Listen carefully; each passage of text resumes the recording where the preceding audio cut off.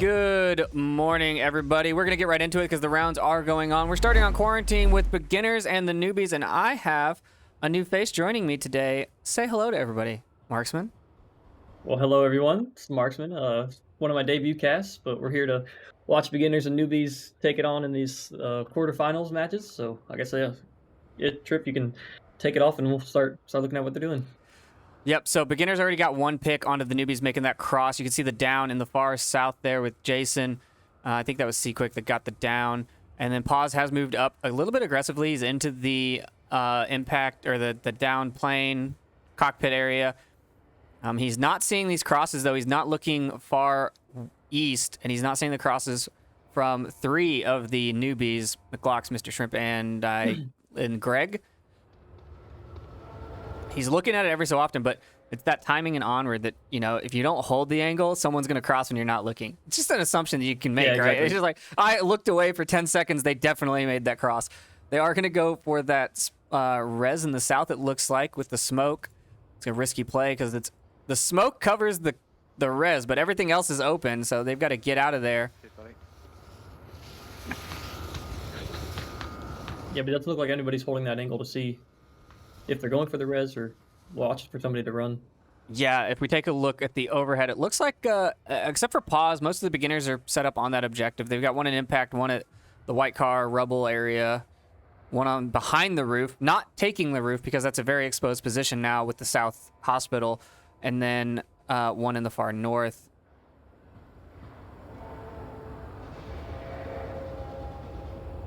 We'll see who gets there first. We're gonna think Short and Pause might have a little firefight here in the center of the map. We'll see what happens. Pause sees him. They are opting to take a more west-centered defense. And fortunately for the newbies, they have three guys going in the east. So they should be able to get close to objective and start making some trouble on that side and force some rotations. So we'll see if that plays out. Pause opting to not firefight in center burning. He takes some shots at Undead, falls back. Which is a smart play, especially on these larger maps. You know, even if you don't get the kill, trying to force that engagement versus making them search all of that rubble for you is a lot better. They're going to burn time. And then when they're low on time, there's more shots on the Short. When they're low on time, they make stupid decisions. You have to get a little bit more pushy. You have to get a little bit more aggressive. You can't check all the corners. And so just being somewhere and then not being there is a good strategy, right? Yeah, exactly. Make yourself known, and now they have to clear that spot, even if you move. Like they still have to take that time to make sure you're not in that zone.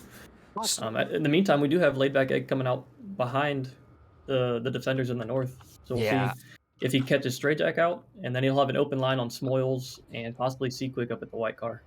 Yeah, Stray Jack taking those shots onto the hospital roof, giving away his position. And now he's taking shots onto McGlocks as he makes the cross, but he's still not looking behind him. Smoils is supposed to be covering his back. If we look at the defensive posture here, Smoils is protecting Stragic, but Stragic is out in the open, and he's using that cell tower as cover. But he's going to run to the back, and he's going to get taken down. He's going to get one, though. Yeah, it's a great refrag play. Now objective is essentially open from that north side. And you see Seaquick having to rotate in order to cover that approach now. Smoils Unfortunately, the newbies weren't set up to see that rotation because, you know, they have to make that move. But still, it's a good play on them to clear out the defense on the backside of objective. Smoils is watching that way still, watching north, but that's a very short cross. I think he can make the kill.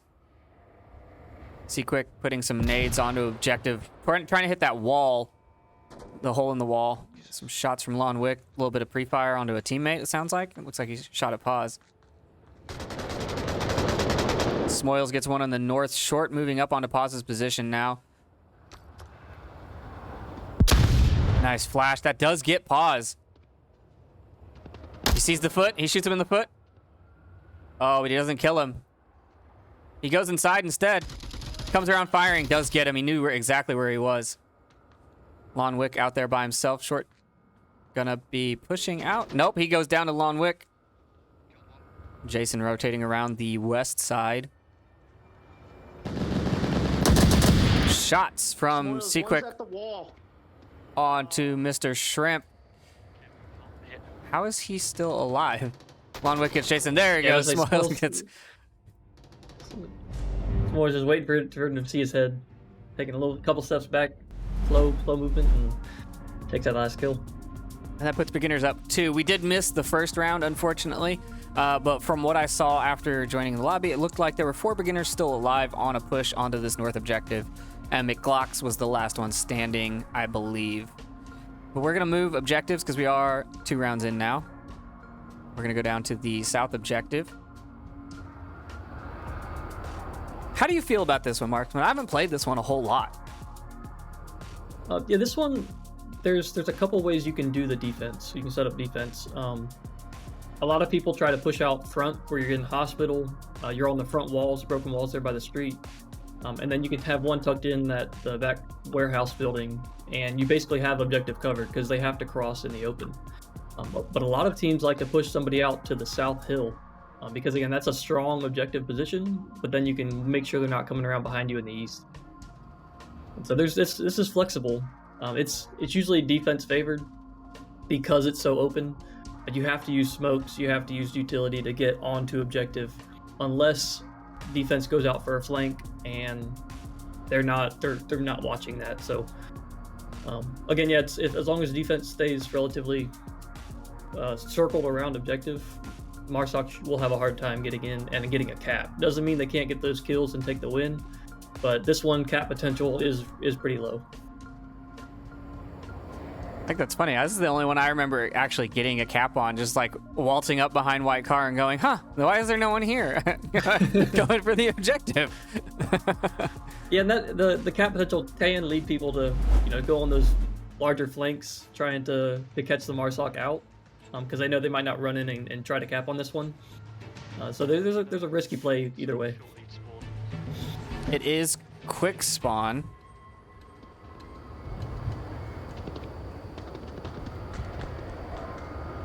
Let's fly over, see if Jason with his C4 is going to put anything up. No, he's just going to put it up and run away. Not going to engage. And it looks like the newbies are doing a pretty solid close hold on this defense.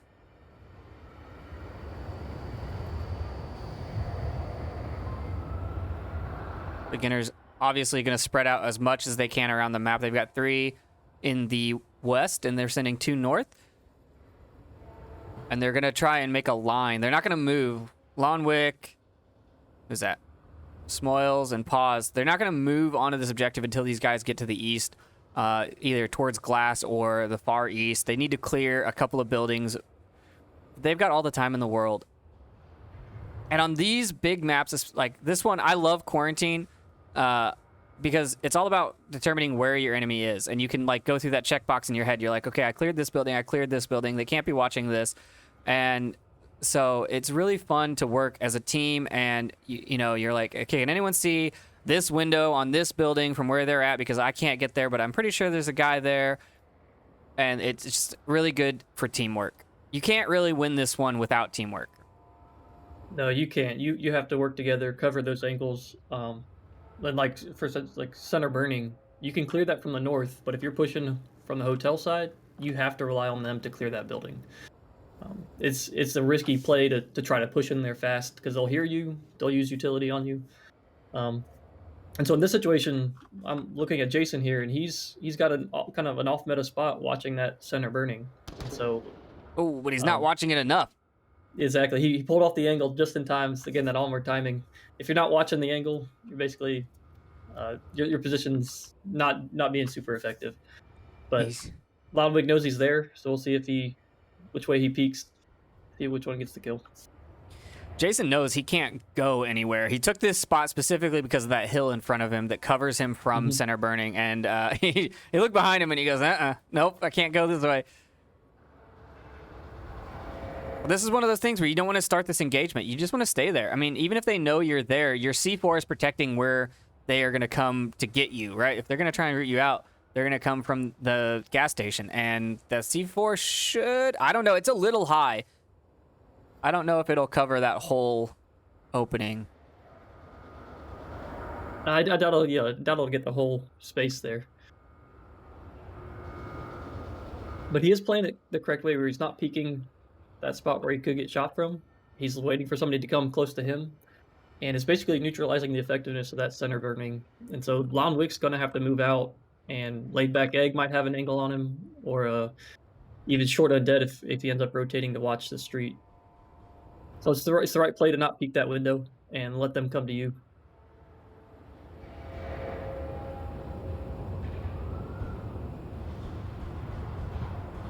And we've got Pause coming up closer. Short Undead gets one. Jason blows his C4 early, doesn't get anything. Now he throws smoke and tries to back off. Can't do it. Can't hit the covering shots. And now that side is open. There's no one watching the downstairs area. Short Undead gets Stragic from the top of Hospital. Smoils and Pause pushing up. Mr. Shrimp finishes off Stragic. They know that they're all in that eastern side except for one on the Hospital. I think they've heard all the gunshots. And it does look like one of the newbies dropped, unfortunately. Yeah, I see that here. And Mr. Shrimp does pull off the east. They get 2 kills in the east, so yeah, he was just saying that they're pretty confident that the east is clear, and they know that there's an attack coming in from Hospital. So he's going to watch that south side, and basically just have objective covered down.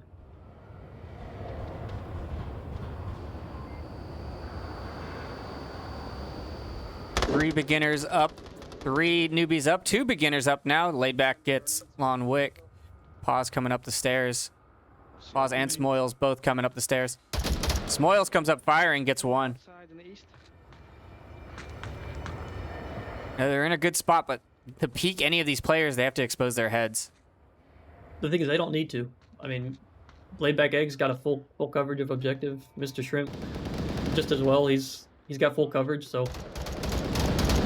Oh, and a trade comes out. Now it's Pause versus Laid Back Egg, and I don't know if Pause knows where Laid Back Egg is.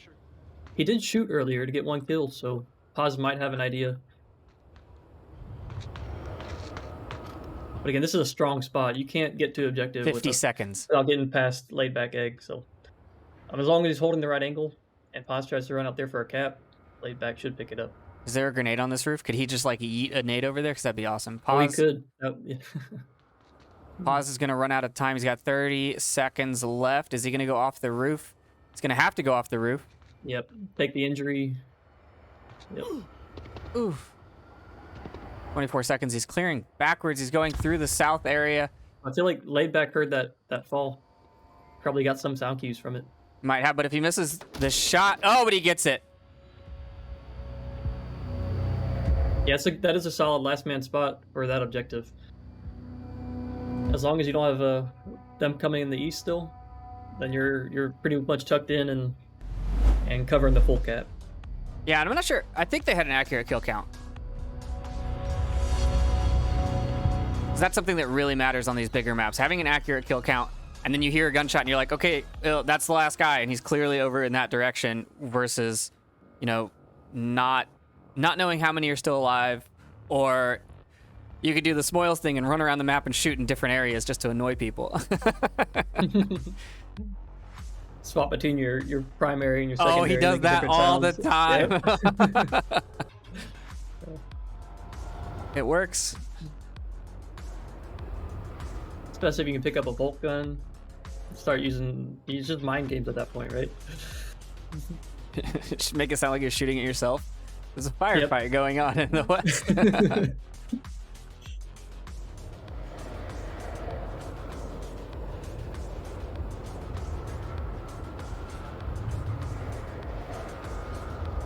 We are going to start predictions. I'm just a little behind. But let's do this. Who's going to win map 1? We've got beginners and the newbies. Start. All right, predictions are up. And we're getting back into it. Round number 4.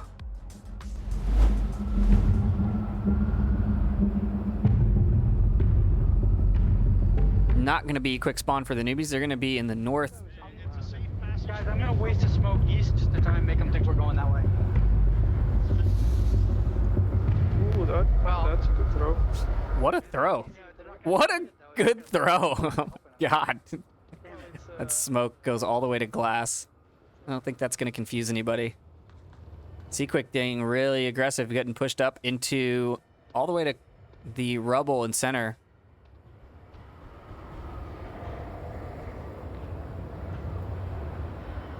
Looks like the newbies are going to be opting for a western approach. There is more cover coming from the west. Oh, for sure. Yep. The biggest in the east is getting across the street. And so you can see Longwick has an angle pretty much the same as what the newbies are playing, covering that street. Yeah, I saw And so one it is a lot more risk. In the west, you can move building to building. You have cover. No, not this. There's a little bit more mobility on that side. And I'm not 100% sure if I actually saw it. But saying that, beginners have pretty much opted to stay on the west side of objective. Nobody is in the east, and so the newbies are going to have to take out pretty much every one of them in order to get to objective. And we've got Seaquick here in the rubble with Short Undead right in front of him. And Mr. Shrimp both hanging out here. Short Undead sees Seaquick. He's going to charge him. Oh, both of them take him down. Wow. See if we can get a replay on that. Jesus Christ. Hey, the replays work.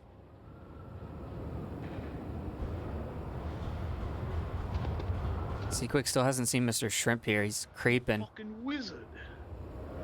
If you're watching gas, I need to switch to watching.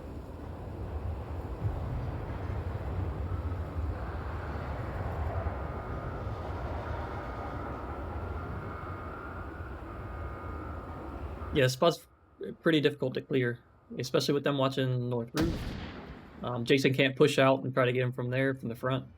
The best hope would be for Jason to throw a nade and try to get it into that little courtyard and take out Seaquick. Seaquick staying low. He knows he needs to stay low. Mr. Shrimp sees his head, takes the shots, and they trade.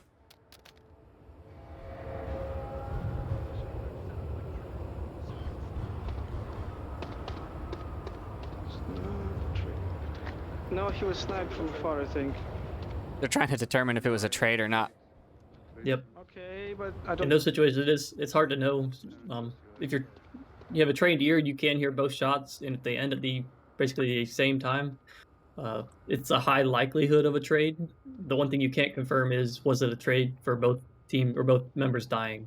Yep. And so you can call out a trade, but they come get a res. Now that's basically an invalid call out. So it is risky. It's good just to identify it as probably a trade, but don't take it as a fact unless you can see that body. Smoyle's peeking here. McGlock's going to take off his head if he keeps doing it.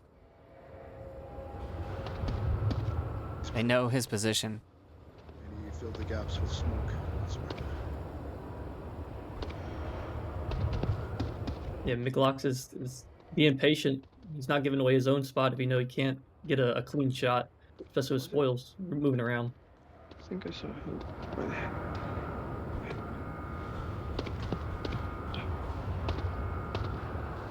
Smoyle's is making me dizzy. I didn't see anything cross. 2 minutes 15. I think he did cross though. Cross 2. Good. I think he crossed, yeah. Gas objective. Yeah, beginners does have a solid setup. They have one watching the east cross, and then Paz is watching west. And so they have long sight lines to see if they're coming around the edge of the map. And then Smoyles is just keep an eye on center. So they know nobody's near objective at this point because they haven't seen anybody move.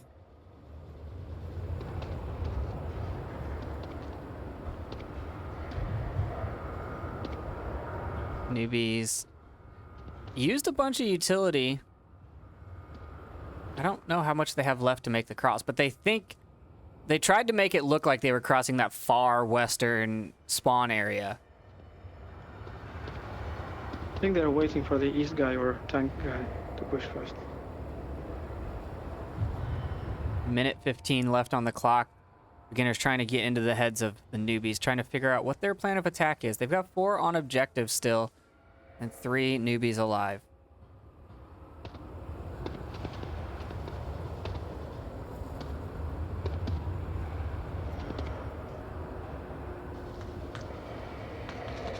I don't think Stragic saw that cross from laid back.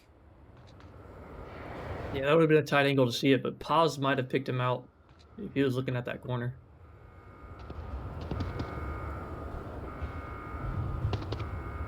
Laid back's getting in a good position here. Smoke's coming in from center. Oh, Smoyle's putting a nade out. Nope, that's just a flash. They got the 30-second beep, so they know they got to move in. Laid back's pushing. I don't even think he can make it in time. Pause shooting at him from the stairs. Laid back keeps running. 15 seconds. Did not get a kill. He called -1. Yeah, he called it out. Yep. 8 seconds left. The time's going to run out. They are not going to be able to kill enough beginners. 4 seconds. Smoyle's running away from objective to make sure he doesn't get killed. 3 beginners still alive. They take that point.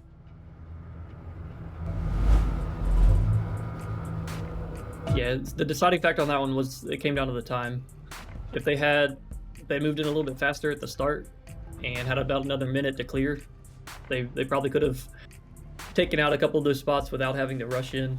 And you just lose the ability to refrag if you're running in by yourself, and then you're not able to clear all the corners. Just you don't have the time to look at the hospital stairs and in the warehouse and the bottom floor of the hospital. There's so many spots approaching to that objective.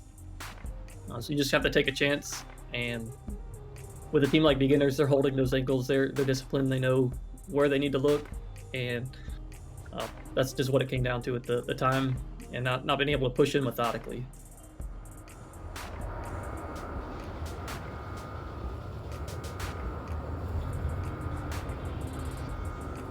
Take a look at the bracket. See if I got this working right. Test it now. This is what matters. There we go. That is not correct. That's still showing the wild card. We'll have to update our tournament bracket. We'll make our tech support get on that.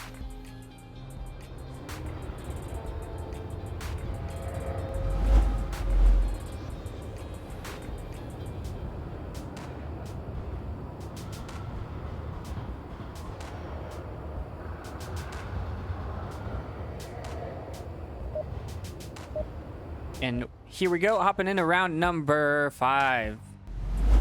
We're not moving very far. We're going from the white car to the ambulance objective. So the defensive positions, a little bit the same, but because of this one being able to be capped inside of the hospital, you need to be a little more west heavy. Yeah, for sure. On this one, last man up on defense has a hard time because they have to cover both sides. And especially if there's 3 or 4 teammates up, they're probably going to be ducking shots, so they can go for that cap. I'm not sure if I shot him. But we'll see how the newbies fare with their defense initially, and then late game, we'll have to see if that last player up, how they play with that, or if they hold off beginners and have a strong defense on this one. Please clarify there. On the stairs, going up to the hospital stairs. I shot that one. Copy.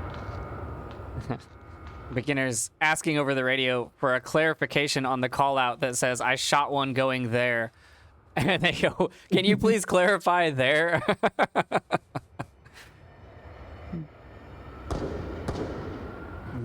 This is why standardized callouts are the best. Yeah, and it's still, even at the top level, when you're in these matches and you have high intensity, callouts sometimes don't work, right? Like I myself, I'll be playing and I'll call out the wrong buildings on downfall, just because I'm not thinking of, clearly of what building that is. I'm just trying to get the call out as fast as I can so that my team knows. And so those miscues, yeah, you got to clarify. You have to have somebody say, what does that mean? Like, give me the actual call out. And it causes you to, sit back, take a minute, and refresh, to get your mind out of that high intensity, just to be able to make that clear call out. I was playing the other night, and the team kept using player-named callouts, and I was like, I don't know any of these. Yep. Yeah, they call out the common spots that their players use, Yep. and it's effective because it knows, it makes like your team know exactly where they are, but the other team can't get that cue of who you're calling out. The problem is if that person plays 3 or 4 spots, now you're in the same situation where you don't know exactly where that player might be. Or my favorite, where the callouts get cut off and you just hear, I see one click, I see another one click. Like, I don't know where any. I know we know where 4 people are. I don't know where any of them are.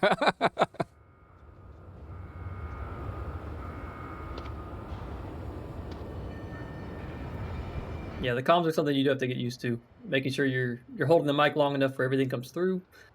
For my team, we relay information. Like if one person gives a call out, usually I'm in the back. I'm away from the front line, and so I'll repeat. Like any call out that comes in, I'll repeat it just to make sure that everybody heard it, and it didn't get cut off for certain people, or just it helps with that clarity and making sure everybody's on the same page. Jason's gonna see the backside of C Quick here, maybe. No. Quick's not gonna swing that way.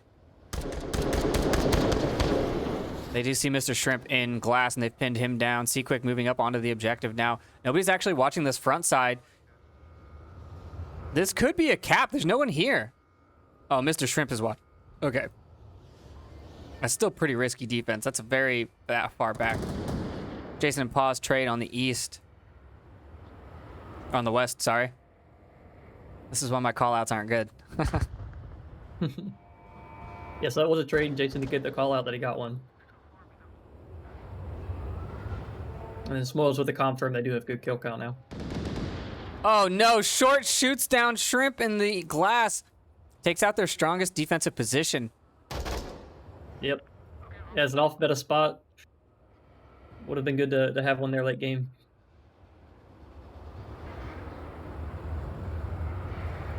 C-Quick's making his way right up the center. We'll see if Layback is holding the right angle, but he might have to move to clear Stray Jack when he crosses. C-Quick went prone behind those K-rails.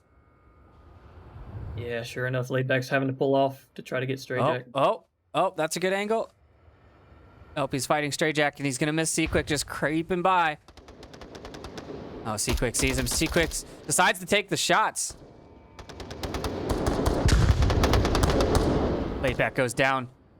Objective is exposed. Yeah, Lama with a nice shot. McLox comes running down, checks the downstairs. Smoils on the backside of Hospital, going to come out. Undead on the roof. McLox out in the open. Smoils takes down Undead. Wow, what a nice shot through the window. Now, quick, here's McLox. McLox doesn't know that the cap can happen inside. They could end this right now. Beginners could take it, but it looks like they're going to go for kills. Lone Wick comes around and takes down McLox. Yeah, they're about 30 feet away from a cap there. Smoils had reacted and ran in. Again, that's that last man up.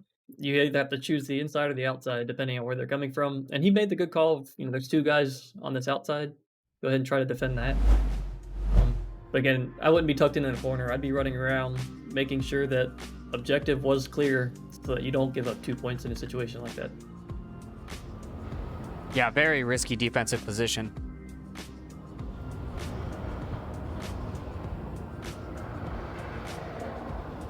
We've got one more round on the ambulance before we move. Maybe the newbies can stay alive. I'm just gonna take a look at the tournament bracket on my computer. Let's see.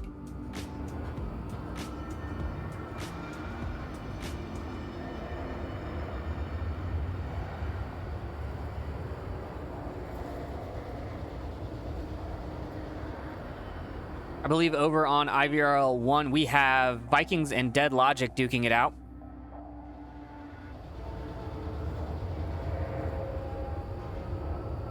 It looks like they are playing on a 4v4. Okay.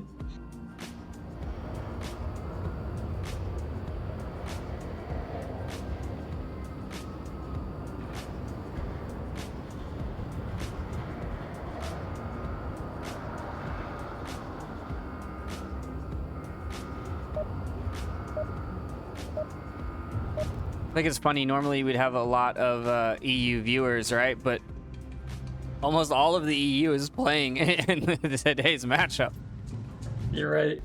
Yeah, I think we had around 13 or 14 teams throughout the season, and 8 of them are playing here. So, yeah, you're exactly right. Most of the players that would be watching casts and are involved in the league are actually playing at the same time right now in 4 different matches. The newbie's getting the northeast spawn. I don't know if that's beneficial or not, but I do like it. I think it gives I you like the it too. most movability, right? You can choose to go south, and you have all of the north to be able to rotate around to the west.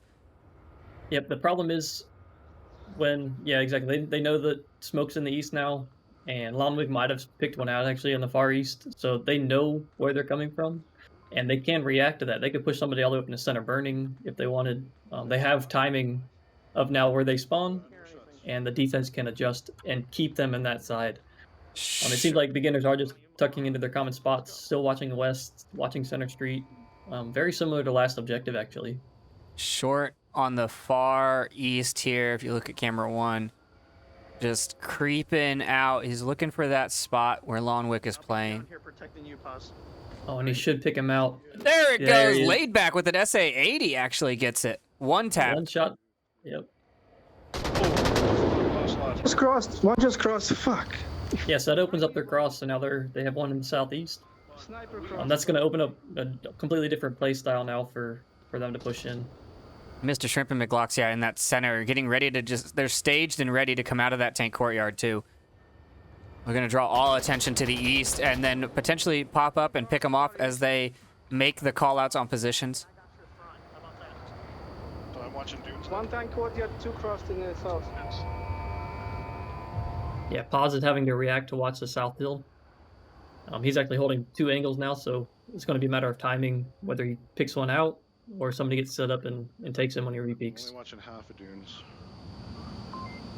Only thing I can't see if that guy's hugging gas station hard, can run up dunes.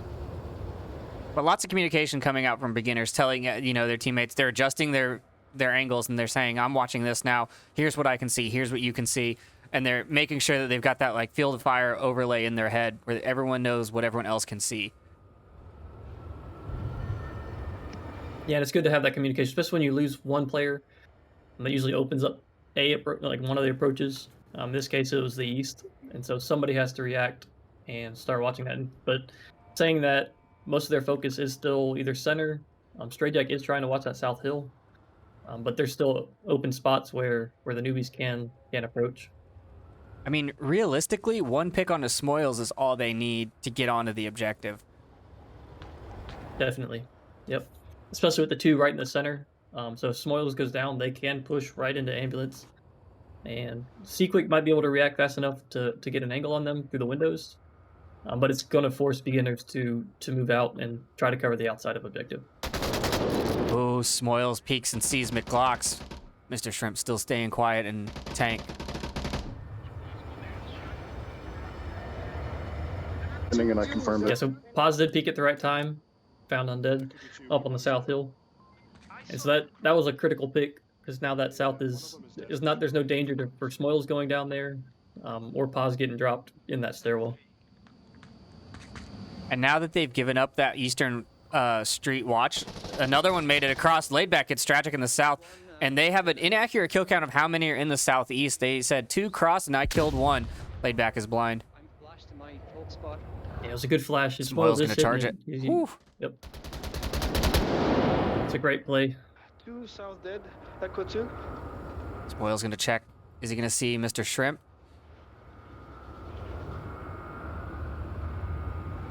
Oh, he looks right at the right time, and Mr. Shrimp sees him but can't get the kill. Echo 1. They do have an accurate kill count, so Jason here, if he does make himself known, he's going to have 3 people looking right in his direction. Pause, watch behind you. Seaquick says, pause, watch behind you as he goes down. Killed that guy that you traded with the south. But Paz is not confirmed, so Paz is probably Smoils. able to see Jason, and he'll be able to call it any rotation. Smoils going on the flank. He's gonna swing wide. A risky wide play.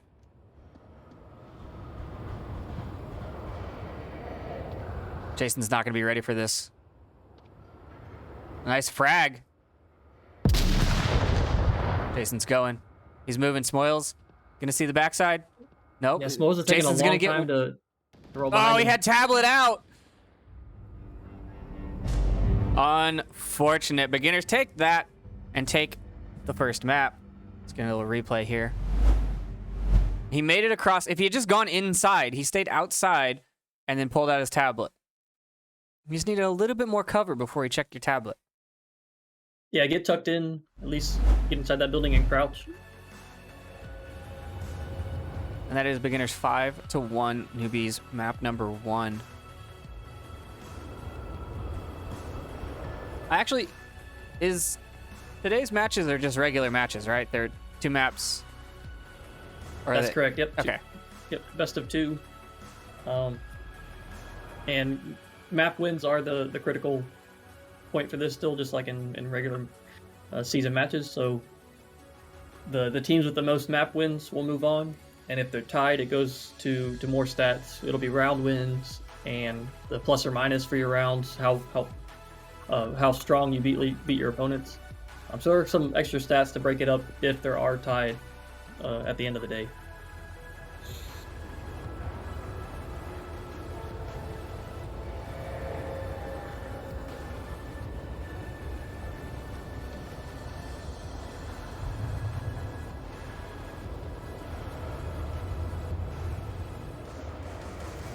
We are rehosting. Yes. All right, we're going to cut to a quick intermission, and we'll be back.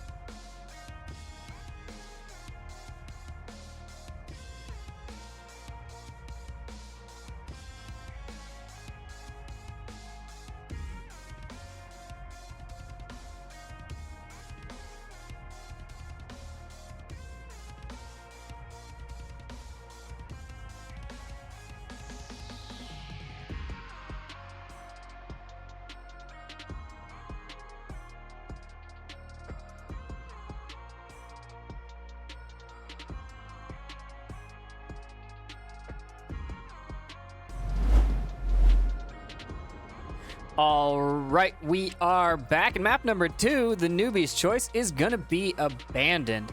Not something I thought we would see in the finals.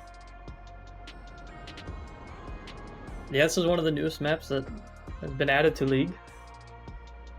So maybe they think they have a little bit more, or a little even playing ground between them and the beginners on it, since it's really the first season that this has been involved. There are risky objectives. I think one objective even has 5 Marsoc spawns. Yep. So it's right in the a different middle of them, ballgame. right? It's not just that it's 5, it's that there's like one in every direction. Exactly. They can come from any direction, so timing on this is really hard to figure out. And so it's all luck of what spawn you're going to get, what spawn they get, and again what objectives you pick, because there are some that are more stable. There's a couple that have 1 spawn on each side, so it's more predictable. You know where they're coming from, and you can adapt to that. But yeah, we haven't seen a ton of casts and a ton of footage on this map, and so the teams can be playing it several different ways. And we just don't know about it. So I'm excited to see how beginners and newbies stack up on this. So if you had to choose, which would you rather have? One objective with lots of spawns, or one objective with 1 spawn and you're on offense? On offense, I prefer lots of spawns. It adds variability to your attack, so you can play them differently. But then also the defense isn't trying to be predictable, right? They're not focusing on that 1 spawn, and so there's some map like Cargo.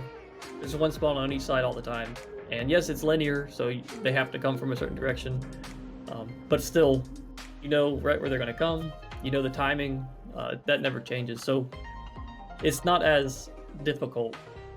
With the Marsoc, if you have 4 or 5 different spawns, you can adjust your timing, even where you don't push the spawn that you get. You wait, let 2 people flank, and as soon as they are known, then you can start pushing if you're on a close spawn. So I like that flexibility to be able to change up your own timing on Marsoc and kind of catch the Volk off guard, and it's not the same every time, right? Teams can pick whichever way they want to play those different spawns.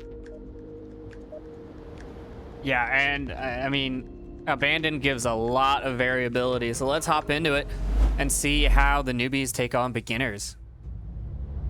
This is the helicopter objective. Where's the spawn? Oh, they're way back there.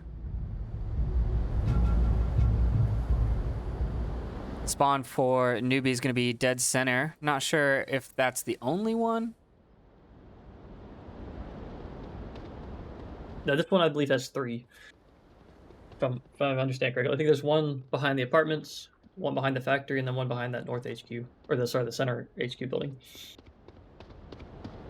Mono, if you're listening, I would love to see potential spawn options on the map before the round starts, and take out that stupid loud music. Just replace that function with a map function, okay? That's all I want you to do. Get on it.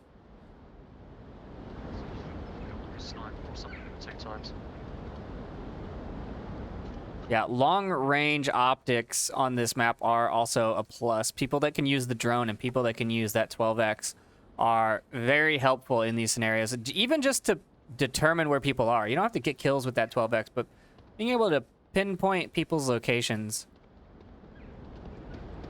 Yeah, and there are several vantage points you can use it. You can get into the 2nd floor of the apartments, and from there you can clear essentially the front and left side of objective, and then you can get on the opposite side of the map into the HQ building, both the 2nd and 3rd story. You can use that 12x. Again, clear the front of objective, some of the left side, and so then you're just slowly marking off where they could be and letting your team know. Maybe you don't see anybody and you say it's clear in the front. That's still good information for your team to have. Mr. Shrimp and Jason having a little communication about a potential enemy by the rocks over there. Now, Ponce is a really great spot that I hadn't seen before. Somebody pushing out into this double stack building, and he's watching into the east. Yeah, that is a great spot. Now, for the newbies, we have 1 LMG and one Mark 18 with a 203 on the bottom, and one person with a 2X. So not a whole lot of long-range equipment. Let's see. Let's take a look through the beginners loadouts. See what we got. What do you got? I wouldn't be surprised. That's a red. I actually believe that. I don't see any enhanced optics on the beginner's side. Stragic has a Hold your 2X. angles. If you see anything, call it out. He's watching the lakeside with it.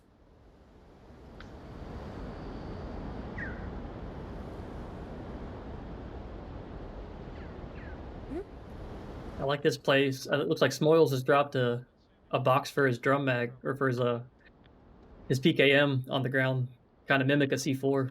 And so even though you don't have utility on that class, like a C4 that you can use offensively, if they're attacking that lane, he's able to still get good callouts if they try to shoot that and disable it thinking it's a C4. That's a 200 IQ play. I don't know if I could give up 200 rounds of ammo. for I mean, when a you have fake 600, might as well. Look, I've run out before. No, it happens. It happens. You don't You'd be ever shooting for want to about run 3 out. minutes. Shooting for half the map or half the round. Newbies are making a pretty good approach here. They're just a very tight line, creeping up under the fields of fire. I didn't realize you could get into the building that Jason's in. Wow. Yeah, it's like a pump house style building. It's a nice little And spot. Paz might have heard that call out from Mr. Shrimp. He did stand up and he's kind of looking at a deeper angle. Yep. Laid back needs to keep making his approach. He needs to do not engage. Just continue on your way. That position probably can't see you. Sure, that was a kill from the container.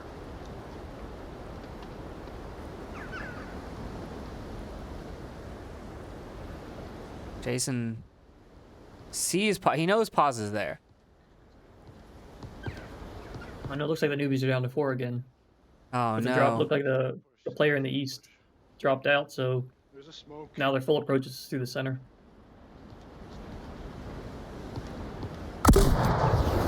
Nice 203 smoke. Smoke me out.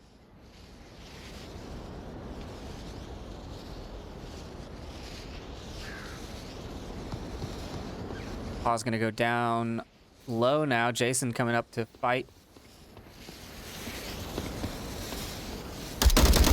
See Stragic. Stragic takes him down though. Paz gets the confirm. Laid back egg still creeping up onto the objective. Yeah, he's moving slow.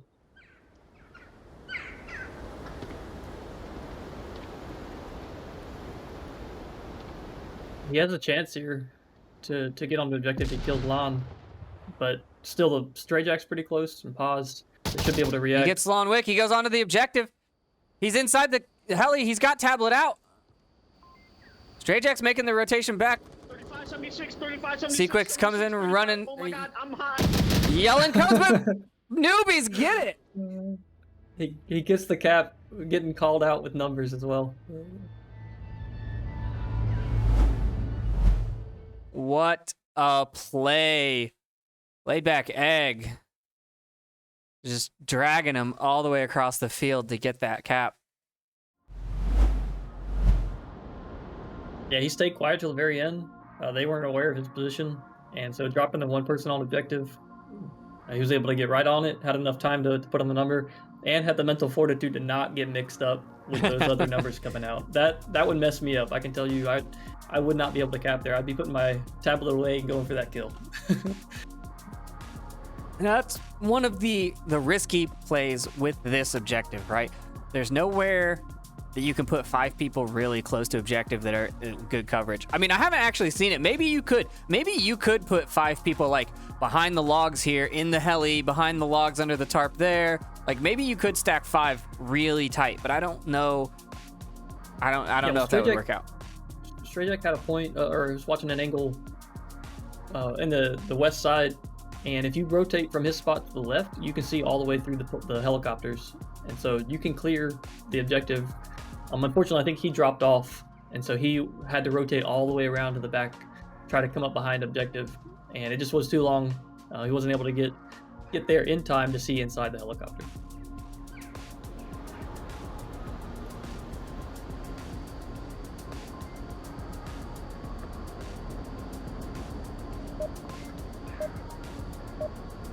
And here we go.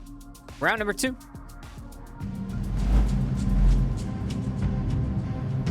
Beginner's gonna get behind the apartment.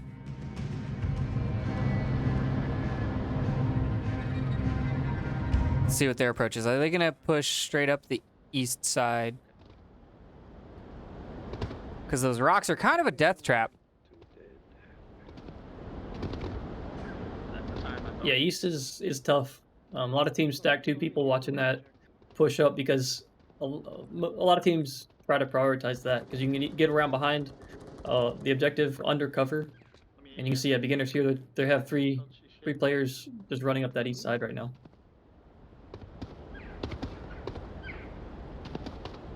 Yeah, the opposite side of the map with the beach, you're running through the open. You really don't have any cover, so you either have to take the player out in Mr. Shrimp's spot.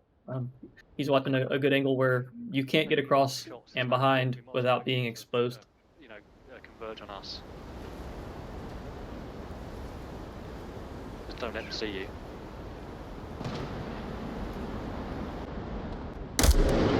Pause shooting at his window.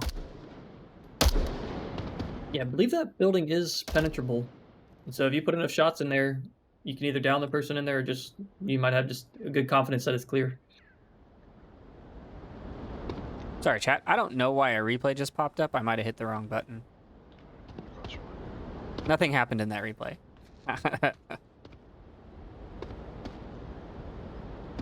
Looks like they're gonna push out the rock alley. Yeah, Stray Jack's the only one disconnected from beginners, and he's only running a 2x, so he's just trying to see if anybody's peeking that HQ building, and he might just cause a distraction once they're ready to push. The only problem with him being out there, it's so long to get from there to the objective, right? It just takes forever. Together, right? It is. Yep. Yeah, do you want me to lead? Yeah, so that's where teams have to be aware of the timing. If you're at 3 minutes or beyond that, if you're close to 2 minutes, you've got to start running from that building. There's some shots from Stray Jack. There's one north of the helicopter. There's a big rock in front of the helicopter, about 30 feet or so. He's right behind it.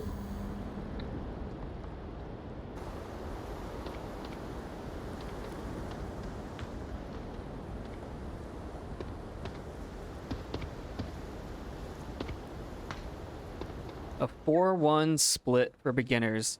3 minutes and 20 seconds left on the clock.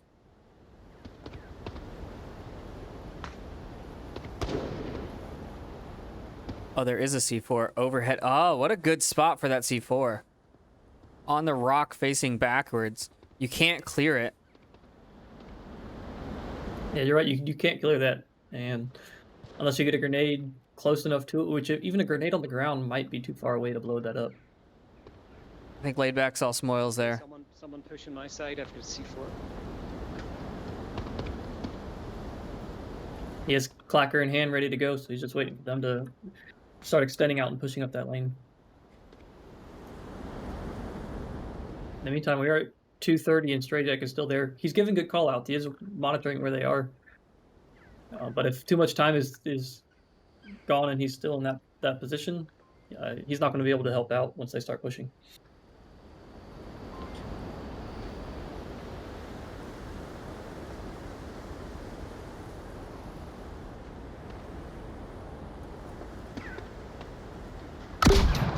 Smoils. Where did it? Oh, did that get the C4? No, it didn't.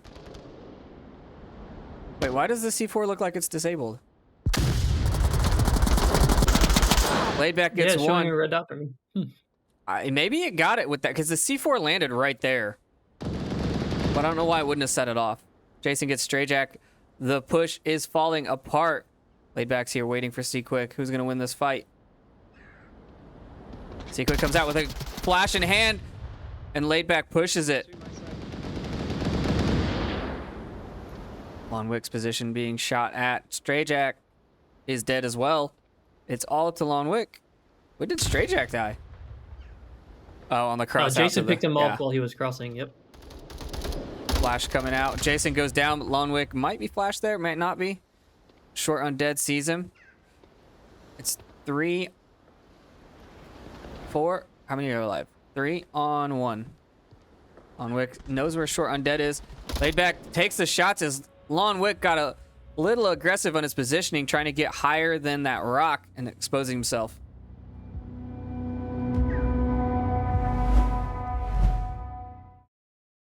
Just a little too high looking at the replay here. Too much exposure, too much area to cover. He got tunnel visioned on the one guy. Yeah, it was a solid defense from the newbies part. They had angles across both sides of the map. So, like, Strayjack was picked off from the opposite side on a open cross. So it's those angles that when you just wait for them to make those moves, and you have to have that patience. And so they did that really well. Jason playing that spot, keeping the west side of the map clear, and then that allowed all the other Volk members to focus on the east push.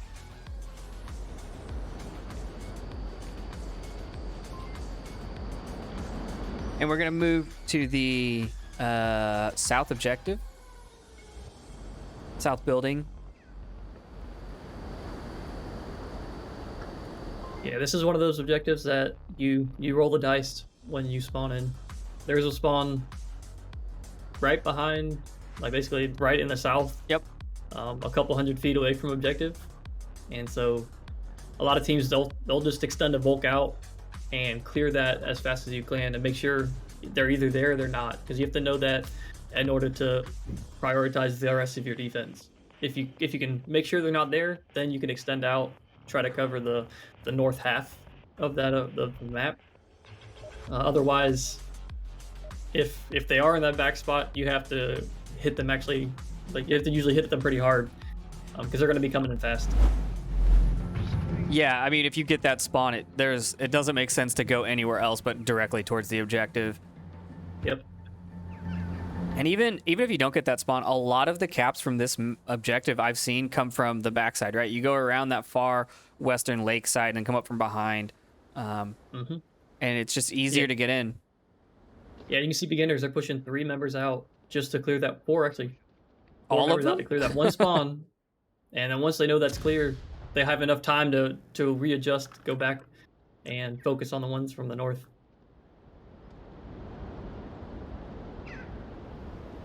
Yeah, that's a good play. Sending everyone out is the smart play because there is enough time. None of the other objectives are close enough. The love of God, be careful with that. Oh shit. Yeah, I don't know if 5 is necessary or 4 even. No. Maybe have 2 players or 3 players so you can get refrags, or one can throw utility, the other one can push in. Sorry. So there are different ways to do it. I don't know if 5 is needed, because if you can still have a couple watching the north, you might be able to see across from where they actually spawned, and then you actually have the information you need. Because I believe there's 2 spawns at the north as well.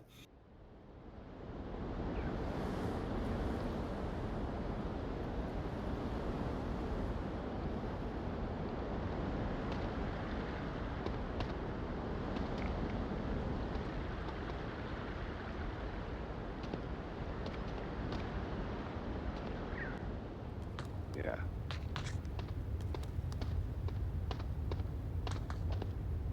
I'll try to get a refrag, but if it's that gap, we're both kind of screwed. Yep. I'm pushing up to these barrels. This approach from Mr. Shrimp and Undead it's risky. You have to basically run in a straight line in the open right towards the objective in order to get out of that spot. And so if Paz is holding the right angle, they don't have much of a chance to get out of that. There's one probably at the broken wall. I don't know whether anyone could see him or take him out if you can see him. Yep, they called out Paz's position, but they know they can't leave. They can't run that direction, or Paz will take them out. Trying to call in some support fire from someone else on their team.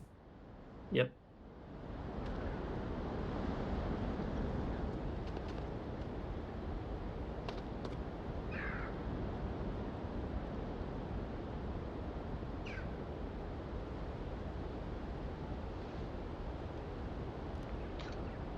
McGlox, can you see the gap in the wall that we were talking about? Yeah, I don't see it. Yeah, I don't see anybody. Yeah, Paz is just patiently waiting, Pretty tight right now. holding that spot.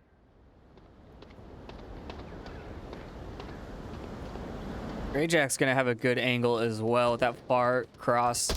And there, the shots from Paz. He takes down Mr. Shrimp.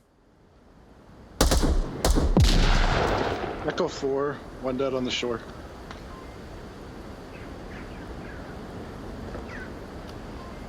One dead on the shore, Echo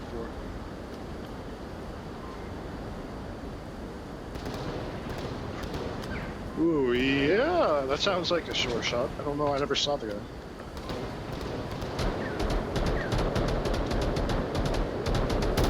They're just trying to suppress this wall as Laid Back is going to move up.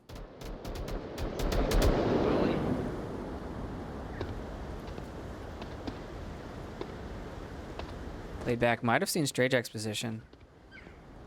Yeah, but C-Quick is on the outside. Oh, Laid Back does get Strayjack. Beta 4, Echo 3.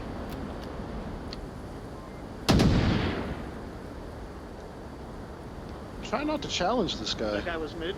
London did make it across, so he's in a position where he can wrap around the south and come behind him. Lonwick is waiting for that.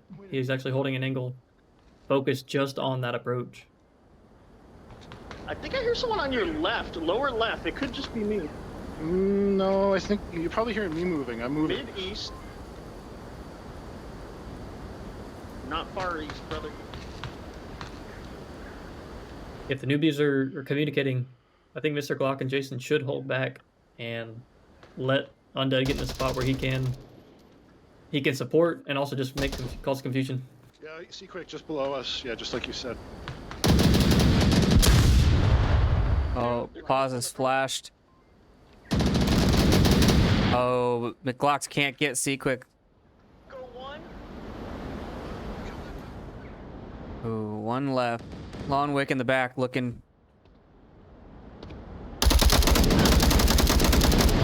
The trade comes out. Beginners staying alive, take their first point.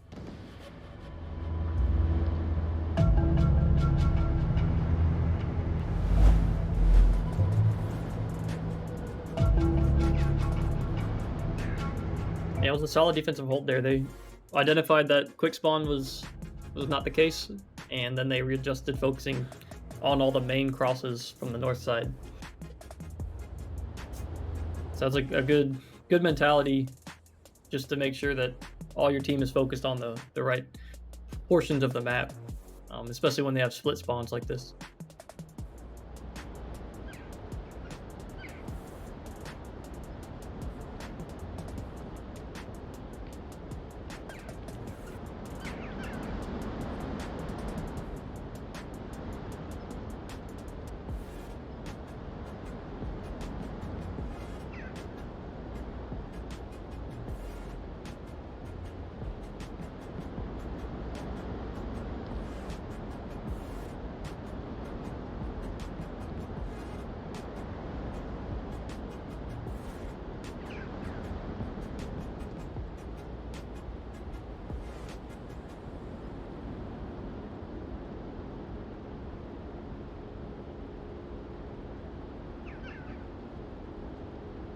Just checking in to make sure everything's running smoothly here. And let's take a look at the other stream, see where we're at over there. Oh, I forgot to finish my predictions over here, didn't I?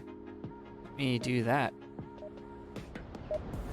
Yeah, award those much needed channel points. Who won map one? Beginners? That's correct. Nobody voted, so nobody gets points.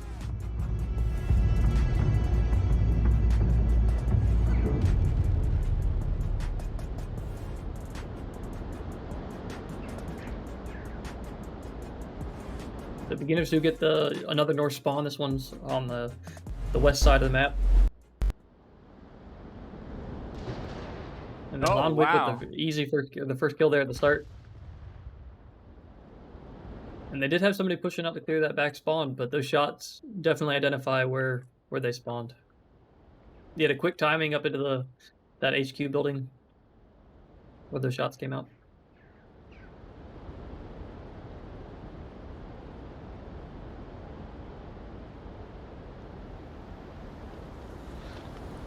I'm coming for you.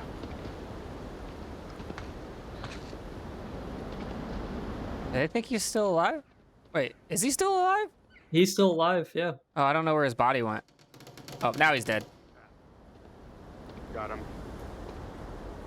Yeah, it was worth a shot. A smoke might have been effective there. A lot of time people don't bring smoke on Volt.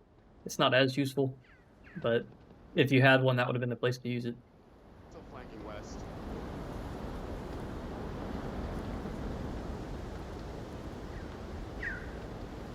The newbies are playing this in a different mentality. They have two inside the objective building. They're not watching an extended angle.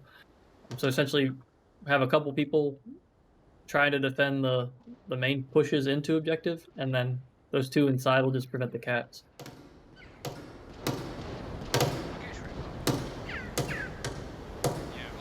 Yeah, I mean, even if you've got guys inside, right, your beginners still have to clear most of the map. So you're just letting them play themselves with the time. And unless a team decides, hey, if I'm not getting shot at, I'm going to keep going, and they get really pushy, then you're going to buy yourself like 4 minutes just sitting inside. Mm-hmm. Yeah, it's still a viable play because there's only three doors into that building. And Undead's watching one of them, and so Laidback's covering the one up the top, and Jason's watching the one in the back. So it's robust. I mean, so they still have to push past one of these players to get there. I don't know if they know McGlock's position here, but Seaquick's pushing up.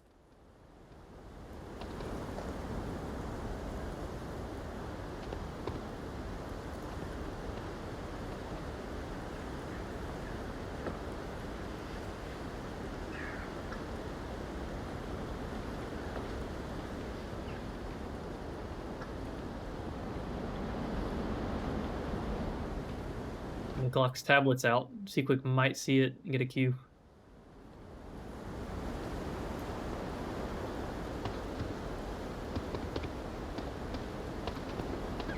He's gonna see his gun flagging. He sees him. McGlock sees him. Shots come out. Seaquick takes the kill. One up over here on the that sandbox. Man. He did have to heal, so McGlock's put several shots into him, just didn't come out with this trade. I confirm mine.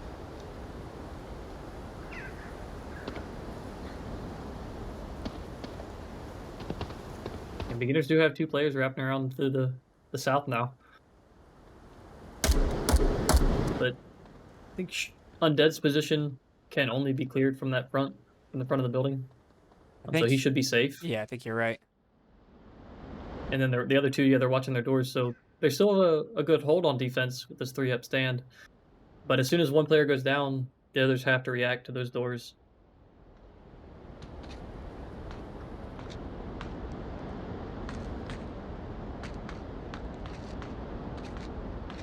Smoke onto the objective.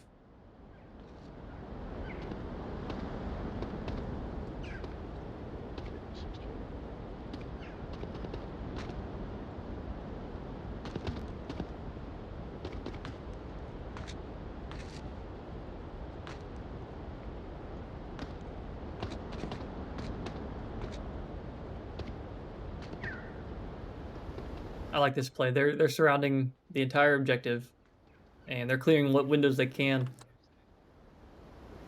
before they push in. But they're all close enough within a minute to get right on the objective at the same time. Now there's only a minute left. So newbies did buy themselves 5 minutes. Mm-hmm. Still a side.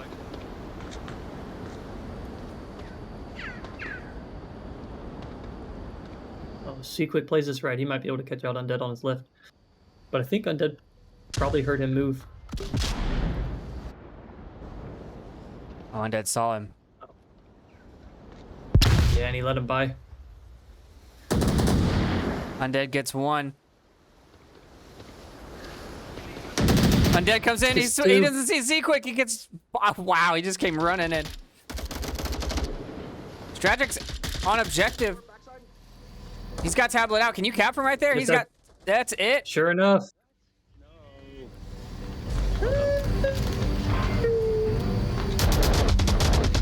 I didn't realize you can cap from underneath there. Oh, that's not the right replay. Yeah, it's much more important to hold the doors and trying to keep them out of this building entirely, because there are several spots you can tuck in and get that cap. So it was a great play by beginners. Definitely to tie it up 3-3 now.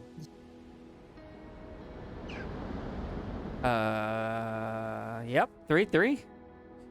Total score 8-4 so far. And now, the objective we were talking about earlier. The one that has 5 different spawns. I mean, they can be, what? So they could be in the southwest. They could be in the southeast. They could be somewhere in the apartments. They could be in the center building, or they could be at the 3-story. Yeah, I think there are 5 on this one. Wow. And not a lot of cover. You're in a downward, like you don't have the high ground. You're super exposed. Yeah, and I can't remember on this one if there's 2 Volk spawns. I think there might be one on the beach side and then one toward the east side of the objective. There might only be one, but I think for some reason I think there are 2. But still, with that, you have to push out on Volk both directions. You have to push, 2 extend into the north, 2 extend into the south. Since there are those opposite spawns, you push them out, and then once you know, you've got to hold them there. And this one's a lot harder. This one's a lot tougher to identify, since there are so many. And then once you do, you have to react with your defense.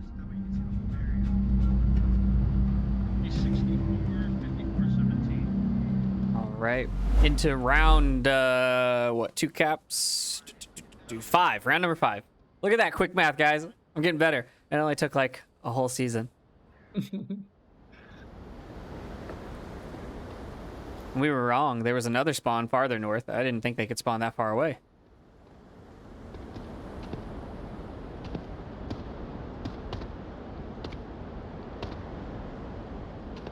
Stragic just gonna thread the needle between 2 players here, Jason and Laid Back. Is he gonna keep pushing it?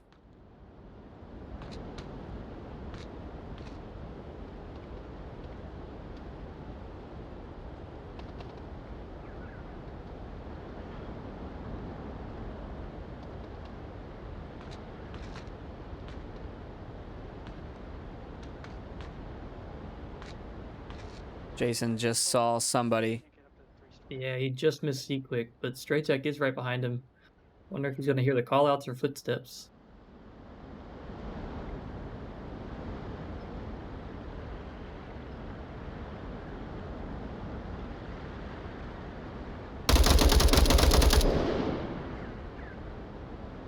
Straight Jack not reacting to that. I'm so confused. Yeah, maybe the callout... Once the callout comes out, he should be able to know. There it is. Sure enough. Straight Jack in a wild defensive position. Lone Wick also way out in the middle. Just they need to wait for call outs is what they're doing, right? They're hunting. So they find a spot that they can hide. They wait until their team gets shot at, and then they follow the gunshots. Straight Jack now gonna go up into the 3-story and go try and find Laid Back Egg.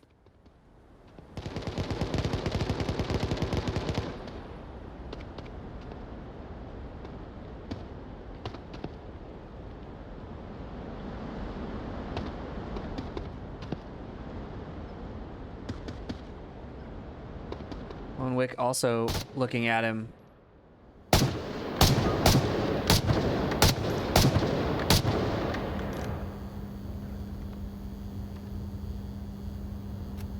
Yeah, in the meantime, we have 2 wrapped around in the east. So Mr. Shrimp and McGlocks, they're essentially now behind objective, and most of beginners' eyes are focused on the north. Yeah, there's no one actually on this objective. Yep. Yeah, so they found the one hole and only pause, so if they can drop pause, they won't know that it's clear, but they could run in and get right on objective. Sorry, that's not the especially with- objective. It's down by Seaquick now. Oh, you're right. You're right. My bad. Well, it does mix things up. And it looks like Smoils did hear them.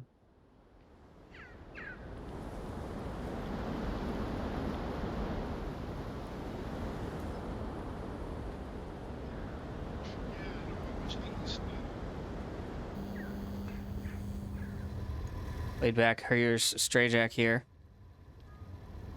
Stray Jack's coming up the stairs quietly.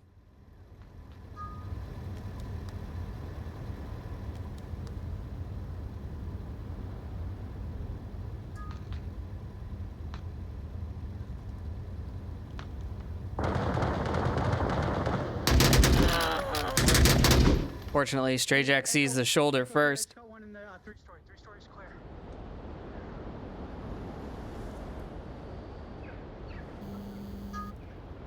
In the meantime, Paz is having to deal with 2. He knows they're coming up behind him.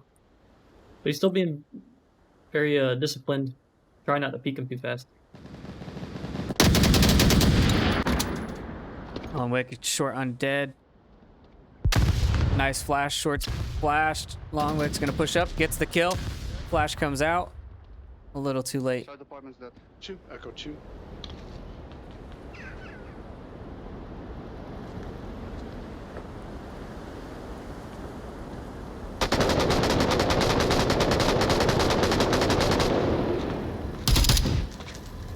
Oh, McLock's missed his shots. Pause, rotating down below, gets a nice angle. And now it's all up to Mr. Shrimp.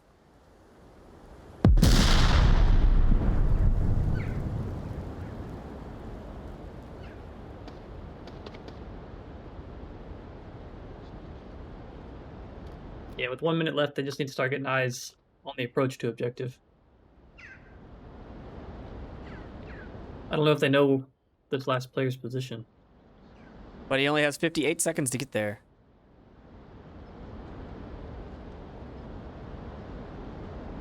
And all 5 beginners still standing. Where did Stray Jack move to after he killed... Oh, he's back on objective. He's on objective now. Mm-hmm. Wait, where is... Oh, Smoils is the one that I can't... Smoils is out searching the south. Time 34. He's gonna hear those beeps soon. He's got a big task in front of him. He takes shots, and now his position's exposed. And all the lasers line up on him. Seaquick gets the kill, and beginners take their 4th point.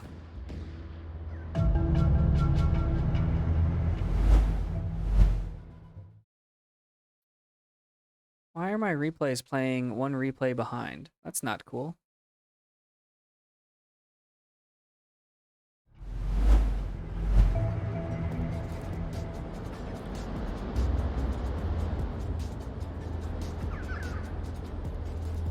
Well, we'll figure that out later.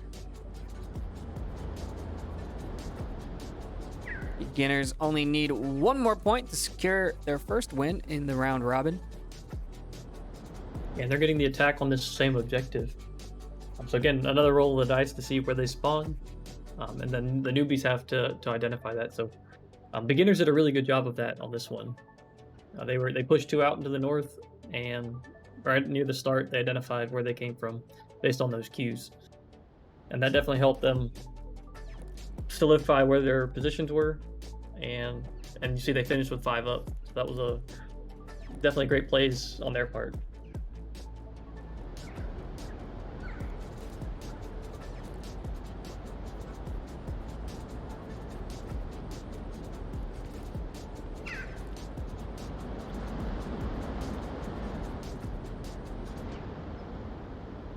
Now it looks like over on IVRL 1, the Vikings managed to take map 1, and they are on to map 2.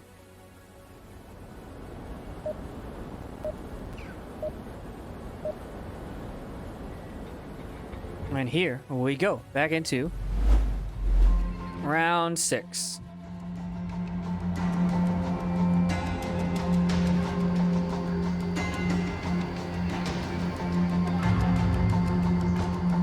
southeast spawn for beginners. Okay. Yeah, so this flips the They're going to be the attack that was from the last object or last round. And so with that, the newbies are still pushing up into the north because they have to, and then they have their one player coming out just trying to identify if they spawn back here. It looks like he might have just missed Seaquick and Strayjack as they passed. Yeah, he's gonna be in a rough spot unless they don't hear him. Oh, I think he heard Seaquick. Yep. North. But with that, I mean, the players in the north, like Undead, he's now holding a solid line, looking back towards objective. And same thing with Glocks. I mean, they both have good defensive spots still for preventing the approach. They're just on the opposite side of the objective, so it's a little bit more risky if players go down and there is one hole. You gotta make those rotations back. But again, there's no alternative on this one. You have to attack both sides equally.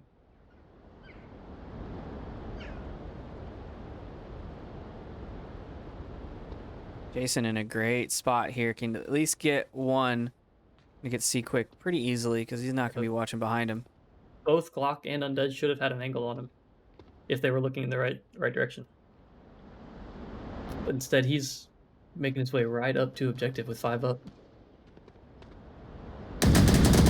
There goes Seaquick. He goes down. Strayjack.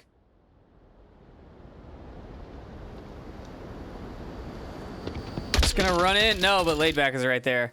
The onward timing. Yeah, he checked that window just about half a second too early. Jason now in a great defensive position up here on the hill. Who is that way out? Is that Smoils? Way over in the northeast? Mm-hmm. Man. Yeah, I've seen this done before, and it, like, with these spawns, a lot of teams focus on those, like, just pushing in that straight onto objective, and so all the eyes are actually away from Smoils, and so he can come up, he can clear out the HQ building. You can get eyes onto objective, and it is a solid play. No, especially once they identify your spawn, they kind of prioritize that and opens up those holes that you can just push him behind him. Pause coming up to kill Jason. He sees him. Jason's unaware that he's being flanked on the same path that he took. He goes down. Yep, great shots there.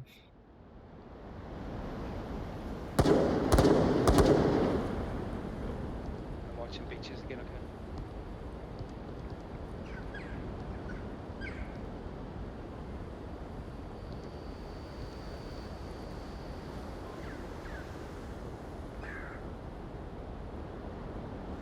Nobody wants to go res McGlocks?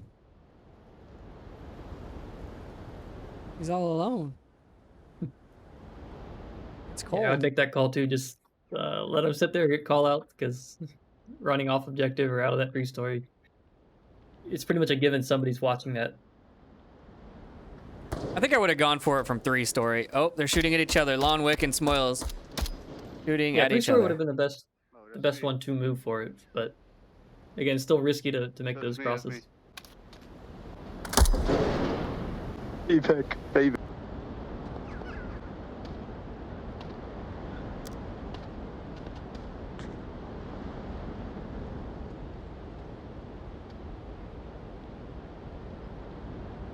About to hit the 2-minute mark. And beginners are still fairly far from objective. They have gotten several picks. I think they have a good kill count, but they still have a good amount of ground to cover. Yeah, we need to move soon. Minute 50 on the clock. One is in that building, 2nd floor. He's in that building. Yeah. Objective building. Yeah, you got to be really careful about these buildings. Besides being penetrable, which I'm pretty sure they are, you peek through. They're very thin walls, so if you go prone and you turn, your legs will stick out. If you're up against the wall, you might stick out. You got to be really careful.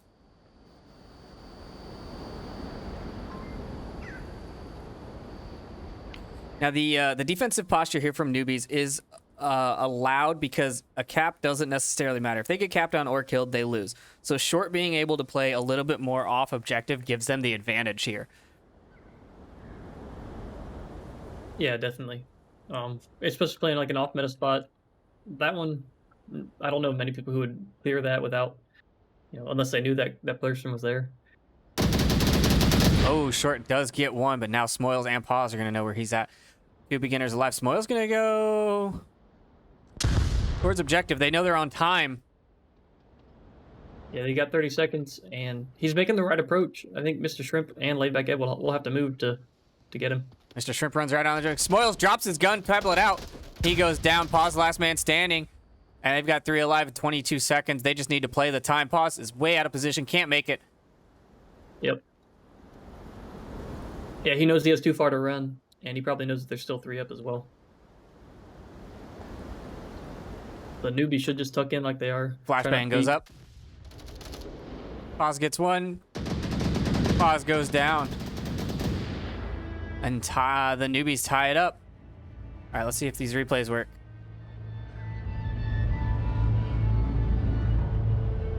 Nope. Still the wrong replay. That's weird. Never had that happen before. Yeah, they're out of sync by 1. Yeah. It's showing the last one. I don't know why. Maybe something we can look at before the next cast, but it's still good action in the replay, just usually from the last round or a couple minutes before. I'm sure I can solve it. We do things on the fly here. Newbies tied up 4-4, and we move objectives to the apartments. Yeah, so it'll be beginners defense and the newbies on Marsoc, and this one is one of the few, maybe the only one on this map that has set spawns. So Volk and Marsoc both have 1 spawn, so it's predictable. It doesn't mean that we know where they're going to start, but Marsoc has really 3 main routes straight up to objective. So they can go a hard east push, they go right up through the center, or you can go around the beach and come around behind them. And I've seen teams do that before, and it usually works out because a lot of teams silo on that single spawn and just try to prevent them from coming directly to objective. But it opens up, if you get 2 players behind you, that opens up a lot of room for the Marsoc to come in and clear out objectives.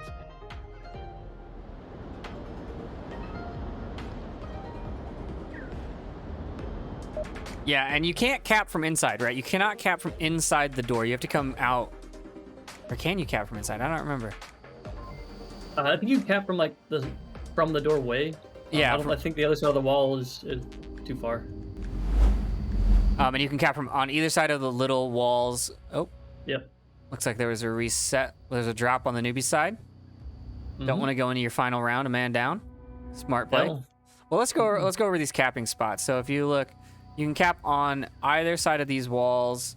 So if you get smoke near objective, you've got cover too, right? So it's not just the smoke that you need to worry about. You could just crawl up behind one of these walls, stay prone, stay low, and the only way they can stop you is flashbangs, frags, or running up and killing you. Yep, that's right. And the approach to objectives is the riskiest play, right? You gotta get close enough, and there's the 2 alleyways on either side of the objective building.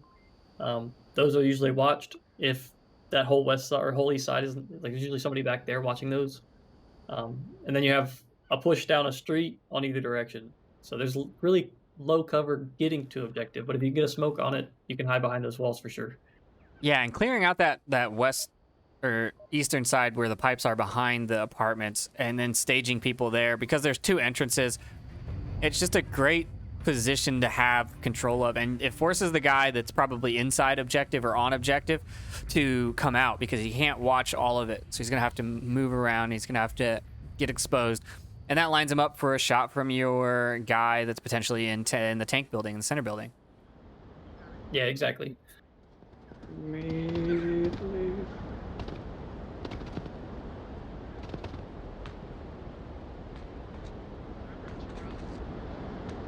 But again, like I said last round, now that the caps don't matter, the defensive positions can be very, very different than what you would normally play on. Mm-hmm. Smoils right here, gonna see McGlocks. No, McGlock's gonna see Smoils. No. Yeah, McLock's pushing up really fast. I mean, he went around the corner and then backed off. I don't understand. He had a clean shot on his Smoils. He could have cleared him. Maybe he saw Stray Jack. I'm not sure.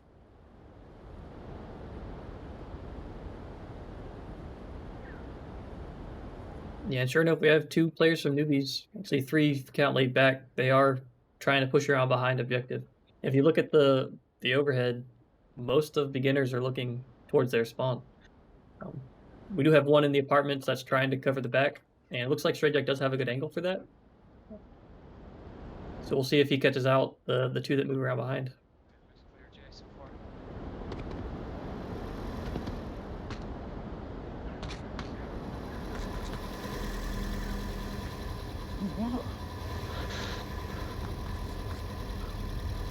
Lonwick has to hear this movement below him. Oh, yeah. He's setting up, waiting for them to push up. Whoa.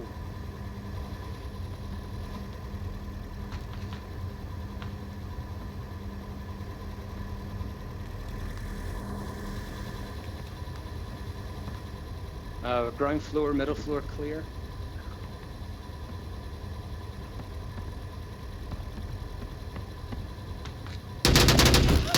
Warehouse. Killed one more with me. Ooh, nice. Jason gets pause from the window into this tank building. Lonwick is there, but he's not able to help.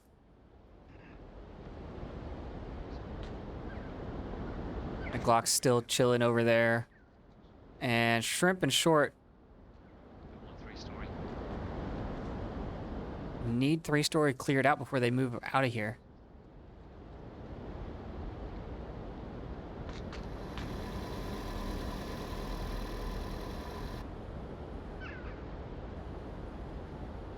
While McGlock's just slowly creeps up. A lot of movement from beginners on objective. Stray Jack rotating across the street, moving towards center. Yeah, it's not a bad positioning. You're still covering the full approach to objective as long as there's no smoke. Right, you can see pretty much all the exits that lead you there. So yeah, again, a good play. Clearing out that upper floor by running up the stairs is definitely not the solution, guys. No, it's hard. You either let them come out to you, or you watch the windows. It's kind of a losing battle. There are several spots you can tuck in, like Lon was doing. He played 2 different spots, and it worked out in his favor. If McGlocks pushes up a little bit, he has a free and clear kill on his Smoils. There's no one watching Smoils' back.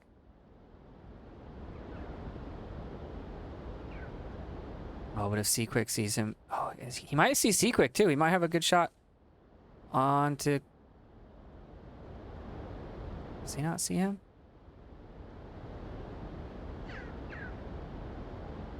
He should see him.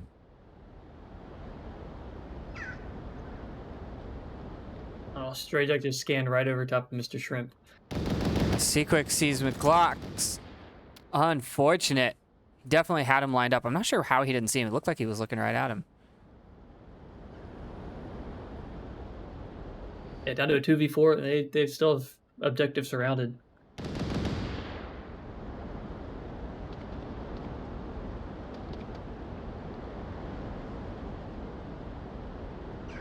Mr. Shrimp going prone. He's got to stay low. He takes down Stray Jack. Cleans one up. He needs to watch out for Lon Wick, though. If Lon peeks out this window, he's got a good line. He's not looking this way. Yeah, Undead needs to start moving to support.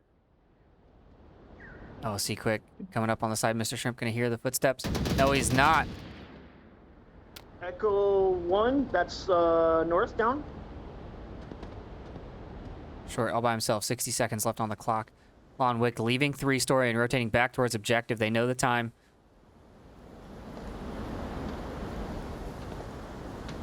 Yeah, just the presence of Lon in that 3-story slowed down this push. So Undead was trying to focus on that, hopefully picking him off, and it just wasted a lot of time. And now he's down 40 seconds and still going up against 3 people. That would be a good use of a 203 smoke or something like that, right? You put a smoke on the window facing objective and you just ignore it. He either has to leave the building to kill or he just waits it out. 27 seconds left on the clock. Yeah, and that building doesn't have a lot of power over the objective. And so even if he's in there, if you can get around him, then you're pretty safe just to push either behind apartments or right into the front of apartments. And that Short position's kind of Oh, he almost made it on the objective. And that is it. Beginners take the series in the first match of the day. Final score 10-5. Newbies putting up a great fight. Let's look at the scoreboard here. We've got Seaquick with 9, Short with 7, Laidback with 6. And I think we're going to... I don't know if we're going to kill the stream or we're going to keep it rolling. But we'll be back shortly on both channels. So stay tuned.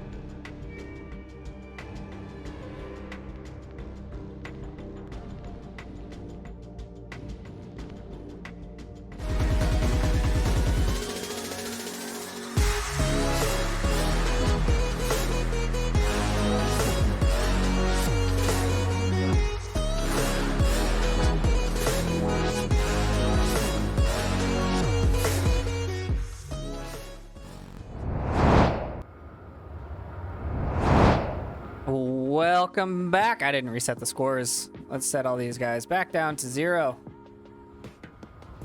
Not -1.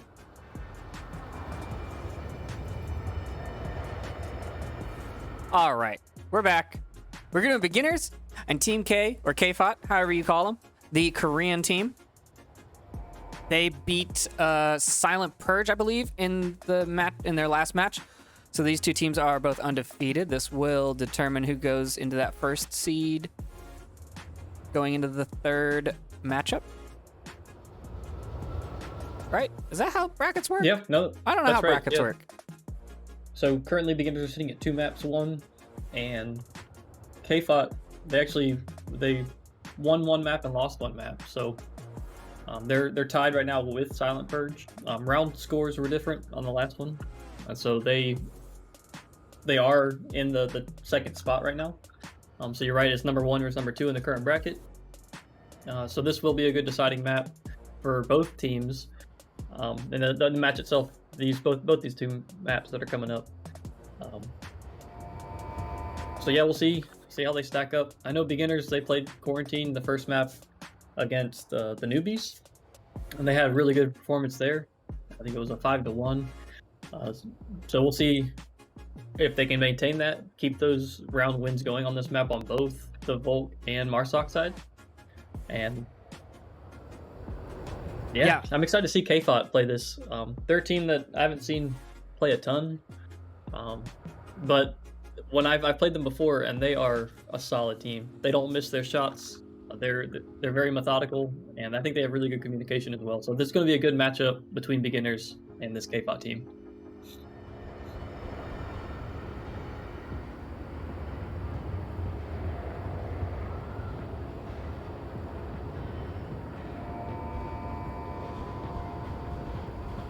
Yeah, unfortunately, we don't have an easy stats page to pull up and give quarantine stats on both teams, or how they play through the season. So that's on the list to provide for next season. But for now, we have Team K is actually 6 overall in the end of the standings, and so they're just behind beginners, which are at 2. So beginners are the favored, I would say, on this one. I would say beginners probably have the most time on this map for sure. Now let's kick it off. KFOT on defense. We're starting on the south objective, the white car. We already saw beginners play this earlier today. Let's see if they can do the same. Wait, they didn't actually... Is this the one they gave up? They didn't cap this one. Or they didn't... Beginners lost offense on this round, on this map. Objective. Objective is the word I'm looking for. There we go. We got there eventually, folks. Yeah, they did. So we'll see if they mix things up from their last approach on this objective from last match. Looks semi-similar, but there's only so many routes you can take with that north spawn.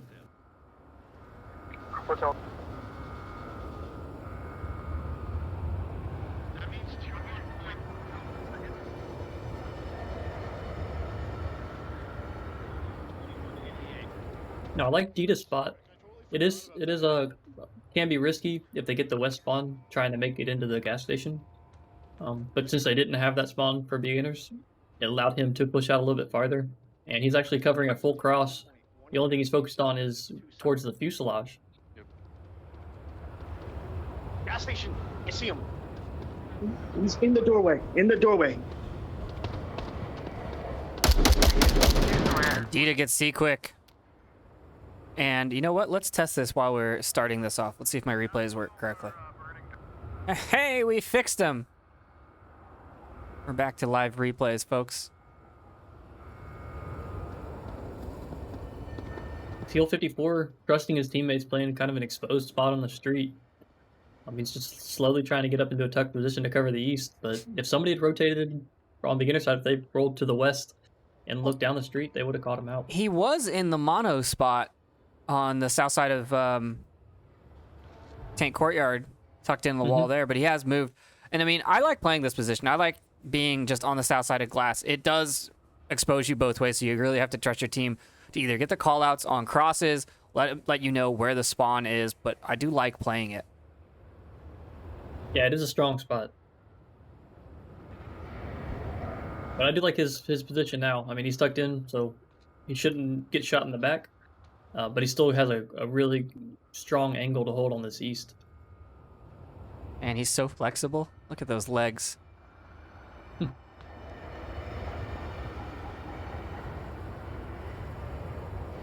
But he has to pick an angle and stick with it. He does. Keeps moving, keeps looking both directions. He needs to choose which way he's going to look. You got to trust your team that the west is covered. Yeah, exactly. If you're watching two angles, you're essentially watching none. Lon Wick with the 203 borrowed the 203 from Seaquick's dead body and gets it into the gas station and takes out Dita. Yeah, Dita was already hurt, so that was an insta-kill there. It was a great use of knowing your teammate's utility, picking that up and using it. I mean, Seaquick paid 4 points for that, so might as well make it effective, right? 44 guys.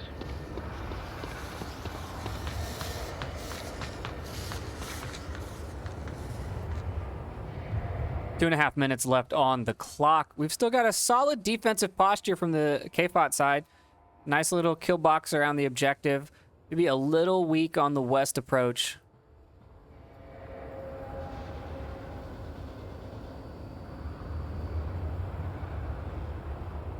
So I do like their setup. Because EEJ has a pretty much solid coverage of objective. And so if Seal can keep his back covered, if he can take down Stray Jack as he crosses. Sure enough, so EEJ should be able to maintain control over objective from that hill. Is that Smoils is looking for this kill, this refrag onto Seal, but he's pretty low and he's not in a common spot. Maybe they won't see him.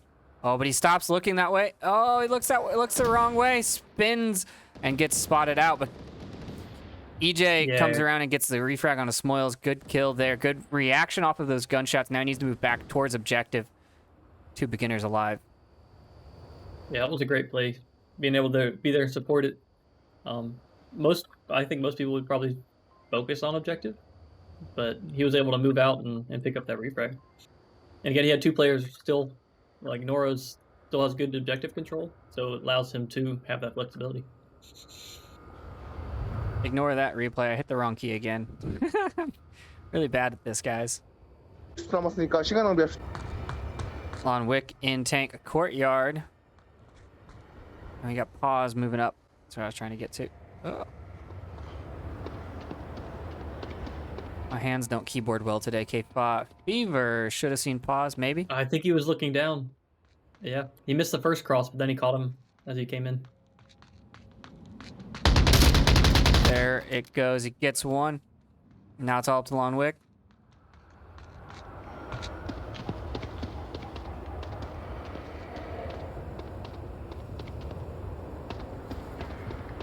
"19 seconds left on the clock. Lon Wick going for it. And he goes down. K-Fot take their first point. All right, let's see if I broke the replays by hitting the wrong button. No, we're still good. Okay.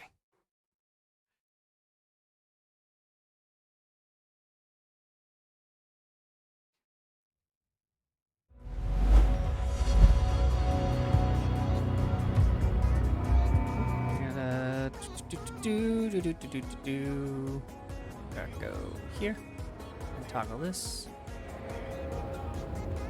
Go here. All right, now while we have a bit of a break, I need to start the predictions.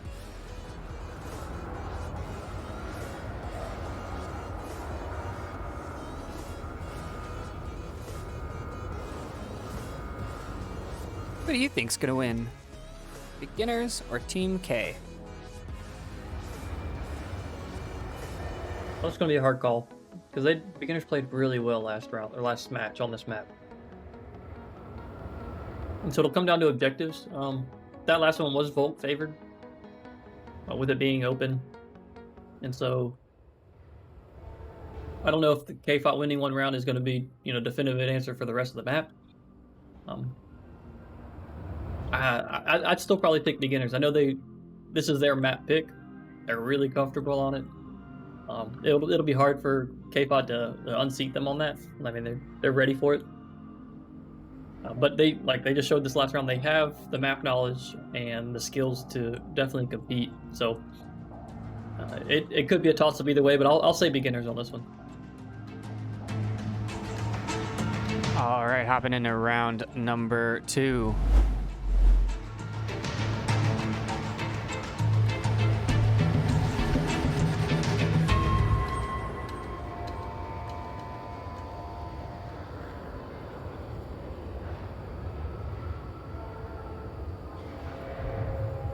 Here's the spawn, eastern spawn. Seaquick gonna be moving up. We saw the same defense. Seaquick moving to that center, burning rubble.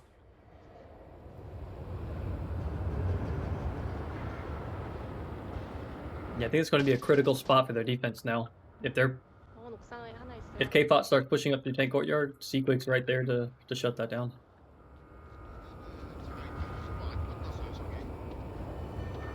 They did get the call out on the spawn, so they're now starting to react.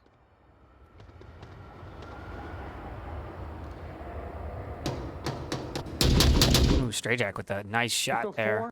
4, down one in East 2-story. Actually, he might get revived. Call it Echo 5. Not sure if it was a kill or not, but it was a headshot. Mm-hmm. Fair enough.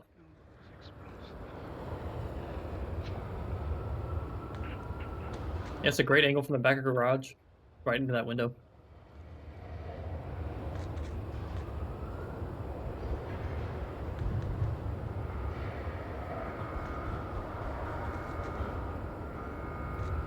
Yeah, if I were peeking that window, I'd be mostly looking at the hotel roof, and would probably just miss a Volk in that dark little corner there.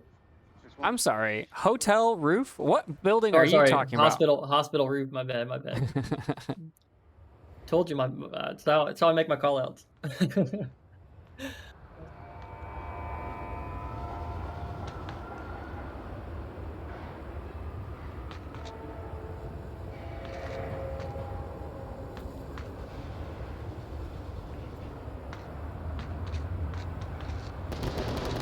EJ sees Lon Wick, can't get the kill.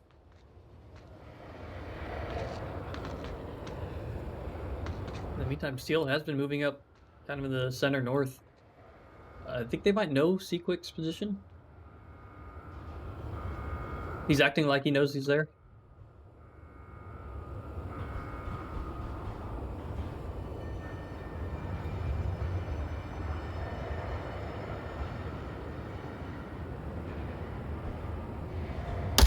And there's a headshot. He goes down. He thought just picking him off one at a time. Lon Wick's position known, and he's still holding it.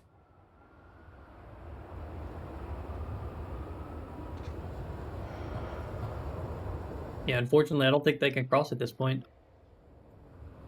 Both Lon Wick and Samoils are watching for that. They're trying to use smokes to cover it. The smokes are a little far to cover the full street. That next one is better. Samoils gets one in the gap in the smoke. Lon Wick just putting shots downrange. Not sure. EJ gets Lon Wick and makes the cross. That's what I would have done. I would have crossed under suppressing fire. Yep. Yeah, it was a great play, especially picking up a kill. Now, being on that south ridge, okay, it's similar to what happened with the previous round that we saw this. Samoils he will be exposed to that, so somebody has to watch that ridge. I think Paz might know that. But they're also aware of a center push with Seaquick dropping in the middle there, so they are having to split their attention.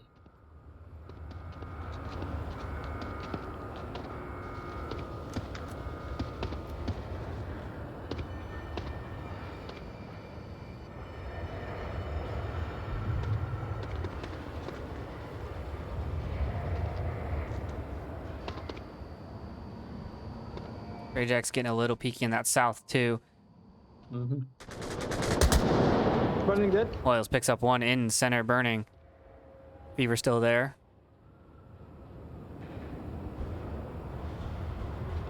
Another burning.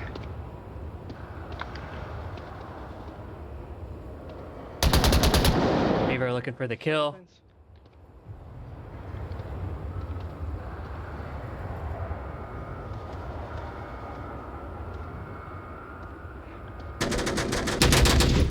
Stray Jack missing his shots onto EJ.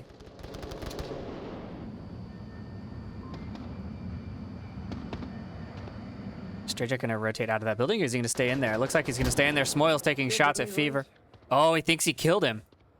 Did he say killed or one? I couldn't understand. I think he said, maybe he just said one burning ruins. I thought he said killed burning ruins.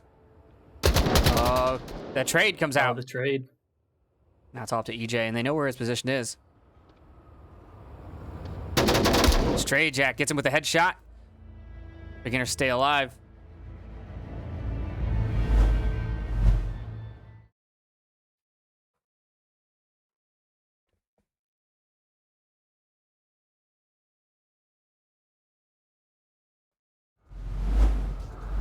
It's tied up 1-1. I forgot to give points on the first round. Whoops.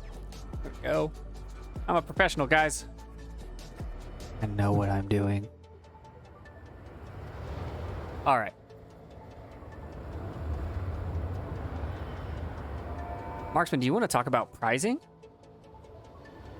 Oh, sure, yeah. We just had an announcement go out. And so since we are playing regional finals, so EU and NA are essentially separate in that phase, there are prizing for the regional champs, the regional second place, and the regional third. So regional champs in each division, they'll get $2,180 of the prize pool. Second place, both teams from the NA and EU will get $840, and then third place is $280. And then after that phase, after the regional champs, we move on to a global championship. This will be the NA winner versus the EU winner, and they're playing for an additional prize pool. That'll be $1,400. It'll be awarded to the winner of that match. So it's kind of like the crowning moment for all of the season.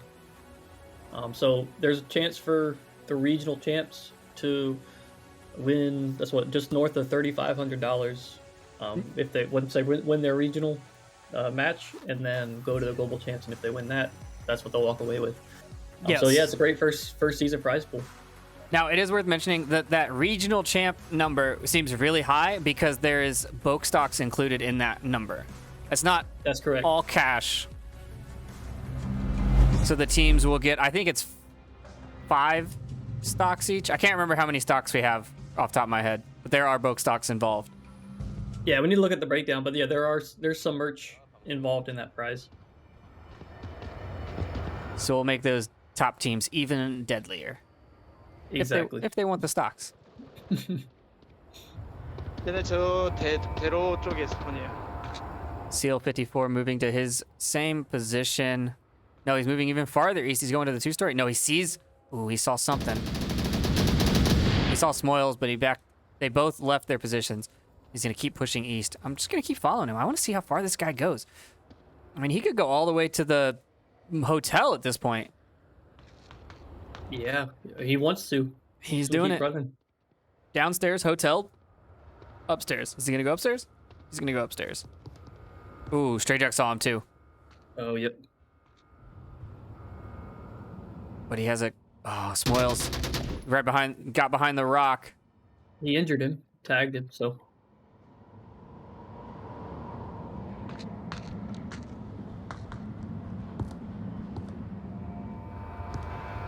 Changing rooms now. Oh, no, he's going downstairs. Is he gonna keep pushing this? I mean, this is a very aggressive. I like it. This makes me happy. Stray Jack gonna miss this. Oh, they can. Oh, yeah. no, Stray Jack does see it, but he doesn't take him down. Seal has to heal. Seal keeps moving. Wow, what a fight here. I don't think he knows where he got shot from. There, he's finally down. 뒤로 많이 돌아와요. He was so close. He almost had Smoyles. Yep. Moyle's trying to double tap. Oh, he did get the double tap. Okay.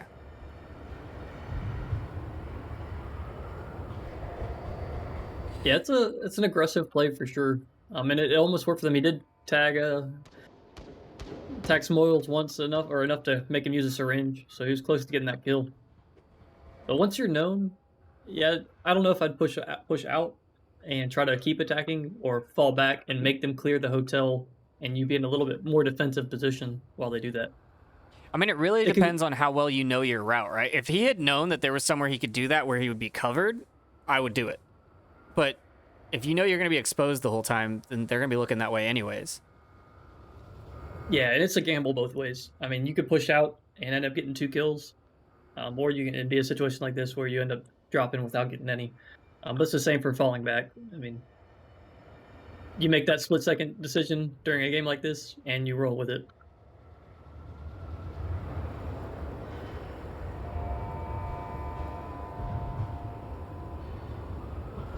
Does EJ have a C? You have a C4? You have a clacker? No, you do not have a clacker. We have C-Quick near center burning, and he has that M203. Last time it was a frag, so it might be a good way to clear the stairs. Yeah, the stairwell.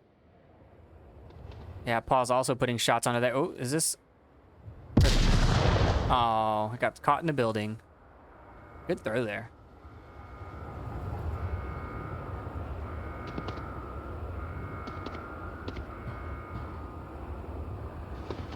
Wonder if Paz is going to be ready for someone in this garage. It seems like he's not worried about anyone behind him. There it goes. C-Quick gets the down.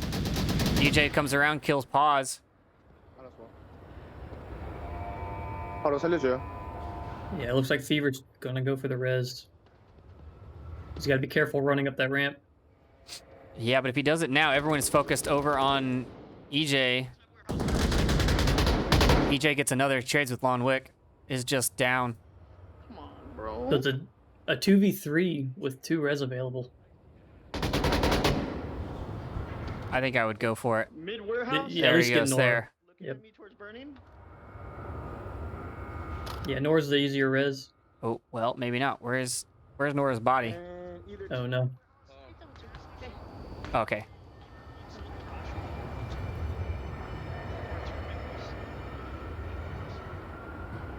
And EEJ is pretty clear to get the res. There's one angle C-Quick can watch. Stray Jack knows Dita's there. Puts a smoke right on his position. I don't think we mentioned it at the start of the round, but we did move objectives. It's the ambulance objective. Yeah, it's the same 2 we had back-to-back last match. Yep. So they're like following suit, but it is also like leaving EEJ in that position. He can watch the backside of hospital. Oh, with only 1 minute left, yeah, focus on covering objective and let him give callouts if needed. C-Quick's coming up on that east or west side now. Yeah, you should have. There we go. Nora gets Stray Jack from the stairs because that 203 was just a down, not a kill.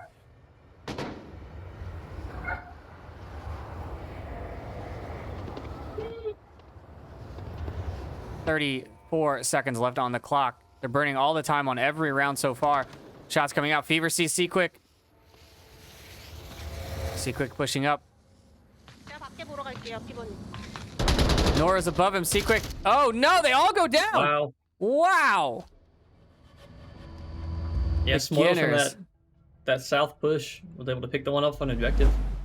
Great play.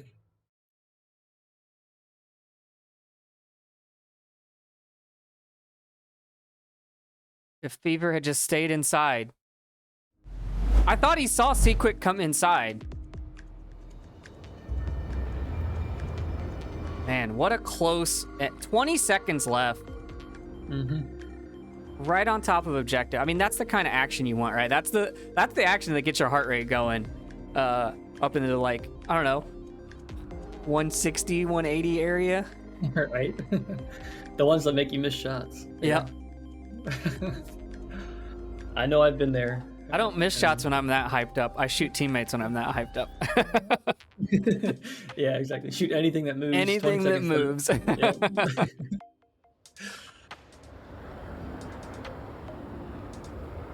But, I mean, we're seeing solid plays from both teams, right? This is down to the wire, 1-to-1s, like everything is evenly matched, and it's so good to watch, and I'm so excited. I really want to know where's KFOT going to go for map 2? You think cargo, something closer range? I know we don't see a lot of closer range maps in the finals because a lot of people think they're more of a wild card, but I feel like some teams lean into that, right? Like, sure, it depends on who you're going up against. If you think you have a better chance of taking like a map like cargo, those trades come out so fast that it's really a 50-50. I know like some teams excel with that, but there's less map knowledge needed. It's a lot faster, so if you want to take the gamble, it could pay out. But again, all these maps are a gamble at this high level of play. Everybody's good on most of these maps, right? And they do get one ban each, so they get to either take out the strong map from the other team, or they ban their own weakness, so they don't want to play one. Those are both viable strats. It was still just one ban each on this stage. I can't remember. Yeah, just one ban each, and only the standard DPI maps are available. Okay. I wasn't sure if it was 2 bans because these are played like regular matches. Yeah, with a smaller map pool. Oh, right. Smaller map pool. Yeah, it was reduced. Yeah, the standard season maps had customs in, so you had more map bans. This is why people other than me make these decisions. Numbers hard. All right, EJ looking for that kill on the Lawn Wick. We're seeing the exact same defensive posture from beginners that we saw on the last objective, except for C-Quick being in, what is he like? What is that building called? Gas station. Gas station. There we go. Yeah, it's really similar to the way they played these objectives previously. We'll see if KFOT's ready for that. I mean, Stray Jack was in that same spot where you got a headshot last round, so they might be aware of that. They might link that and say you can play it again. They threw a nade from Tanko yet. Nade was so short, just short. Could have been beautiful. But nade had so much potential.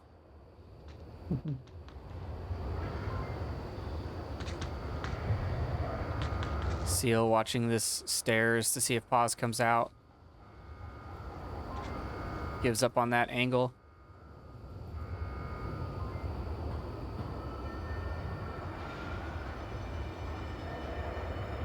I think C-Quick's going to be the wild card here. I feel like assuming the same defensive positions is a pretty safe bet on this objective after the last one. Yeah, I would think so. They play relatively the same. There's more risk on this one for a cap. So you kind of have to play a spot like C-Quick where he's watching the approach into that hospital. Killed one. 8-5. So that allows them to have 3 players watching the east. No, negative. Not possible. They're crossing. Need to get Stray Jack in the south there in the warehouse. We lost Stray.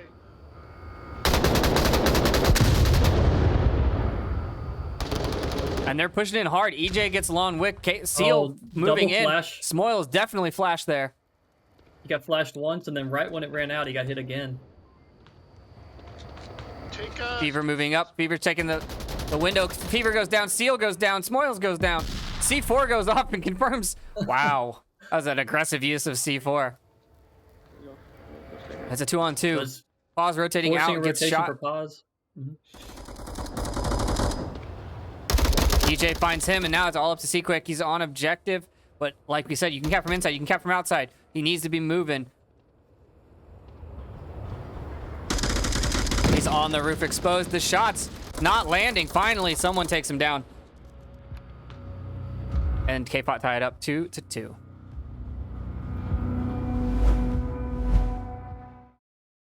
Yeah, that was impressive coordination there at the end. Having 2 players pushing across the street using utility.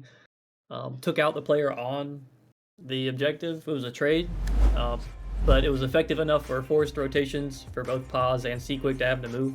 And they had just 2 people watching, just doing overwatch, waiting for those rotations to come out to get those kills. Yeah, it was a great sync, great coordination. It was just short of a cap if If one member of KFOT had lived through that trade, he would have been on objective with 2 people inside the hospital. That's more than enough time. If you've practiced, it's more than enough time to get that code in. Yeah, and when you've got that numbers advantage and you know that they have to be in a specific area, that coordination works out well. Like, you definitely want someone sitting and waiting and just watching for a rotation. That's the easiest way to get those kills. Now, the cross the street with the multiple flashes, I definitely would have blinded myself and or teammates. So that's out. We can't do that. But the rest of the play is good.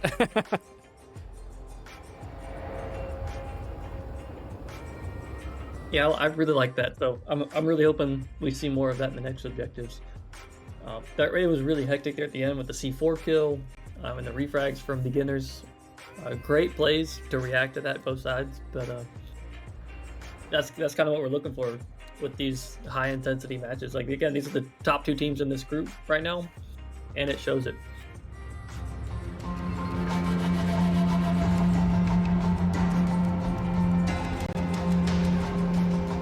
All right, hopping back into round number 5. Yeah, 5. We're moving to the north objective. We're going to have a quick spawn west for beginners. Let's see how they push it. KFOT going to push 3. CLEJ and Nora J all going to push west as well. They come around the corner. Nobody visible yet. EJ knows.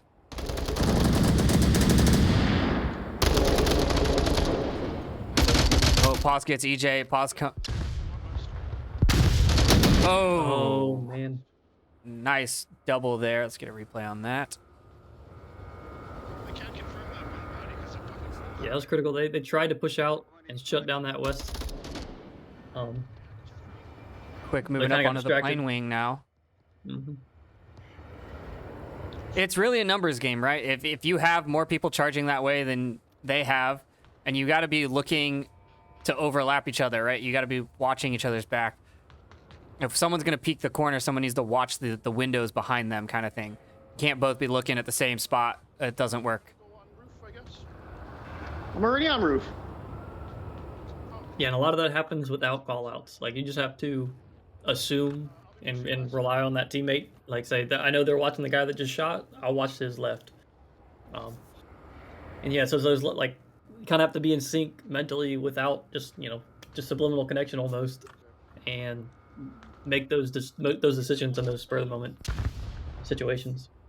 I'm just waiting for Quick to fall off the roof here. There he goes. Nora J goes down. The west is clear. That's 2 left alive, 1 on objective and 1 behind the container. All 5 It'll be beginners hard still for alive. KFOT to come back from. Yeah. Especially with that roof position. Sequick has Overwatch preventing rotations, so they're kind of stuck. Oh, but he gets shot. Ooh, okay. No. Hey, Yeah, Fever with the nice move. Still a great position to give call out. Strayjack pushing in from the east now. Gonna shoot the backside of Fever. No, Fever gets Strayjack.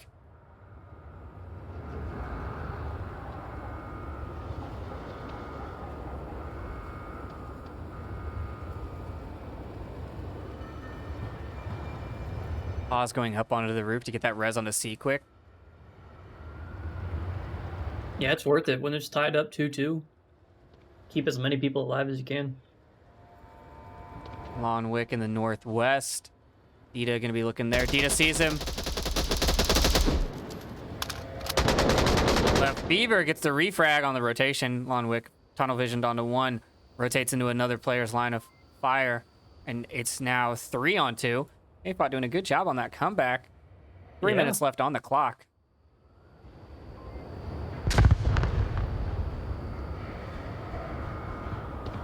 Oh, Dita gonna get a shot from the roof.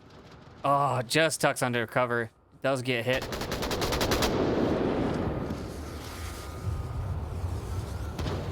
That position slightly pinned. Wait. Can you walk through the middle of the semi? I didn't know that. I didn't know that either. I've never... Beaver goes down on objective. Now Smoyle's pushing up. They just need to deal with Dita. Are they going to go for a cap? Do they have any utility they could use here? Because they've got the Overwatch. I would push for a cap here. I would tell my guy to watch that position, but I would try and smoke it out or flash it and get right onto that objective. There's the smoke from Smoyles. Maybe they're trying to bait a rotation here. They know the position. All the lasers are trained here. Smoyle's going to walk around the backside. Yeah, it'd be perfect use for a flash. Just flash them out and then run onto objective. That's a flash. I don't think he see got Quick anybody. is Quick's moving going in. for it. He goes down, and now they need to push for a kill. You get one shot, and if it fails... And Paz is not in that defensive position anymore. That's a trade. Paz no longer on the roof. Wasn't able to back that up, but Beginners still had one alive. Yeah, K-Fought coming back from a 2v5 and ending that with one up for Beginners. So they did really good work, slowly picking them off as they pushed in. It was impressive for them to have that two-man stand. I didn't know you could walk in between the semi. Yeah, I didn't know either. I don't think I've actually tried. I mean, it is a much bigger gap than it used to be. So it makes sense. Like, it's clearly wide enough.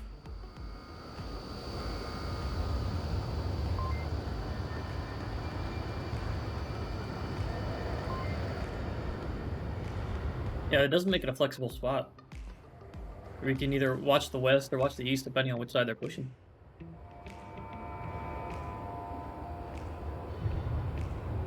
Take a look at the... Let's look at the standings. 1 second. See if this thing is up to date.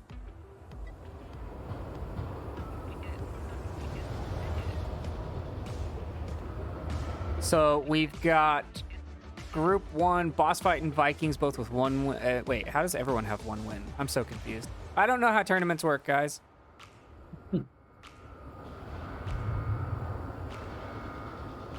Yeah, so... Let me refresh this. There we go. Got Beginners, Newbies, 10-5. Silent Purge, Team K, 7-8. And now we're watching Beginners, Team K. And the scores are going in live. Someone back home is doing this. And it doesn't look like we won't get updates from Newbies Silent Purge because no one's watching that game. That's how this works. Let's hop into round number 6. South spawn. South center spawn for K-Fought.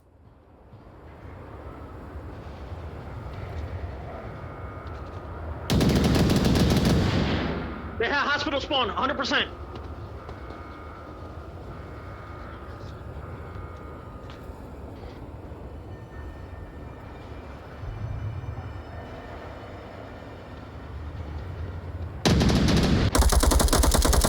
EJ trying to take out Lon Wick in a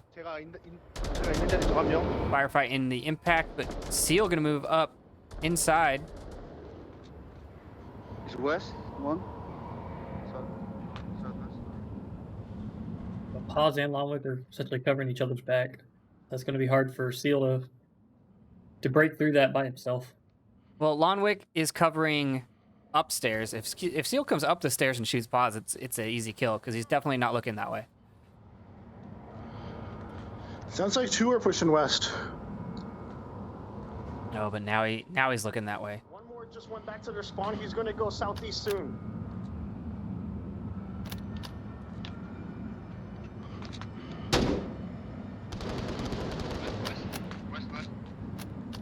Yeah, far west. Far west, there's one. Oh, quick with the long shot on the Dita. The guy rotating southeast. And Seal's about to come up and see Paz. Good shit. Seal does get Paz. He's down, and his body went flying. Now he's looking for Lon He Wick. makes the move up. Wick gets a flashbang out. A good flash. Good second flash, but Seal's on the backside, gets him instead. Good teamwork there. He was focused on someone. Seal comes in and cleans it up. It's a 3-on-3. 4 minutes left. Yep, and then Strayjet cleared out Nora in the east. And so he's rotating back to objective since they know that there's several pushing up in the west. They've got good defensive coverage here. You got Strayjack on one side, Seaquick on the other, and Smoils in the middle. Smoils running back towards objective, very in the open here. I think I would have stayed on roof. Or behind roof.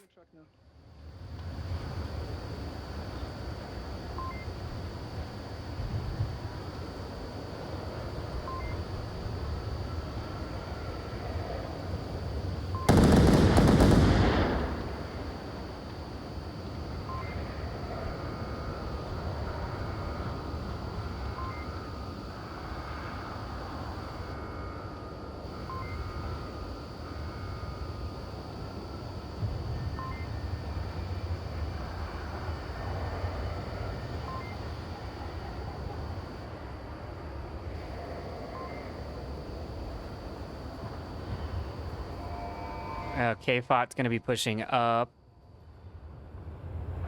In the west, it's a strong approach, and if you can get Seaquick...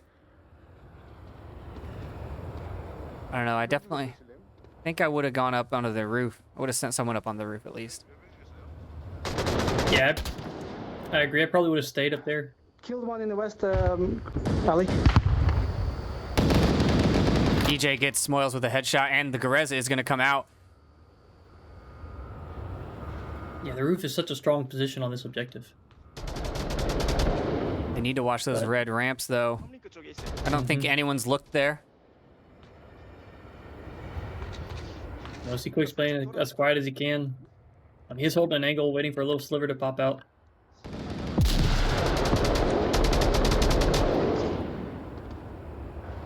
But EJ's walking past him.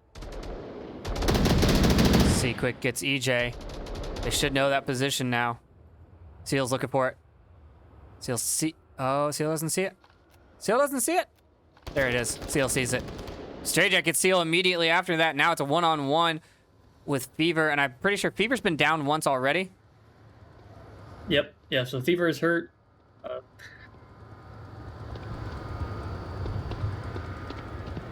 Some great refrags, keeping those kill counts low.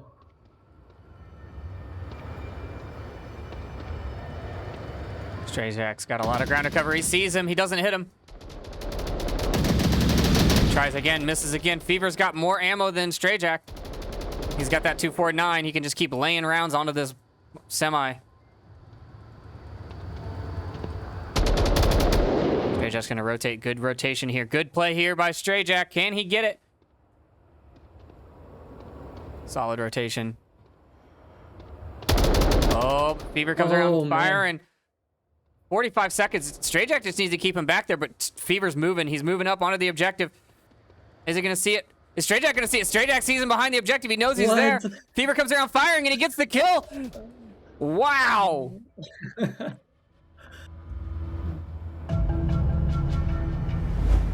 What a firefight. I mean, came out swinging, firing that 249, that suppressive fire, and Strayjack barely saw him get onto the objective there. Mm-hmm. Yeah, Strayjack was doing everything he could to move around and be mobile in that limited space. Yeah, it didn't work out for him, but he played it as best as he could there. Trying to be unpredictable and catch him out when he's moving. He just wasn't watching the right side of that green crate. Right after Fever shot some suppressing shots, and he just took off running. Didn't catch him. And not having any utility was a little bit of a downside there for Strayjack, which I'm not really sure why he didn't have any utility, because he was out east. He shouldn't have needed to use anything. So what loadout was he taking that he didn't have a flashbang on him? I feel like a defensive flash there should have been... Mm-hmm. Yep.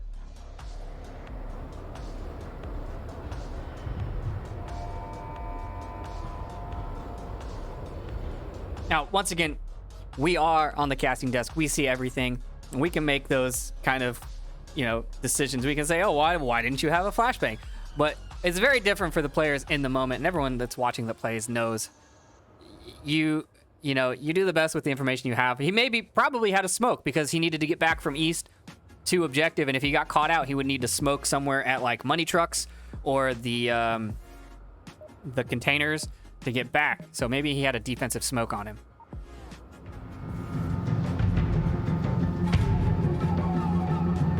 We're gonna hop into round number 7, and we're on the tank courtyard now. 나 바닥에 던져줘. 바닥이요, 바닥. 같이 도실래요? Yeah, this is one of my favorite objectives on the map.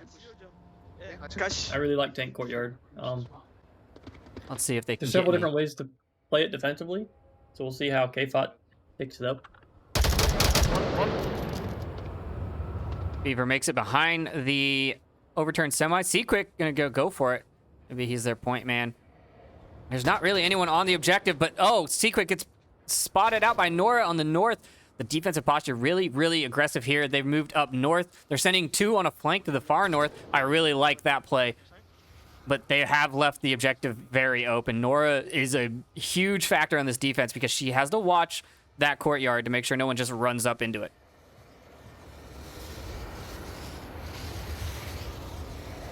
I mean, if she hadn't been there, Seaquick would have just kept going towards the objective. And in the north, Seal gets 1. Smoils goes down. Pause now looking for the north. Seal doing the smart play, rotating away, which he should do. And it looks like at some point EJ backed off and went back towards objective because he's no longer with him. And Seaquick's just slowly crawling up, trying to get as close to objective as he can. Can he? I mean, he could cap. He just needs to go all the way to the right and stay prone, and then climb up the stairs prone behind the tank, blocking Nora's view. Yep. Yeah, there's a path to it. He's going. Oh, he's got tablet out. He's reading that code. I think he wants it. I think he wants to end this. And now that they're a man up, I think it's a smart try. As long as you don't see anyone in those windows behind objective, I think this is a good play.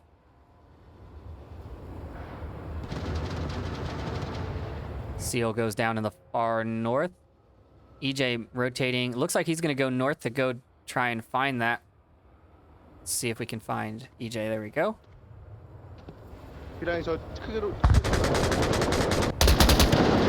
Nora gets straight jacking across on the far south. Seaquick knows that she's still there. Yeah, Nora's really the only one holding the objective at this point. Dita's tucked inside, and Fever, he's watching the other way. So yeah, now this opens up. Wonder if Seaquick's gonna try to push in. If that call out comes out and is accurate, Seaquick should know that he's pretty open on the north and able to go for this objective. But Dita's gonna come out now, I think, knowing that north is down, and it looks like Fever did rotate, and Seaquick can't make it without engaging. EJ comes around the north, swinging, and gets pause. Seaquick puts smoke onto Fever's position and 1 onto objective and starts rolling. EJ, however, from the north, from that position that was cleared earlier, takes down Seaquick. A good placement for that KFOT team. And now it's all to Lonwick in the center burning by himself with a great defense setup here.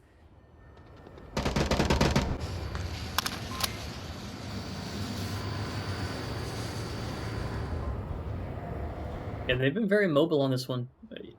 Both Seal pushing out at the start, getting the kill extended in the north, and then EJ still running around, wrapping around, trying to catch them while they're running, and he might just do that right here. He's taking the roof. Is he gonna see it?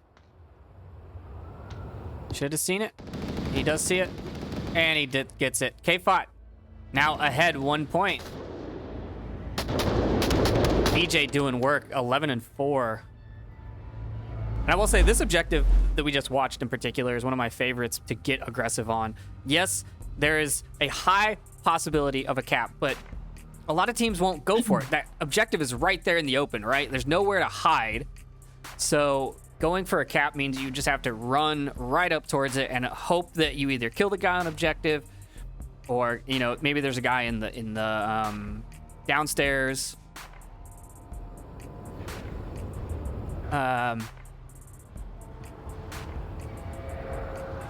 there could, yeah, there's a lot of things that could go wrong if you just decide, I'm going to YOLO Leroy Jenkins right towards the objective. But on the other hand, I really like being pushy on that north. I love that north push. I even did that. I did that in the wild card. I like going there. Yeah, but Seaquick had the right line, and he did have an angle for about, like you said, about a minute there where he could have gone right to objective. So there is risk there, not holding both sides of the courtyard. They had one lockdown with Nora watching the street, but Fever really needed to focus more across the map and not behind him in the east. But with that, I'm going to have to hop out for the next one. I'll also let you finish up the map, and then I'll join back in a little bit. Good luck in your match.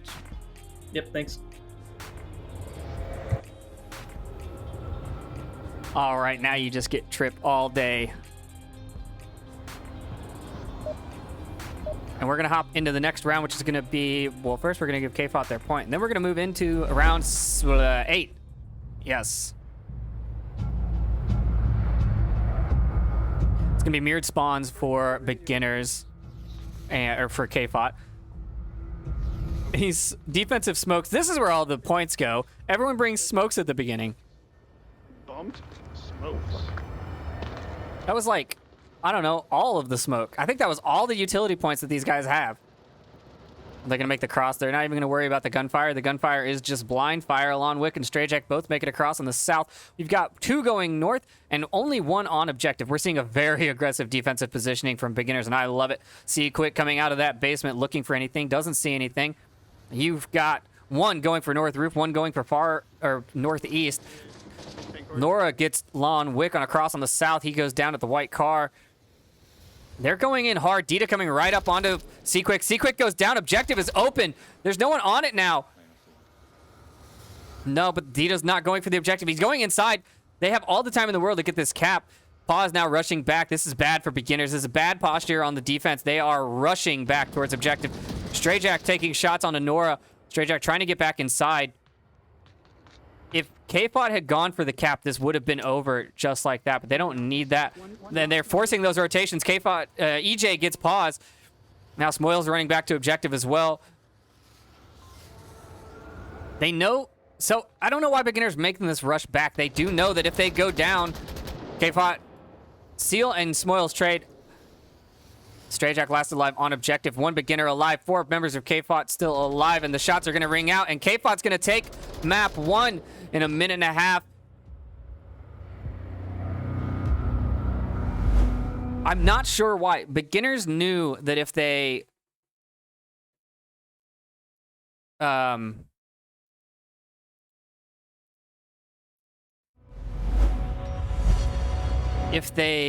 lost that round, it would have been over regardless. So I'm not sure why they decided to run back. I mean, a cap definitely matters, but if you're gonna commit to that risky defensive push, I think you really commit. You know, you got to go for it. And congratulations to KFOT for taking map number 1. And now we're going to move on to the next map. So we'll cut to a quick intermission and we'll be right back.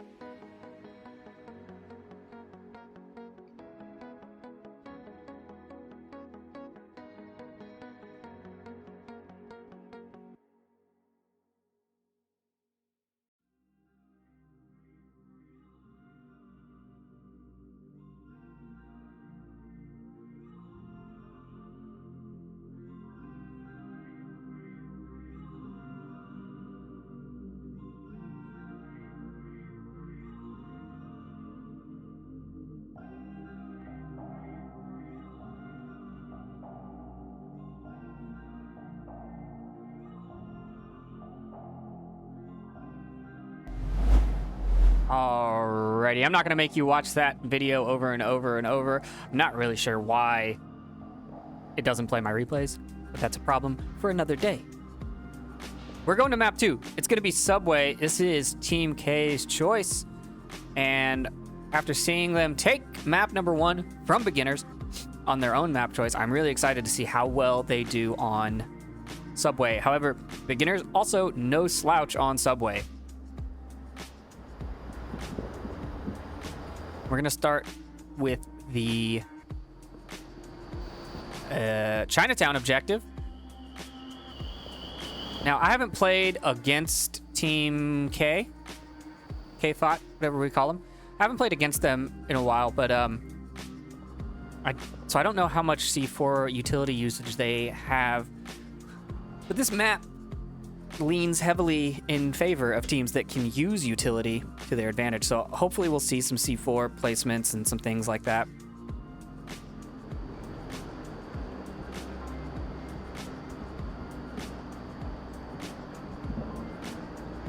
We are just waiting on one member of beginners to get into the lobby. And we should be kicking it off shortly.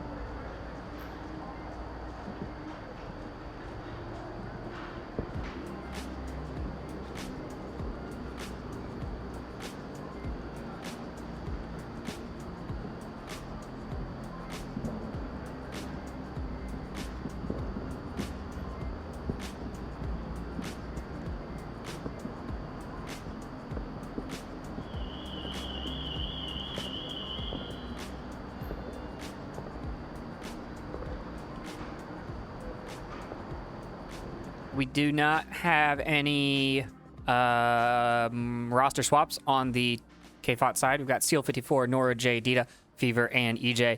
And on the beginner side, we've got Stray Jack, Lon Wick, Smoils, C-Quick, and I'm assuming we're going to see Pause, but maybe he has to go charge his headset. Maybe he has to swap out. Not really sure what's going on there.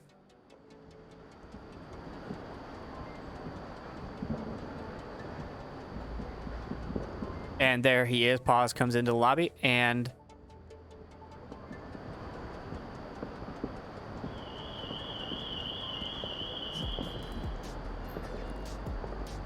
we should be kicking it off any second now.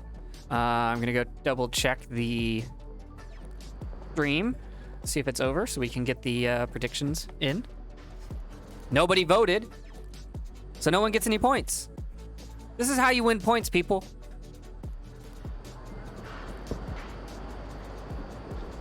Oh, I got the scores wrong on map 1. Sorry, let me fix that.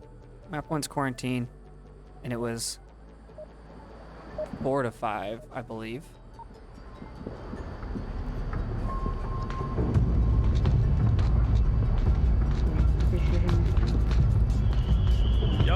As long as you hear, wait till you hear Smoils' flash. The second you hear it, pop out without gun up. No, you don't need to flash.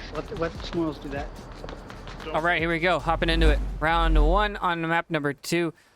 Chinatown defense. KFOT going to be coming up the overpass, it looks like. It's a sign.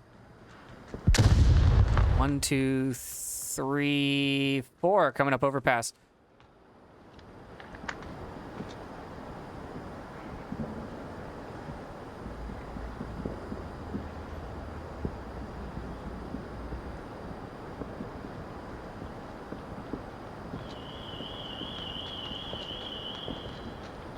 They're just gonna come.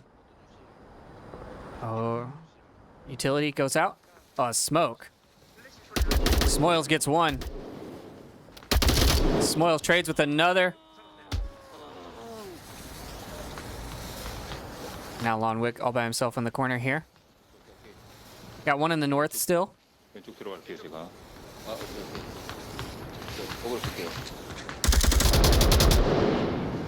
Lots of there's pre-fire coming out from the KFOT side. They know Lon Wick is there now. The flash. Oh, it's a flash. That's gonna get both of the guys in the overpass, but Dita going to come out and swing. They're going to trade with headshots. Now you've got C-Quick on a defensive rotation. He gets one. Beavers gets him, though. Refrag after refrag. Now it's down to a 2-on-2. Pause has to back off of that north, which leaves EJ available to push north. K-Fot needs to sync up their push here. EJ in the north. Stray Jack has to stay out of this line of fire. He goes down. Now Pause is trapped between two members of K-Fot. The smoke landing on Pause's position forces him to push out. He gets into a firefight, and Team K take their first point on map number 2. That's not the right replay. Sorry, the replay buffer was a little slow on that one. And that's going to go points to Team K.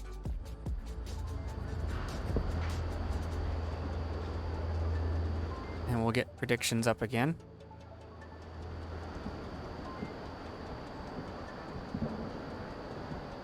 For map 2.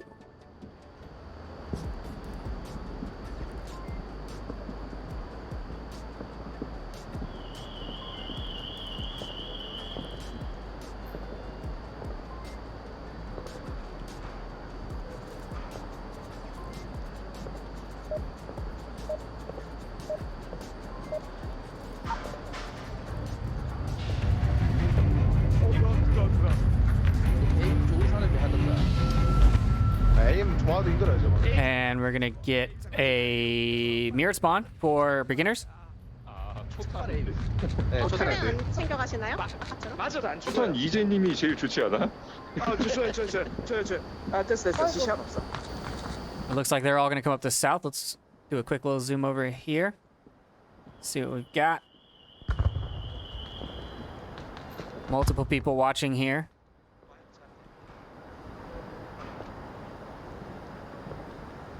One trash can. C-Quick's got that 203. He's going to put it out. He gets him.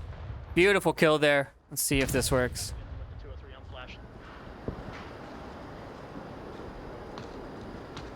Oh, my replay buffer is way behind.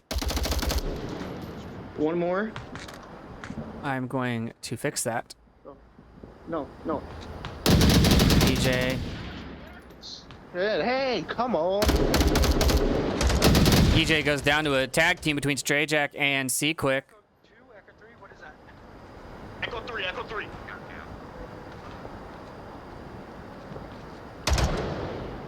Get my replay buffer back up onto the correct time. Shots from Pause get Beaver. I'm stuck in a wall. I don't even know how the fuck I even got hurt. Echo 2. Yeah, only 2 members alive. They have an accurate kill count. Both members on objective, Nora and Dita. And all 5 beginners still alive. Long Wick downstairs still waiting for someone to come somewhere. I'm not actually sure what he's waiting for. Let's take a look. Just waiting.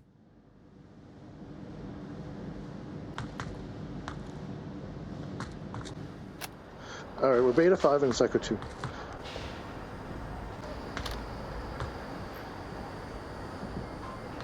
Copy that. Let's move into position, do all that. Yeah, 4 minutes, lots of time. 4, but there's a clacker.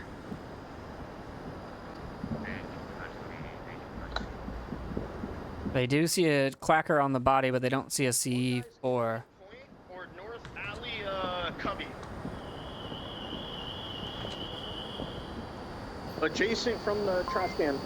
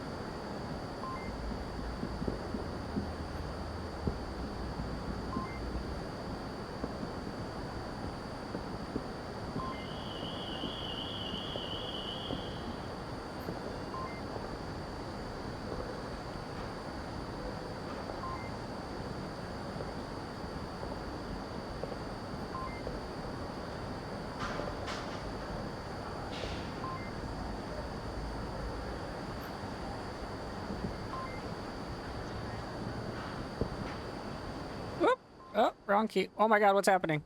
There we go. 뒷골목.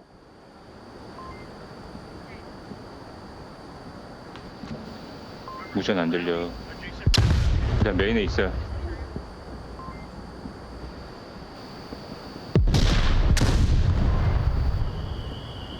They're all just staging, waiting. Smoke from Smoyle's gonna be late right in the middle of the alley. Gonna block the entire alley. Straight Jack gets Nora. Objective is open. Are they gonna go for the cap? Dita, the last man standing. Dita gets one, comes out firing, and gets taken down. And beginners tied up. 1-1. I might have messed up the scores on map number 1, so I'm gonna have to go double check that real quick.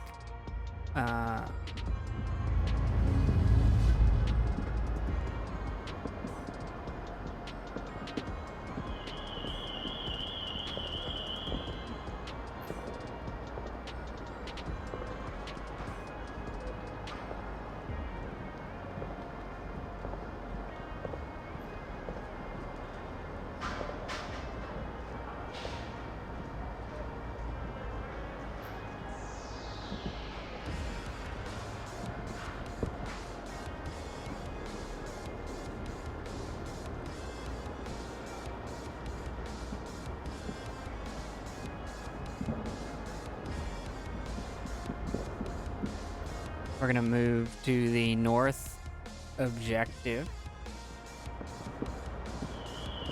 North stairs objective, that is.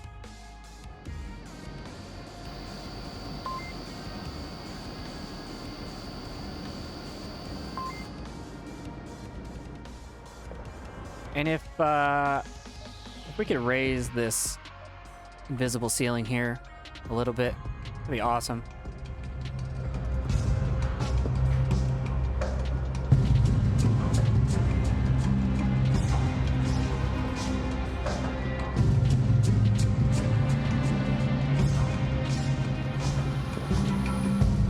Here we go.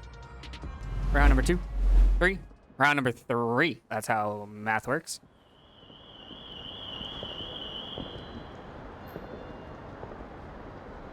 And we've got Pause, Smoyles, and all of KFOT coming back in. Is that a frag? Oh, it's a smoke. Nobody has frags. Why does nobody take frags when you know you're going to be throwing stuff over the wall? Placement of that smoke. Oh, EJ with a shield and a flashlight. Seal gets the kill on Smoyles there. Smart play by KFOT. That's a frag. That's a frag. Oh, and it doesn't fall down fast enough. All of KFOT here. Oh no! A team kill. 살려줘. 아, 다운 아니야? 오케이. Such an aggressive stack. 먼저 갈게요. 실탄. Teams really need to work on that. Is that a frag? That is a frag. 뒤지기 봐요. 뒤지기 맨 뒤에. 뒤지기 봐주시고. 내가 먼저 갈게요. See quick here. 왼쪽 소리. 오른쪽. One goes down. See quick comes around fire and gets Nora after she gets straight jacked. Beaver is still alive. Gita still alive. 2 on 2. Nice flash. It's gonna get C quick. He's flashed. He can't see anything. The run comes down.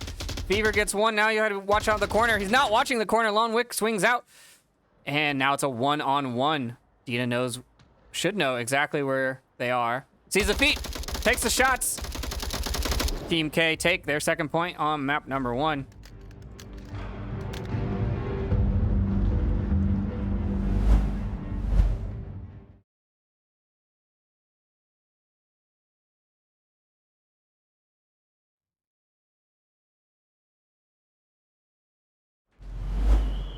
All right, that's 2 points for KFOT, 1 point for beginners, and I screwed up. Map number 1, I was just confirmed that it was 3-5. I was right when I had it on the screen initially. So let me update that. There's the scores, 3-5 on map number 1. And now we're on map number 2, which we're going to make sure I'm controlling scores. There we go. Okay.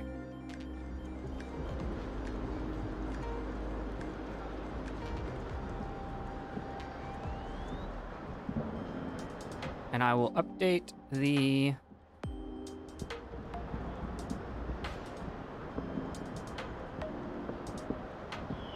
tournament as well, which is an updated.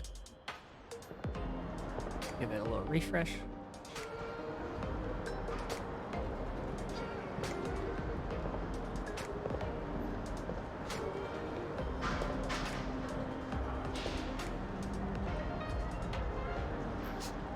It looks like beginners were the favored team for map number 2 according to the predictions, but only one person voted for each team.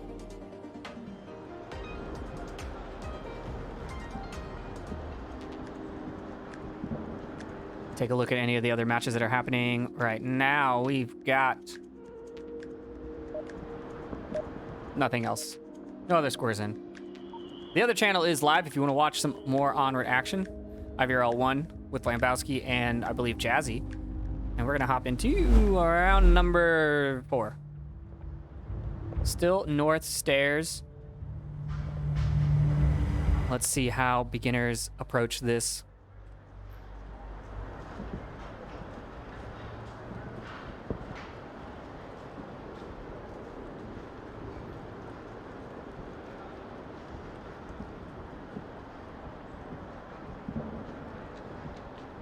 There's a flash, didn't make it over the wall, flashed all of them. Oh! Whoa! Replay on that, please. That was a launched 203 straight up that came down and got that kill. Beautiful. Practiced play. I see 4 somewhere. It's a risky use of 203. Okay, good. Well, we should make sure it's disabled, though.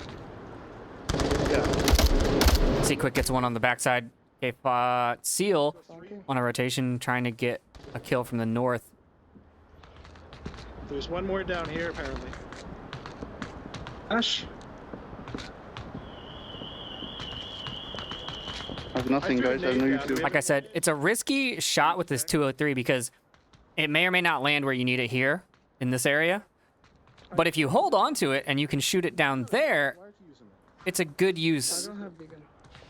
Good use of 203. No, it's used. I used the M3. Used? Oh, okay. Sorry, I'll stand here. I'll stand here. Yeah, we should not. Smoyle's opting to take the G36 off the dead body. He used his 203 and now he no longer wants to use that Mark 18 with a without a foregrip because using it with the grenade launcher makes your accuracy a little worse. All 5 members of beginners still standing. Looks like they're going to do a little bit of regrouping here. I have a flash left. He's at the corner on the right. Looks Pause sees Nora. Yeah, okay. One in the back, prone with a PKM. No, he's around the first corner. He's not all the way at the back. Oh, okay, first corner, not. Which one on the right? I see his leg. I see his leg. Wait. By the First one on the right, machine. By the cold No, machine. not objective. The one past objective. Oh, In the back. okay. I'm good. Can't you shoot it? What? Listen. No, well, I just saw brief like. Oh, yeah, little I leg see him. movements. I see him peeking there. They're both very... There goes the C4. Yeah, C4 down. That was a good one. There is enemy the first corner after you cross the objective. They're very, very interested in Nora's position. Let's take a look at the rest of the players here. You got EJ and K and Fever. I really hate when teams put their name first. Put it at the end of your name. Because we read left to right. Is Fever gonna push this?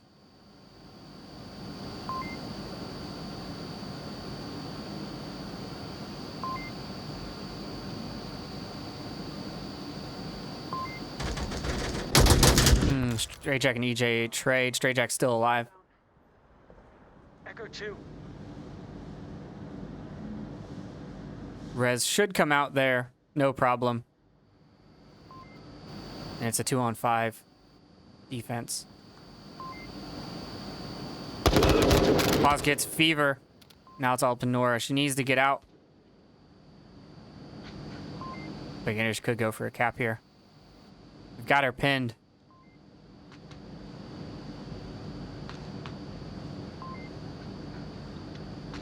She has to make this run.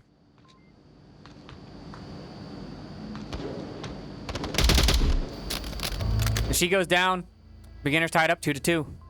She had no other choice. She had to watch this other side.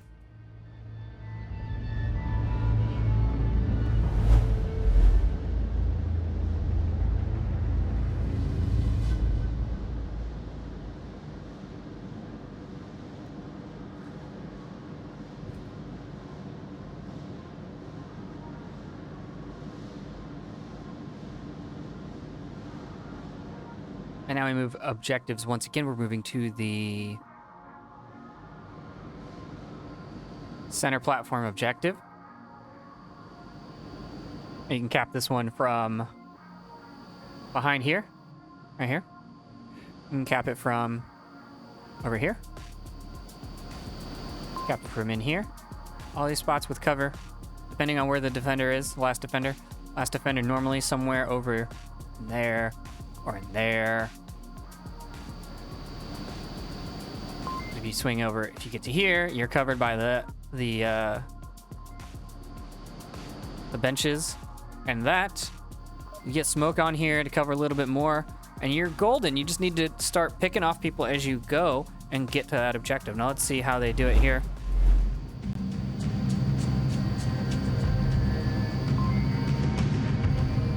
Beginners on defense. If they challenge that. True. Oh, I'm going the other side. Looks like all 5 members of K-Bot gonna go. Nope. Thought they were all gonna go downstairs.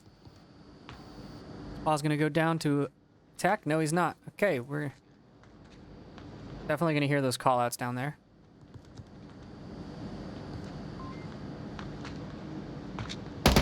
Oh, Seal's about to get blown up. There it is. Good defensive C4 there. Not exposed, not trying to get the kill onto the guys pushing out, but he's trying to get them when they go around the corner to hide. Straight Jack gets Dita on the north stairs. And this attack not coming in sync. You got EJ downstairs, you got Fever on objective, and you've got Nora in the overpass.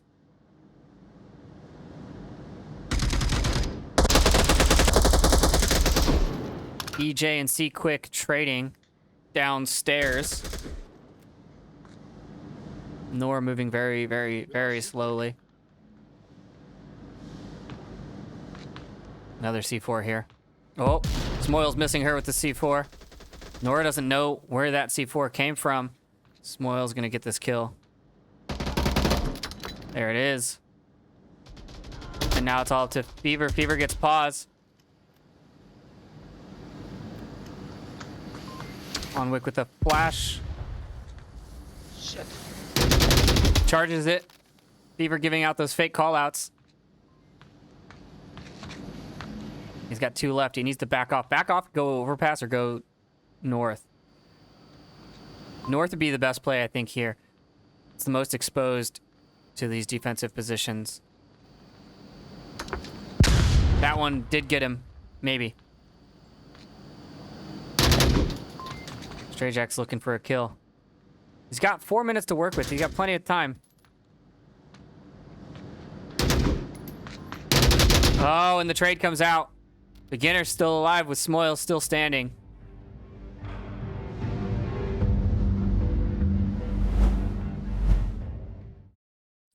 If he had just backed off, he probably could have had it. They were running around objective. They needed to get closer to it, and he definitely could have got some better positioning from the north or from overpass. Especially with 4 minutes left. Beginners now with 3.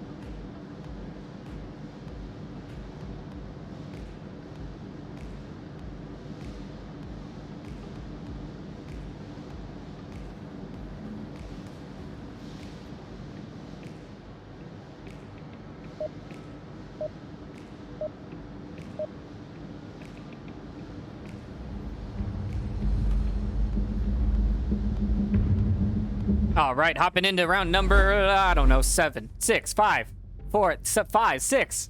6, definitely 6. All right, let's see what we've got.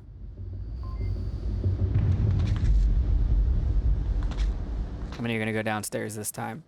2, 3? 3 downstairs, 2 up top. K-Pot not gonna be pushing this basement stairs exit at all. Instead, Lon Wick and Seal are gonna get into a firefight. Seal gets a flash, but doesn't push up. Oh, doesn't know he's there, and the trade comes out. Wow, he should have pushed that harder. I'm not sure if he flashed himself or not. That takes it down to a 4-on-4.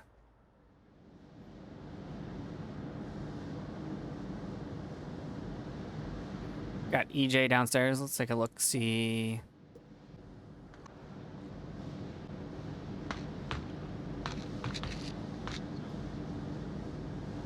EJ has a clacker. Where's the C4? Where could it be? How far in could you have gotten to throw a C4?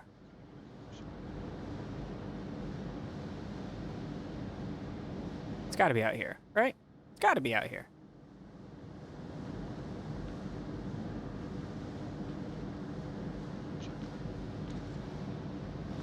I have no idea where this C4 is. Oh, there it is. I'm dumb. Before you push out. Before you push out. Is that a nice little frag? Which doesn't stop the C4 because of the tracks. Clear back here. And there it is, a double.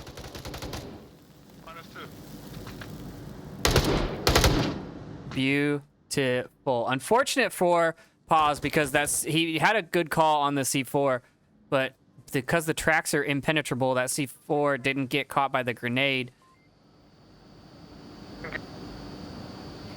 And smart play from K-Pot. You know, he could have placed it that low on purpose just to make sure that it didn't get caught with the frag. So we've got Smoils overhead and Stragic down below.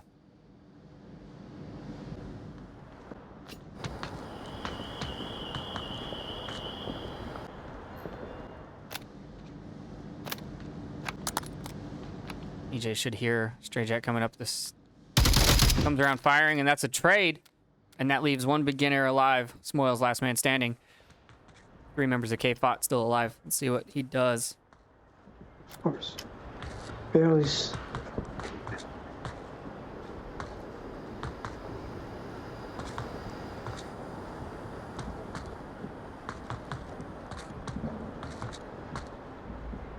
And just a reminder to the folks at home, while we have some downtime watching Smoils, tomorrow, there's going to be more Onward action.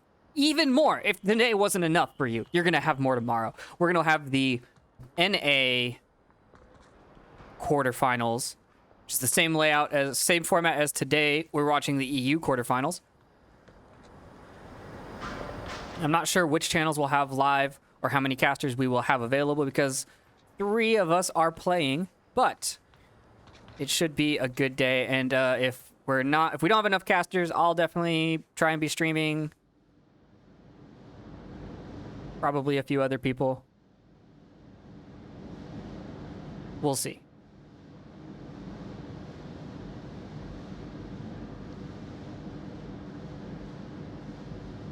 Smoils has 2 minutes. He only has to pick off 3 people.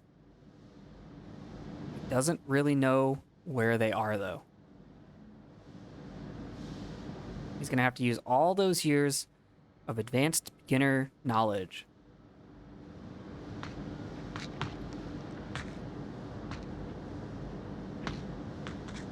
Should see... Nope. Nowhere's on the other side. So no one between him and objective. If he can pick Dita, which is a big if, but if he can pick Dita, he can get onto objective and be protected because Fever can't see it. Fever really needs to be on the other side of that overpass. He needs to be on the south side. Smoils needs to push because the closer the time gets to over, the more teams tend to look towards objective, right? So if he goes now, he has a better chance of getting to the objective because they're not looking than if he waits until the 30-second beeps and everyone goes, oh, I need to make sure the objective's clear. Oh, and Fever's going to see him. Fever does see him. He goes down. Team K take their 3rd point and tie it back up.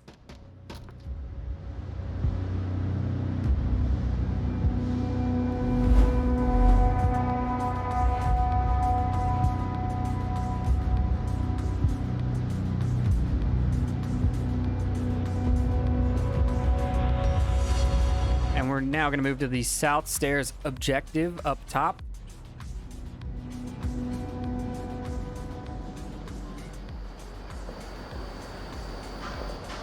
Beginners on defense.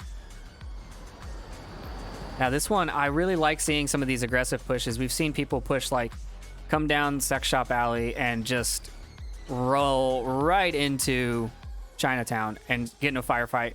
Or, you know, there's other ways to do it, but I really like being pushy, you know?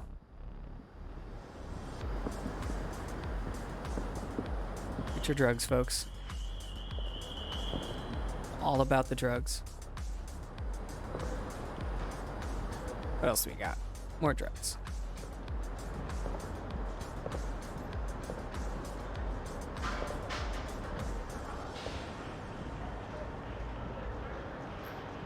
You get your drugs, you get your sex shop, and you can get married all in one alley. It's the perfect, oh, and a bar. Open 24/7. And a hotel for after you get married. I mean, it's like the perfect alley here, right? Now let's hop back into it. The spawns here are going to be north. More stair spawn for Team K. Focus on the person Don't behind. shield on that one. Psychologist. The shield is. Oop, wrong button. Sorry, folks. I'm done. Looks like they're actually none of them going to opt to take the north push. They're all are they all going to go south? This would be a crazy swing. They do have that shield. EJ running the shield and the flashlight combo. It's a mobile flash, basically. The flashlight, I believe, shows through the shield too, which is definitely a blinding effect. Did they come up the south stairs? That's a very aggressive push. Usually only one person watching this. EJ needs to remember not to shoot with that shield, though. It's very hard. 제 뒤에 계세요. 응. 뒤에 있어요 지금. 위에 있다. 위에 저 위에. A call out should be coming out. No friends. No friends. He's alone. I don't trust you.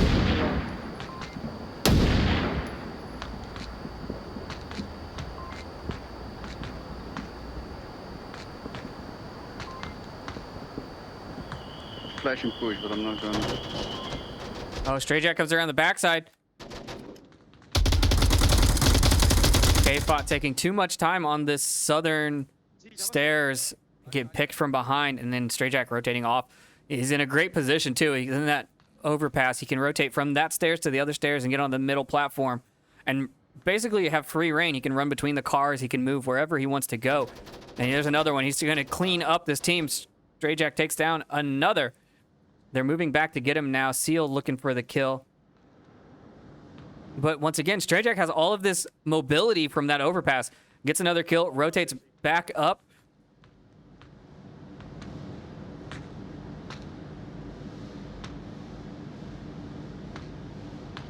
Oh, he sees Stray Jack. Stray Jack goes down. Stray Jack getting a little pushy, but did a good job of slowing this approach down.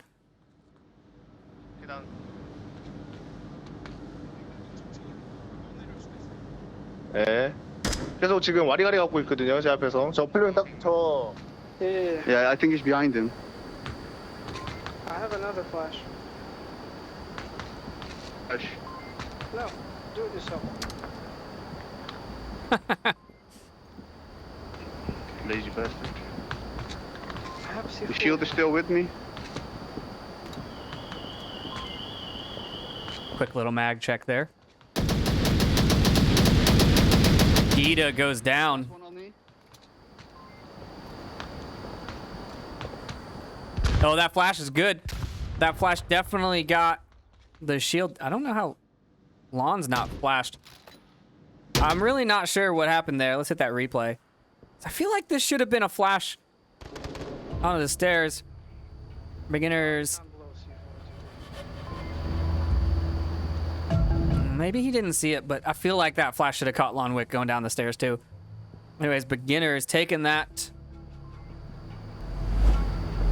Going up 4-3. I'm loving this back and forth. I'm loving watching these two teams play.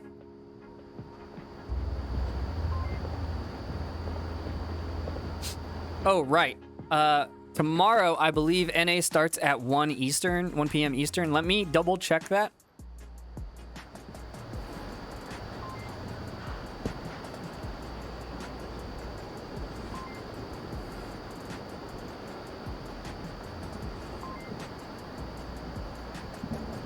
One Eastern. Yes, that is correct.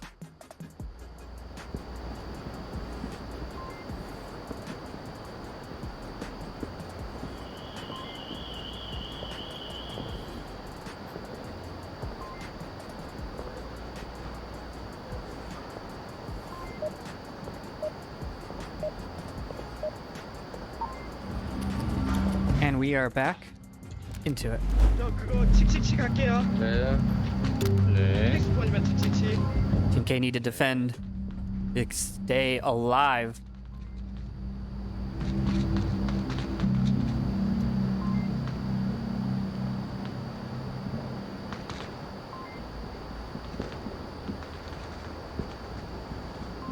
Beginners are going to have the north spawn, and it looks like they're all going to opt to go north. So let's take a look.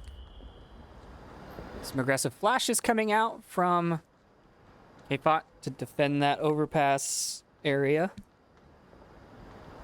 We're to push up even more aggressively. Seal getting up behind there. Stray Jack watching that flank. Stray Jack being the flanker for Beginners knows that that flank needs to be covered at all times. It's more valuable to be watching the flank and not ever see anybody than to not be watching the flank and die because you get shot in the back. Seal peeks out, does not catch Lonwick. Good shit, man. Good shit. Does have to heal though. Yeah, I heard them. Not sure if I did. Should call it out.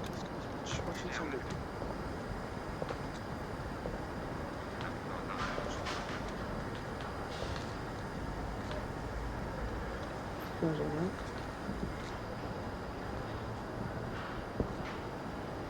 T-Quick's got that 203 ready to go. Wait a second.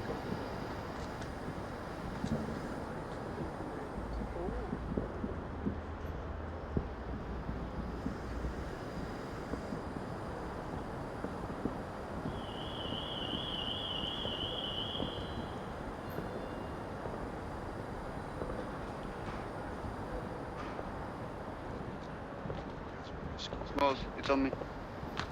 Yeah, in front. Where's second? Oh, he has a gun. Oh, they're giving Smoils the 203. Where do you want me to shoot it? I can shoot it all around the objective. I can shoot the corner, you know, the corner. Just Where pick a people use spot. I just want to watch this. This time it's 450. Okay. This guy had a C4, FYI. I don't know where it's at. Yeah. Smoil's gonna go straight up with this.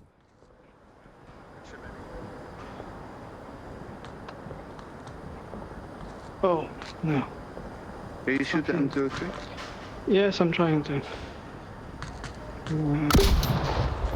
Now let's go see where that lands. Ooh, not gonna catch anything.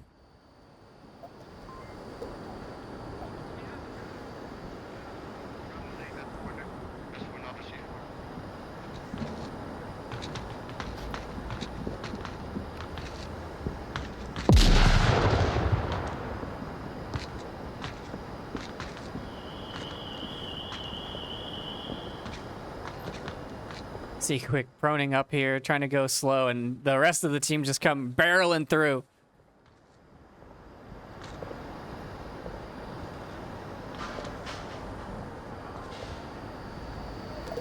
Interesting. EJ using that objective for cover.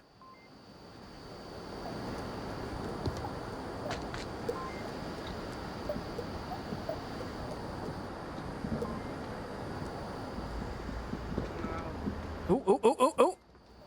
EJ goes down. What a grenade throw.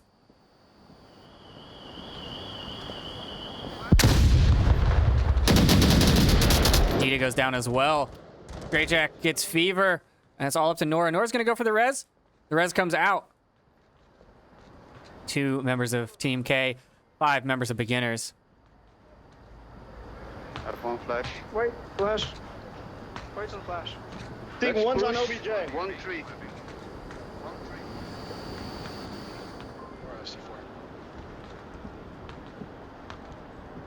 Grey Jack comes around the corner. Oh, and the C4 goes off.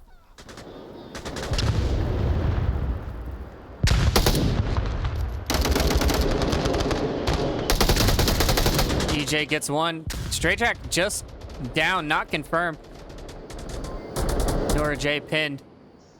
They're moving up. Ooh, Seaquick down prone. Seaquick can't run. Oh, and they get them both. Beginners take it.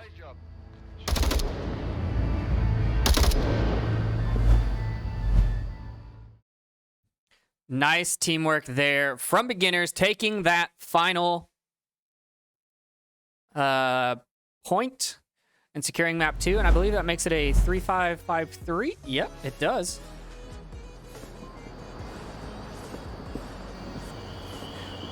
So a tie for the top 2 teams in this bracket. I'm not sure how the math works out, but we will take a look at the standings for a second.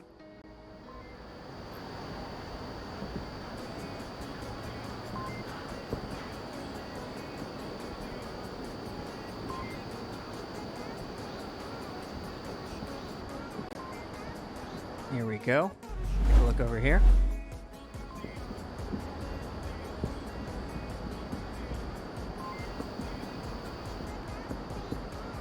Looks like we're still waiting on Boss Fight and Dead Logic to take to finish round number 2. Looks like Vikings beat Friendly Fire 9-1. And we will switch over to our current bracket. This is Group 2. Beginners and Team K tied, and we don't have scores for Newbie Silent Purge yet, so we will figure those out shortly. But I will cut to a quick intermission, and we should be back for the 3rd and final rounds of the day. Stay tuned. We'll be back.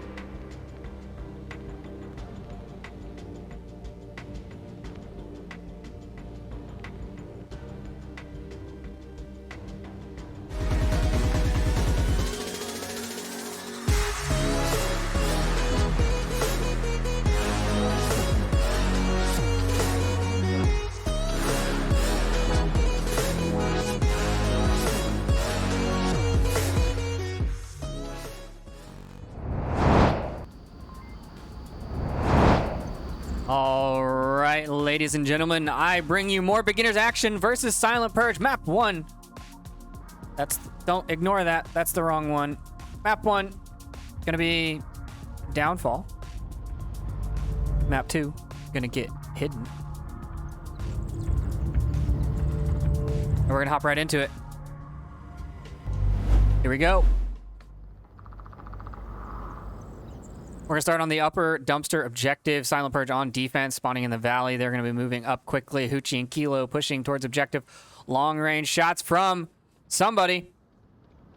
Lon Wick trying to hit those long range shots. Does hit Kilo. The smoke does not cover him perfectly. He's gonna keep going for the cross. And Strayjack's actually gonna take him down. I think Strayjack's the one, yep, in the open there. Kilo does not make it to lower dumpster, and that's gonna put a hamper on the defense here. Non-Patron in the north, trying to hit those shots on Lon Wick. Sorry, not in the north, in the east, shooting at the north. Sri Lankan made it to north Marsoc. And Malno in the south on the hills.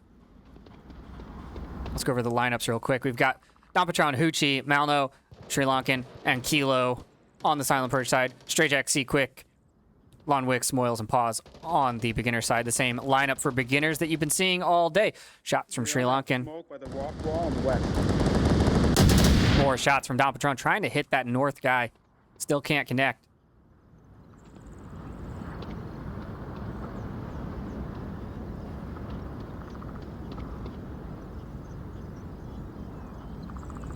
Now he's looking for Smoils.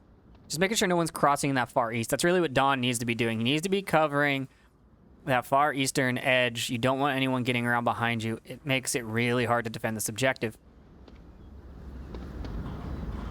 I don't know if he saw Smoils there or not.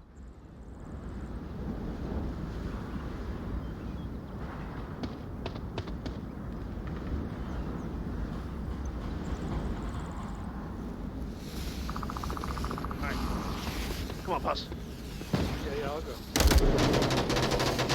Hoochie does get Strayjack. One down. And I'm stuck in a building. Let's go here. There we go. Okay, C-Quick and I got to Center Hotel. Center Hotel is controlled by Marsoc.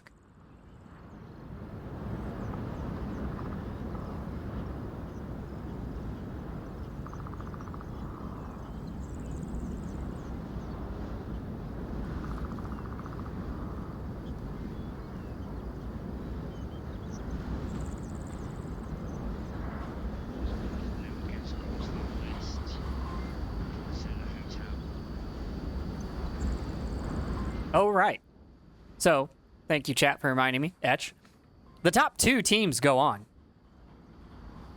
from today's matchup. The top 2 teams go into, this is the quarterfinals. The semifinals are next Saturday, I believe, followed by the finals on Sunday, I think. I'll have to double check that. But basically, Don finally gets Smoils. The one by the bungalow. The bungalow. So that's how this is working out. The top 2 teams are going on from both groups. So there's going to be 4 teams moving on to next week's semis. They're going to play each other. And then the winners of that play for the finals. I think. I'll have to double check. Etch is in chat. He can confirm. I'm just here because I have the pretty voice and the prettier face. Don's still just trying to shoot at things. 2 minutes, 15 seconds left on the clock. 3 beginners alive, 2 at center, and 1 crossing towards the heli.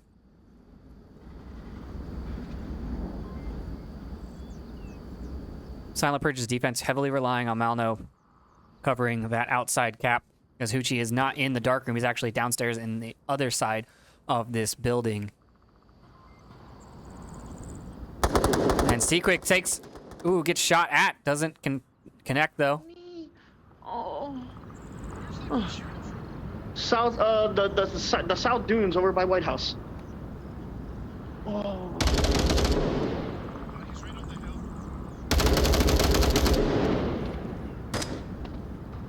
A minute 30 now. Malno's position gonna burn a lot of time for them, even if he doesn't peek anymore. He needs to stay low. Hoochie gets Lawn Wick in the center.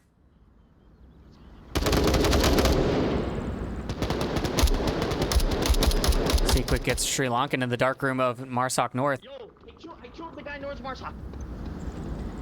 Okay, good. That guy on the fucking hill doesn't want to die.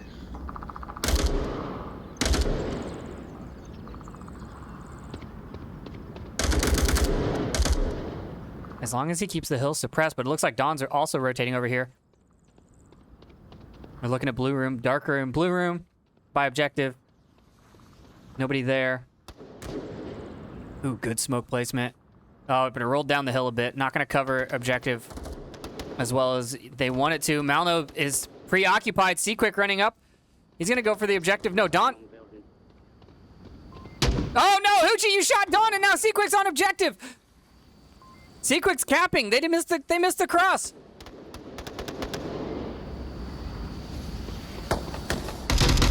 Oh, Sequick had to draw a gun. Malno now knows that someone's on objective. Pause. Killed Malno with a pistol shot from across the map.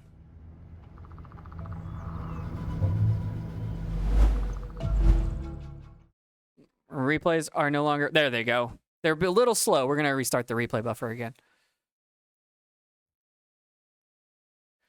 But that Hoochie team kill definitely did not help.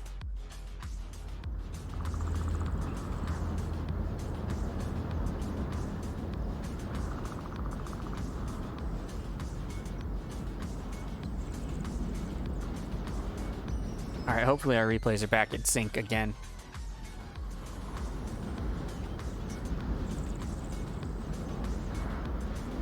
What a way to go, Hoochie. Killing Don.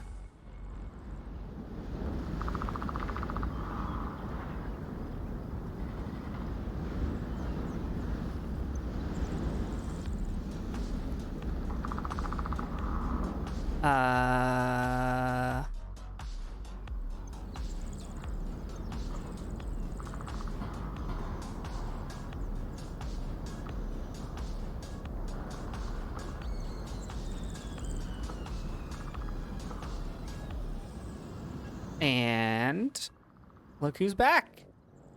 Hey guys. Shady's back. Back again.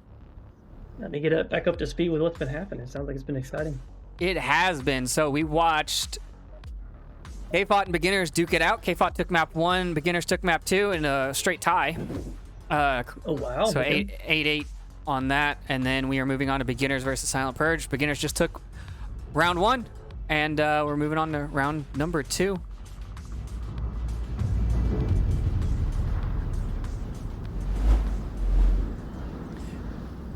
And unfortunate team kill by Hoochie probably cost Silent Purge that point.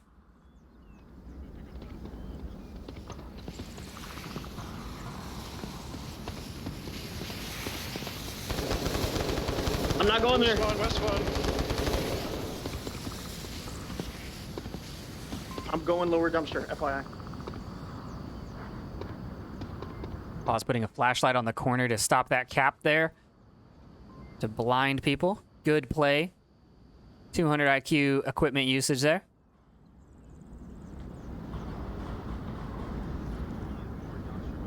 Right outside of lower dumpster. There's one on the outside of lower dumpster. East. West side of lower dumpster.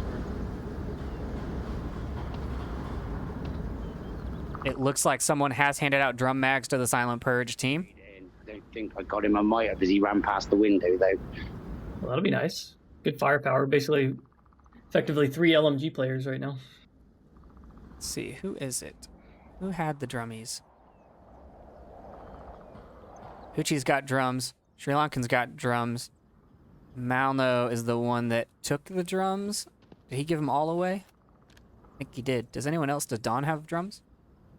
Nope. Sequick gets Kilo in Center Hotel downstairs. First floor, dark room. Lower red truck on the east side.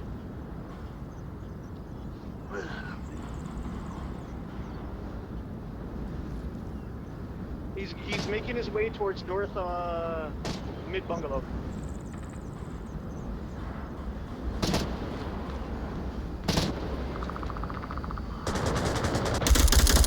Don Patron putting shots onto Smoyles' position, but he can't hit that hill, and Smoyles gets the kill. Clears out that eastern approach.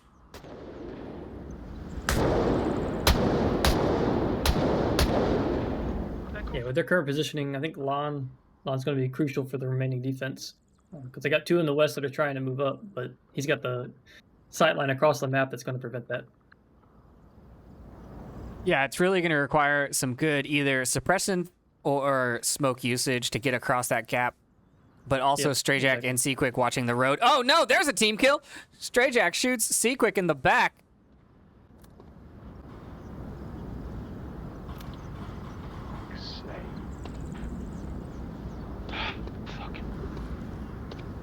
I killed Seaquick.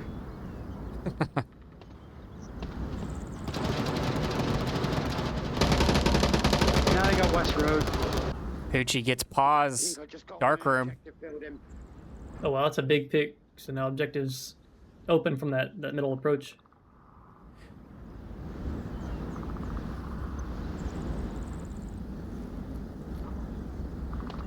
Sri Lankan trying to get these smokes where they need to go. Strayjack putting shots onto his position.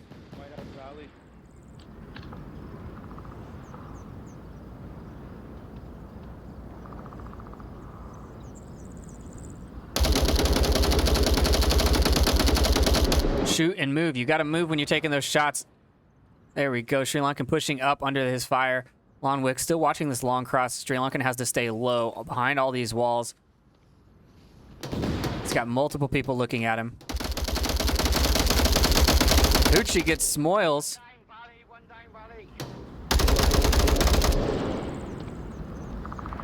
Uchi doing a lot of work from the center hotel. Sri Lankan exposed. Trying to get Lonwick, goes down to Strayjack instead.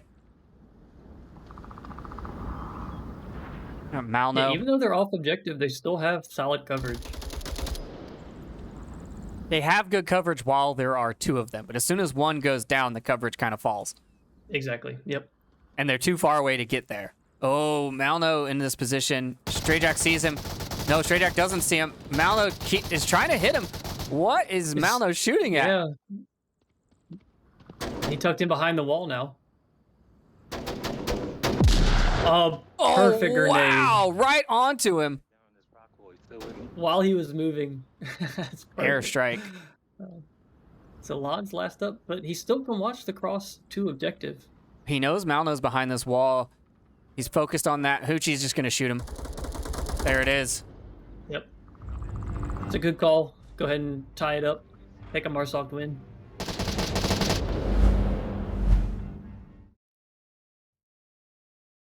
Yeah, Lon knows that if he tunnel visions onto Malno, that there could potentially be someone else that he's missed, so he needs to get back to the objective. And good calls all around.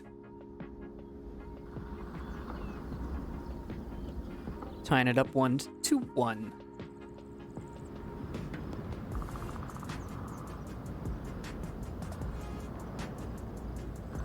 Let's take a look at the scoreboard scene. Or the tournament scene.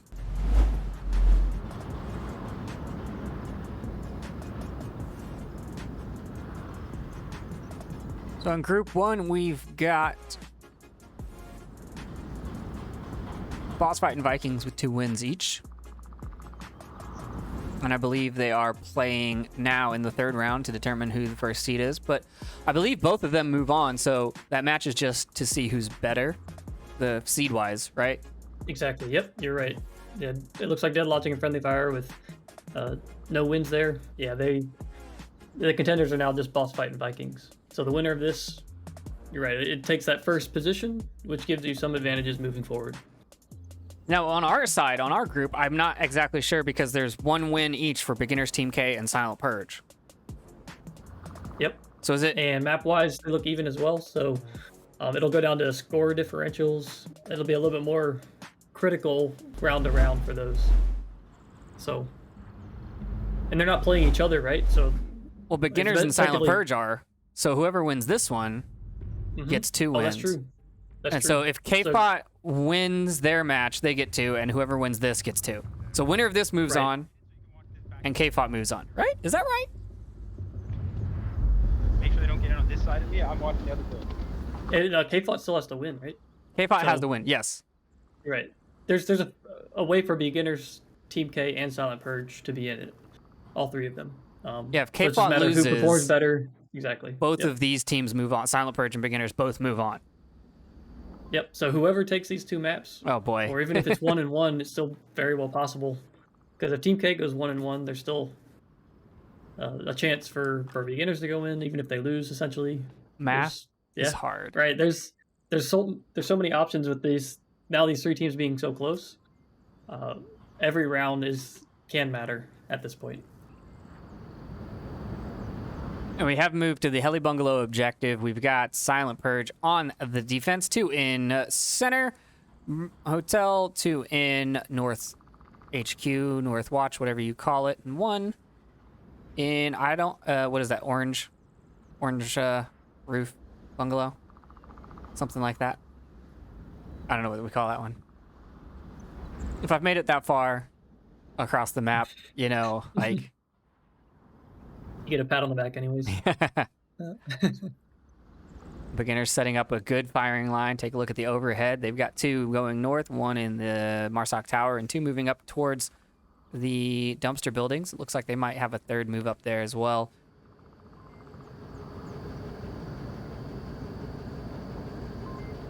Nobody actually in objective or on objective building for Silent Purge, which is not something you normally see for this objective, but I mean, 2 on either side building, pretty strong.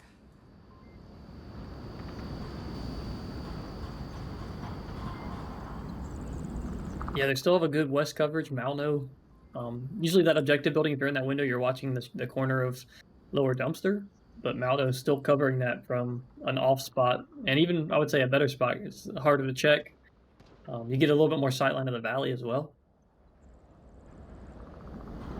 So it's comparable. I would say it's a 1-to-1 mix-up, and you're still close to objective. Where if somebody goes down, you can pull out and go to the other side of that building. And now you're covering the back side of objective.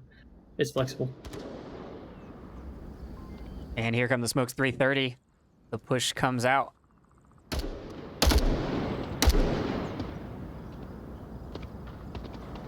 Yeah, I'm coming.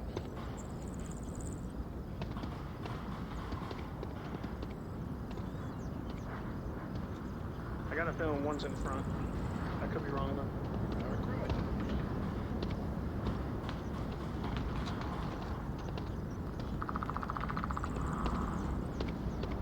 3 minutes now on the clock. Yeah, still 5v5. I think Malno's position going to be coming into play here shortly.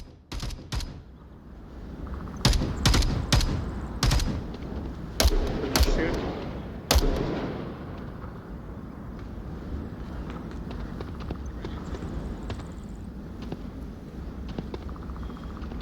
At least 1 or 2 pushing mid hotel.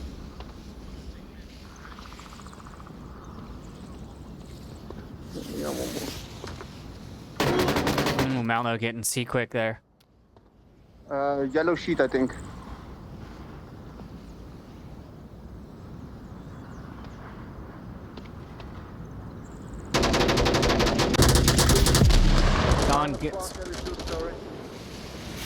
Don gets 1 on a nice pick on the north. Pause here. Still trying to get into center.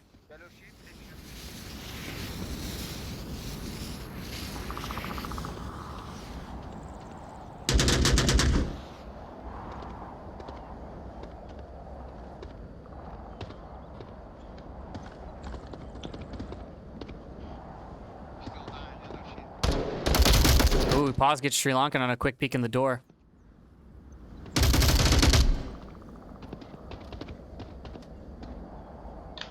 I'm coming in. Yep, I'm here. Don swings out, gets 1 off of those callouts, runs upstairs. Pause chasing him. Oh, Don tried to make a nice rotation around the outside, but Smoils was waiting for him. I was like, where is he gonna go?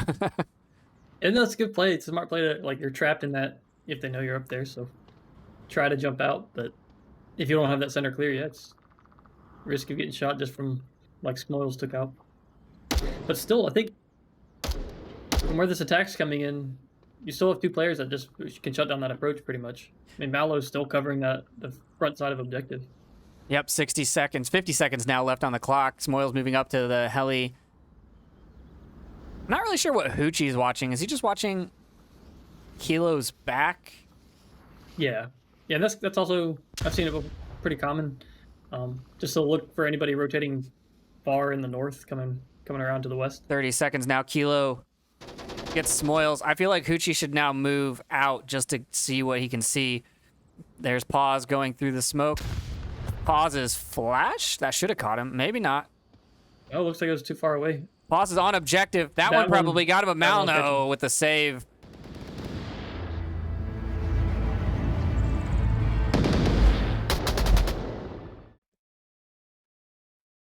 "15 seconds left on the clock."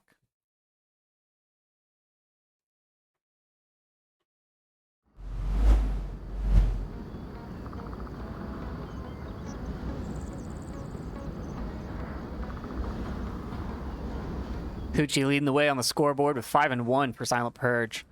Over on the beginner side, Seaquick, current leader with 3-2.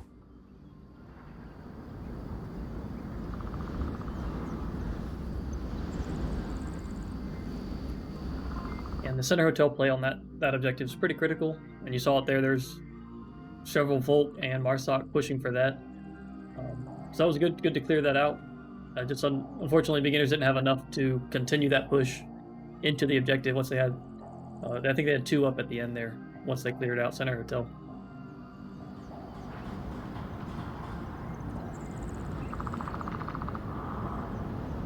It's another one of those positions that is very critical, and it's how much do you actually want to invest into it, right? Putting one guy in there is good. Putting 2 guys in there, potentially better, but then you're giving up positions elsewhere, right? You're taking people off of them and saying, well, we need 2 in here because in case one goes down, the other one can potentially get the refrag or just be there and keep slowing them up, because someone in center hotel slows them up to start with, right? It's a hard position to get into.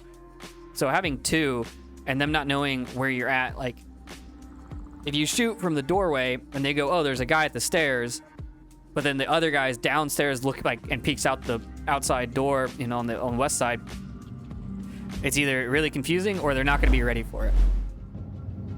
Yeah, for sure. There's a lot of versatility with 3 levels, and you have windows facing every direction. So there's a lot of mobility within that.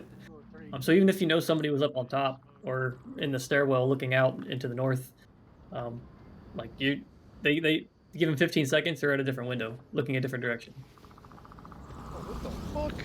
What, you dropped it. Yeah. You dropped something. Yeah, my What did you C4. drop? It's Oh, right right, here. fuck. Is that Yes, fucking yes. you up? Shoot it. No, unless they throw grenades. Sniping? So let's see, Stray Jack going to be pushing aggressively towards the lower dumpster. Good position there, covering that valley exit.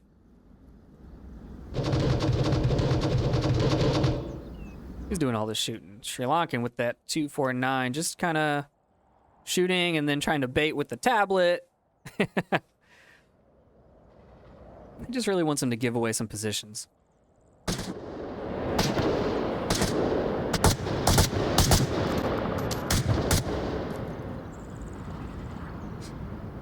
Malno also with a SA-80, so they've got 2 support classes rolling on this objective.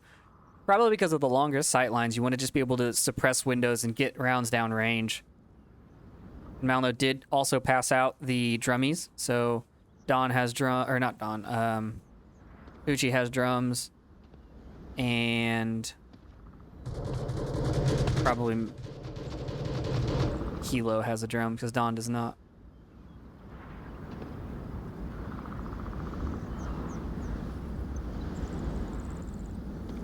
But slowly making their way across. You've got a good line across the map in the center, north to south, and then 2 in the back, just suppressing, sending rounds downrange. They're trying to find any kind of movement. They want to see any kind of crosses. But beginners are going to hold pretty tight.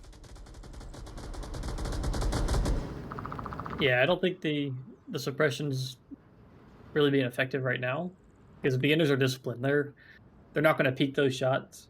They're going to wait until you're running out in the middle of the open, and that's where they're going to pick you off. And you can see they're all holding angles that are supporting that. So watching the west. It's a good tactic. It's better to sync that up with those pushes across. So like if you know somebody's in upper or the helicopter 2-story, like where Paz is, you can shoot those windows even if you don't see him, and you'll effectively make it so they can cross in the west or in the south out of that valley. So I thought Kilo was coming. there are several uses for all that, the shooting and the suppression. You just have to sync it up with your other teammates.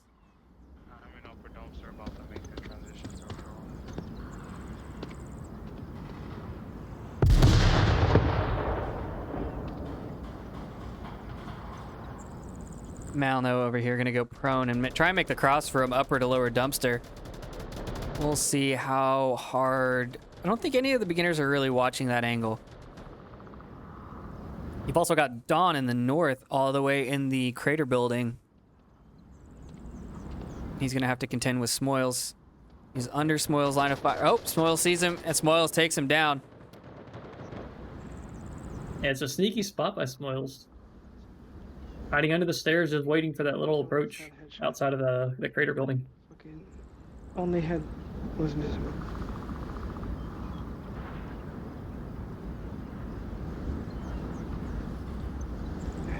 Yeah, 2 minutes and still got 2 pretty, center south, and then 2 center of the map.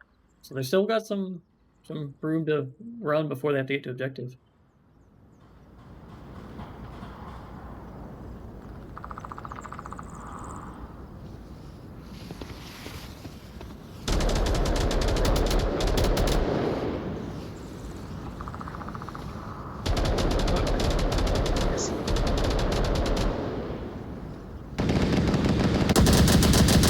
See Quick gets one through that tight angle through 2 windows.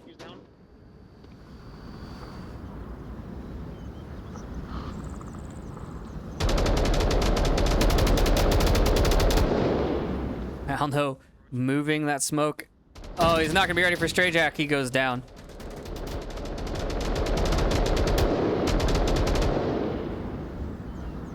Kilo now looking for the kill on a Stray Jack. Can he find it? Be a big pick to clean up this side of the map. I can't cross. Minute left on the clock.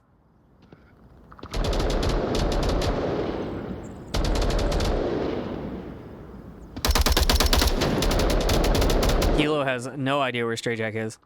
He doesn't. Stray Jack's playing that spot really well. Yep. He was being quiet enough, but trying to stay far enough back.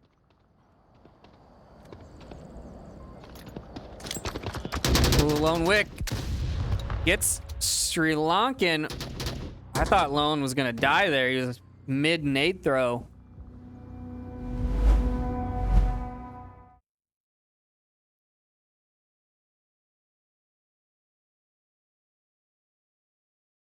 Did Sri Lankan have a knife out?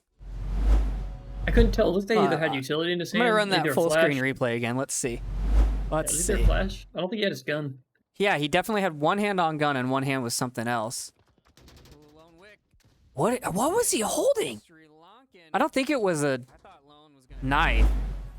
Maybe he had grabbed a flash off of his chest or something. I don't know. That happens to me a lot. You grab the utility instead of grabbing your gun. Mm-hmm. It annoys me to no end. Now we're moving to the eastern stables. Oh, this objective. This one's another one of those roll of the dice objectives. Depends on Marsoc spawns, and there's 2 Volk spawns. So, depending on the combination, you get different advantages. And in the Volk, sometimes you get a major disadvantage. So, it's kind of a luck of the draw which one you get and how you play it. There's ways to win, in every certain scenario, but some are definitely a lot more challenging than others.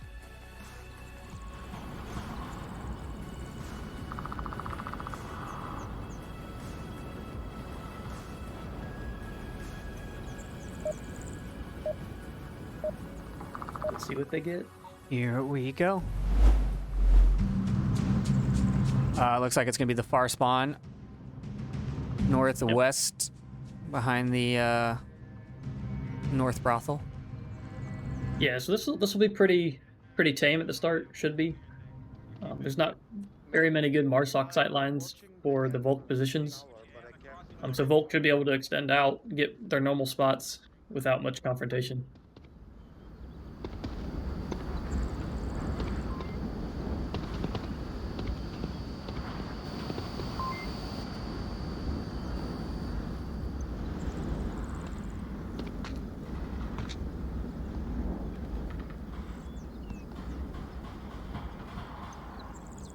Uchi might see a head there. Definitely sees a head. Ooh, Paz sees him though. One at North Bungalow on the hill.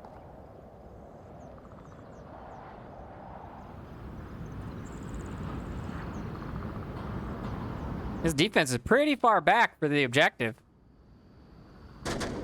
Yeah, I see a shoot with this one. It's risky to push out forward. Like if Huchi had gone to the next building, Paz probably would have been already in that spot watching that cross. Yep. Yeah, a lot Lines. of people like to play up on the hills. So you got a south hill and an east hill, and they both have great coverage of the approach to objective. But again, you're really far off. So if they smoke it and you're the last guy up, it's really hard to get back. We've got Lon Wick shooting at the tablet, Malno put in the window. Those 200 IQ moves.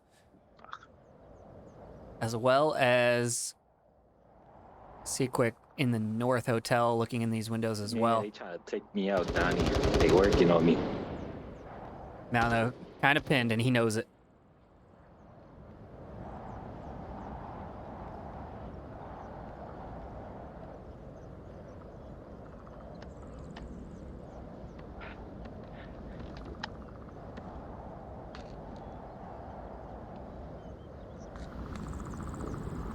Let's see, we've got Smoils creeping up in the north, proned out, seeing if he can make it to that northeast villa.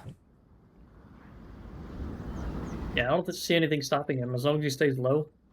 Can Don see that far?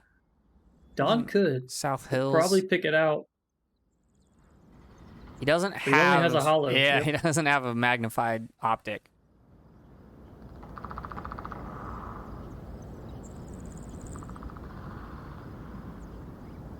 Oof, that's really hard to see.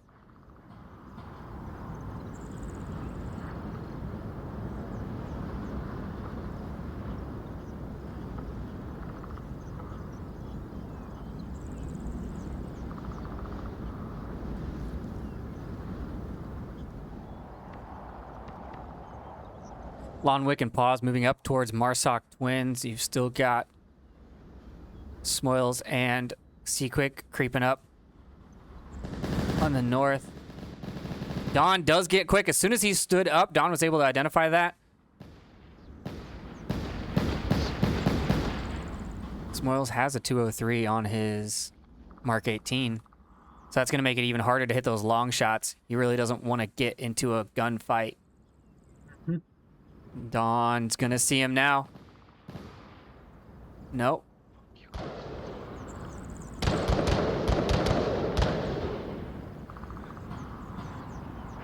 Reject able to down Mallow.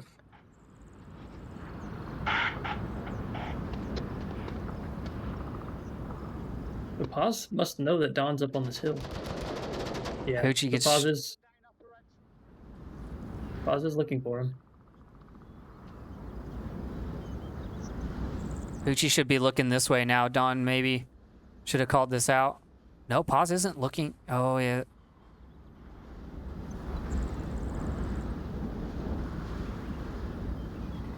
Oh, Don. I think Don's going to catch him out of the corner of his eye. Oh, no, Sri Lankan gets the kill on the Paz. Wow. Good cross coverage there.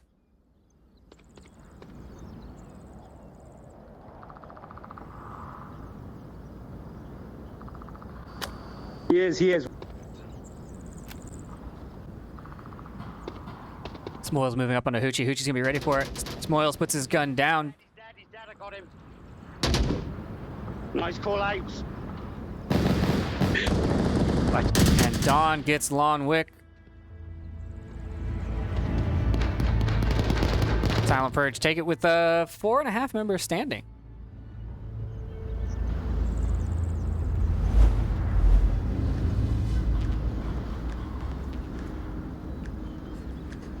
Yeah, that position by Don up on the south ridge, and it's hard to clear that. You either have to clear it from across the map, or you gotta throw some utility and push up there, but your back's exposed. So you can see it's powerful. I mean, I think he took out 2, maybe 3 people from that spot. Yeah, it's a great position as long as you have that backup, right? You can't defend yourself from the valley. Mm-hmm.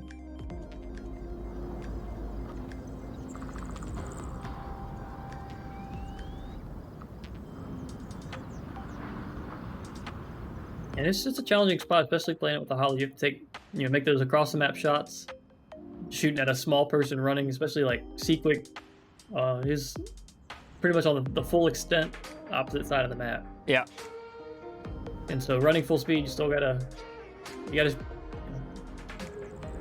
put the hollow right where you need to get the right drop and lead him a little bit. So it's challenging.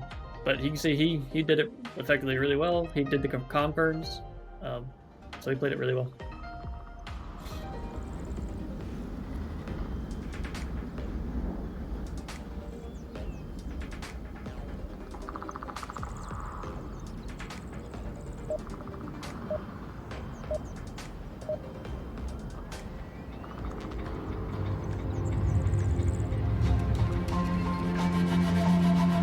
Here we go, round number 6.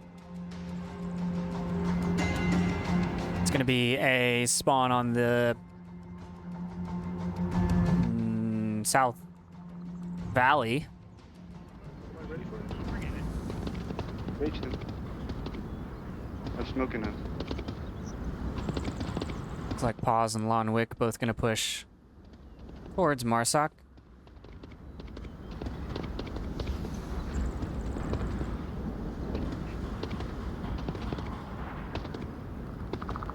A great use of utility covering that corner. So now, yeah, Paws and Lon Wick can get tucked into where they need to. A great throw, too.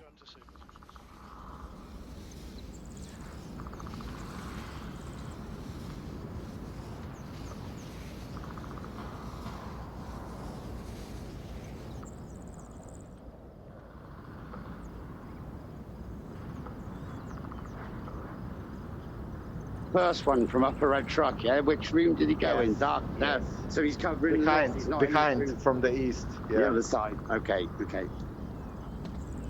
So they saw Stray Jack get into that bungalow. Watch out, I think. And they know because of which side of the building he entered, which windows he can look out of, right? They know where he's watching. Where is the one on the east?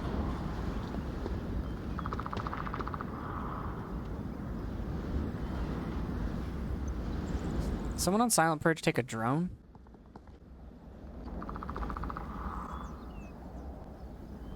Yep, I think it's like Don. Is he on? Nope, never mind. I would have thought it would be Don, but he's just hanging out. I don't know. Maybe there's not a drone.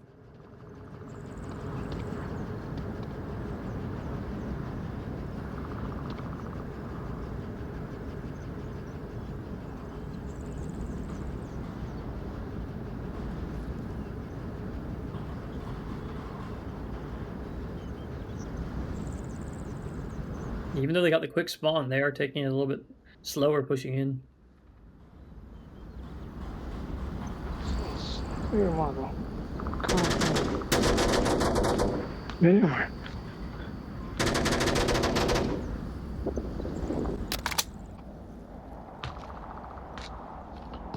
I love freeing.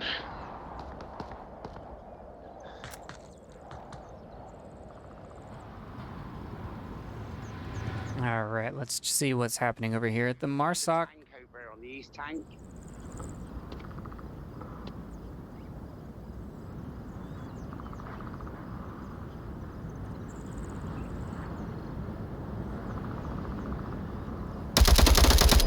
Nice shots from Hoochie there.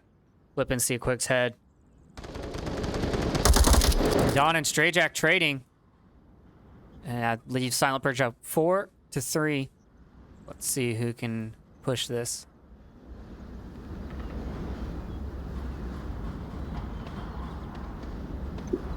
We gotta start moving. I like how there are trees on this map way out in the distance. Like way out on the east, on the mountain. Yeah, you're right. Never looked at that, but Good use of memory space right there. Ooh, that C4 going off a little early. Malno gets Smoils on the north, and that's crumbling. Now there's only the two on Marsoc defending. Yep. And Lon has good coverage of objective. And it's a very powerful position. And it's also hard to clear because you have a tight angle that you can shoot in there. And with Paz watching his back, they're both trying to move now. They're both running for it. They both go out and die. Silent Purge. Yep.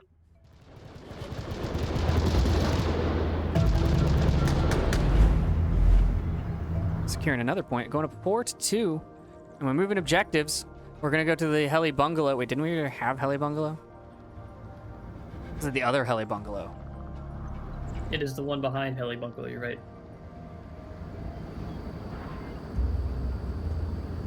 It's similar, but a little bit more challenging because there's a cap spot inside. And so you have to cover the front side of the bungalow. Right. It's just as important as covering the back.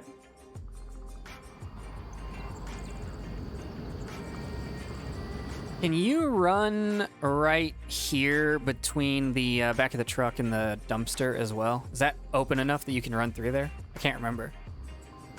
I don't remember either. It's not usually a route that I take.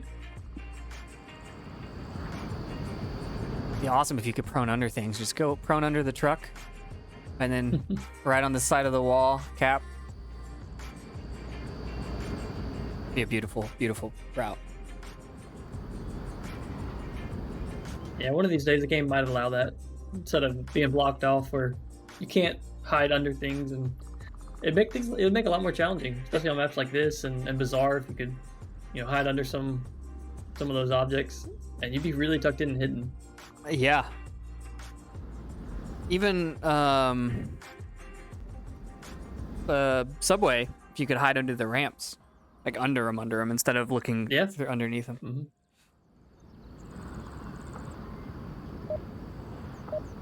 All right, can beginners stay alive, or is Silent Purge going to take map 1? Let's find out as we hop into round number 7.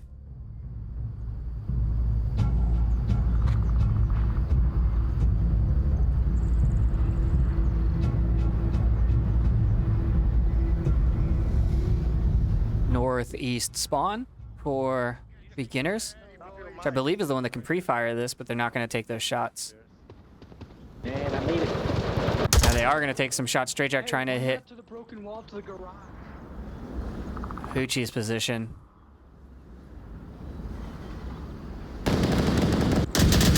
And that spot, so good. Killing Strayjack, the one that called him out, just downing him actually.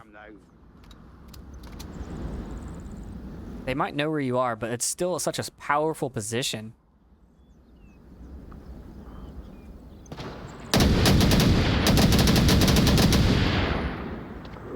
Yeah, not many spawns allow access to that, especially on Volt, because you are open getting up there, so you have to go as fast as you can right at the start.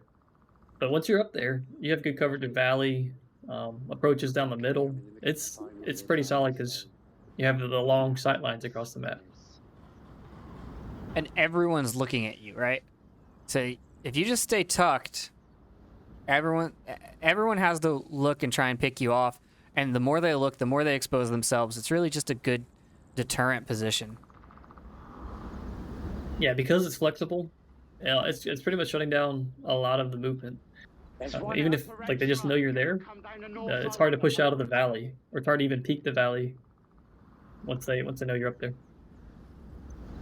Yeah, Hoochie not actually looking south though. He could be defending the valley, but it doesn't look like he's going to go that way. He's watching this upper red truck. He called out one on the north side of it.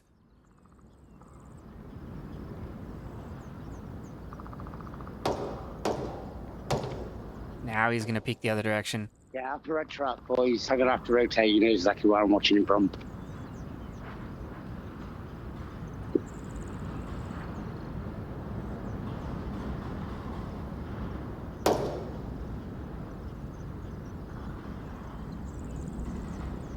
Oz has now made it all the way around, and there it is. There's the pick.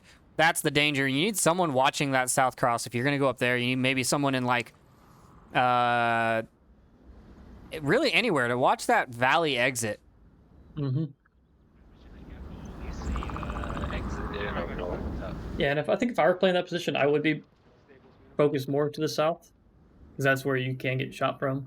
At the north, it's going to be a lot harder for them to wrap around and get where they have an angle on you.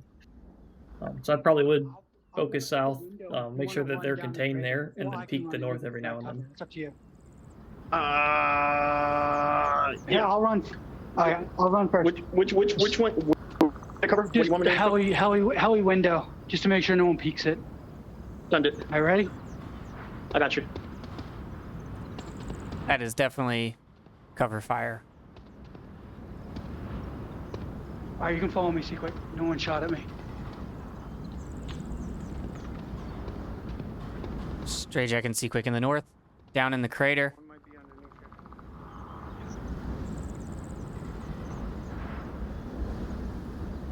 Got Don on the objective. He's peeking ahead. Oh, he doesn't see me. They called out Paz's position. Now Don's going to be looking for that. I think he's going to be the one taking the kill. Red Truck Hill, but... Yeah, but I'm vulnerable to the tango. I'm right behind the OBJ bungalow. Out in the open. Kilo's call-out's good. I saw him. I'll shoot him as soon as I see him. Don going to get picked up from Seaquick from behind. What? I got shot from the west of White Tower, north of White Tower. He's climbing. He's looking for the confirm. Where? He's climbing on the hill there, on the northwest. Oh. Okay, there's one in the tower, guys. He's in the tower. He's in the tower. No. He's in the tower.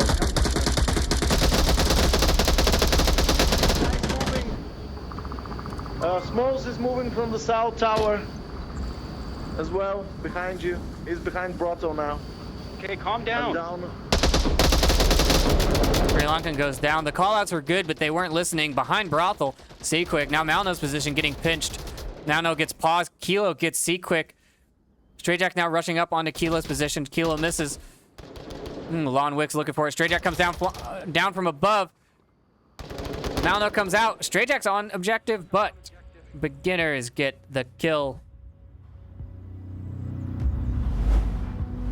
Yeah, that push there at the end had cap potential with Smoils at the helicopter. So if Lon Wick had pulled his shots on Malno, he might have been able to get Smoils inside of objective. Well, Stray Jack was on objective. Oh, you're right, Stray Jack was on the backside. He's running around to the backside to cap, you're right. I'm just saying the safer cap point's inside, so if you have made it inside, he can tuck him behind a wall and pretty much have all the time he needed.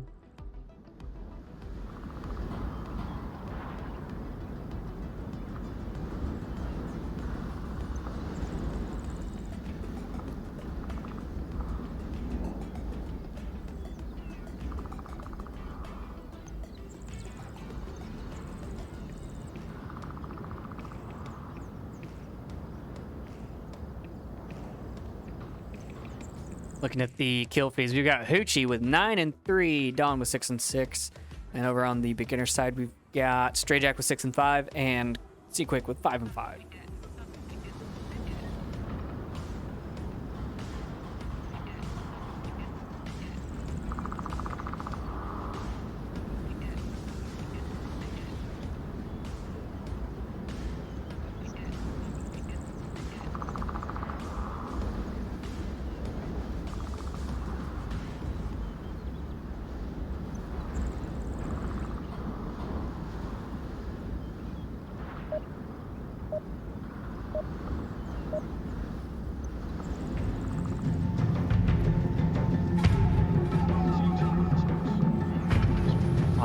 hopping into the next round. We have different spawns for both teams. This is one of the objectives that Volt can spawn on either side of the objective, and they're going to get the northern one. And Silent Purge going to spawn behind the Marsoc twins. Yeah, fuck, well. And the lines of fire from Marsoc's Sri Lankan takes down Seaquick.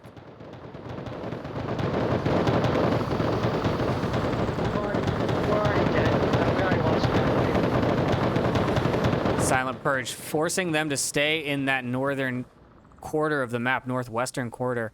They're going to be able to move and take over the dumpster buildings and the valley, as well as send one north. They'll be able to go towards North Hotel. And it's a good early pick there, and good suppression onto the spawn. Yeah, that Volk spawn is difficult because if the Marsoc gets the northeast spawn, they can cover the north side of that brothel. And so you saw everybody run towards the south side because there is a chance that that north side's already watched. But then with the south, if you're running the south side with the Marsoc spawn, you have to tuck in fast. I think you see Seaquick being caught out there from basically pre-fire right at the start. So you have to be, on that one, it's you get trapped. So it is a little bit harder to get set up. Northwest HQ, guys. At least one upstairs, Northwest HQ. But I still think with Lonwick's position, he can cover most of the west. Stray Jack's watching objective, and then Paz has the front of the bungalow covered. I think things still look pretty solid for defense on beginners. Hilo trying to bait more shots, waving his gun in the air.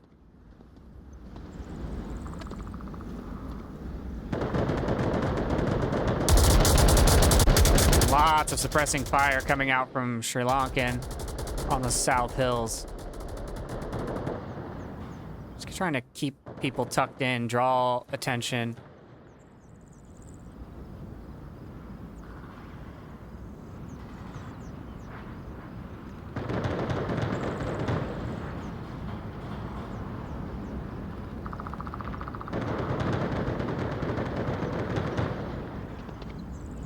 Keep suppressing that window for me that you are.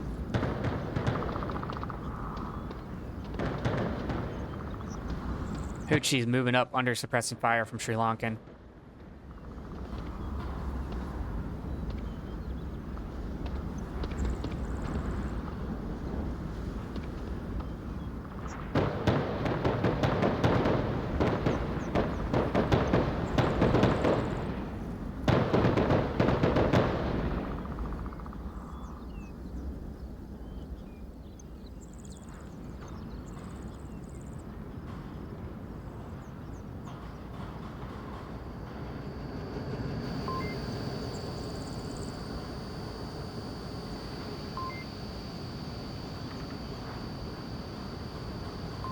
Once again, no one watching that northern cross here, the northwestern area, which is where Don got shot from last round.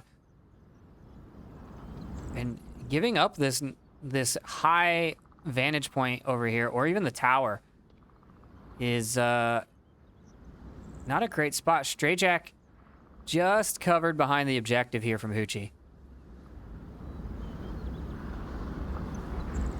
Yeah, leaving that north open, especially, well, they have 4 up, so it's hard to cover all these angles now.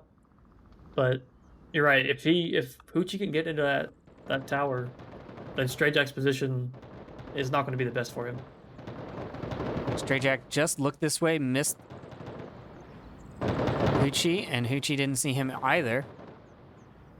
I mean, meanwhile, you still have Siri all the way across the map, sitting on top, just trying to put suppression down, but he only has 2 minutes. Yeah, he needs to move now.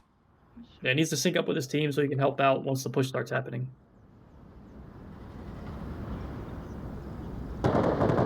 Or he can keep suppressing. I mean, the only thing is he could keep doing that the whole time, but he won't be able to be part of this push. So he's really relying on the rest of his team to make these approach, and it could work out. Low dumpster one. Onwick shooting at lower dumpster, can't hit him. By the tower. Get down to my God. 1 minute. Keep getting stuck in walls. I mean, 3 members are relatively close. They're in Center Hotel, so see smokes coming out, trying to cover the approach right into the front. Longwick They got really great smokes, actually. Yeah, really good smokes. Longwick got Kilo, but Longwick did take some damage. Hoochie knows he's there. And he takes that kill, but now Smoils is on his backside. Smoils gets him. Pause gets Malno. Strayjack gets Don Patron as he ran up to the objective after he got Pause. And it's Sri Lankan coming in from way off of position. Strayjack and Smoils still alive. Sri Lanka needs to run. 30-second beeps go out. Yeah, not enough time for the res. He's holding a grenade or something. Basement of LE2 store. He's got tablet out. What's he doing? 17 seconds. What's he looking for? Is he out of ammo? Oh, he wanted a rifle. And he gets taken down. Beginners tie it up 4-4.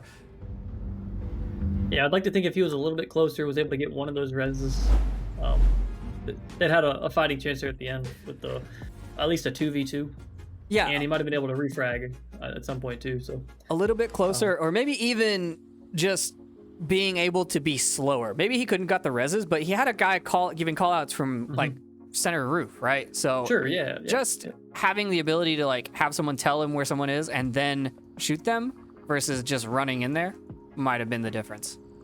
Yeah, and so his positions, like his play up in that valley is good. I mean, it's effective, but at the 3-minute mark, you got to be evaluating the move. I think he waited till around 2, and so if he had that extra minute to move up a little bit closer, help his team engage, I think that definitely could have been a deciding round for Silent Purge. And now it's tied up 4-4. Beginners on the offense. Silent Purge defense. Lower dumpster objective. What are we going to see? Because I don't know if these teams are doing the math. I don't know if they're looking at the brackets in between rounds and trying to figure out like every point matters. Or if like earlier when we were saying a cap here doesn't matter because you're going to lose if you get capped on or you get killed. So you can play a little bit more aggressive on your defense, play some off meta positions. But the overall points do matter. So how do you decide what you want to do on defense here? For Silent Purge, I mean, I'm still in the mindset of play conservative because you know they have to come to objective. It's downfall. Everybody, you have to make those big crosses, and so they get a fortunate spawn with not having quick spawn for Marsoc.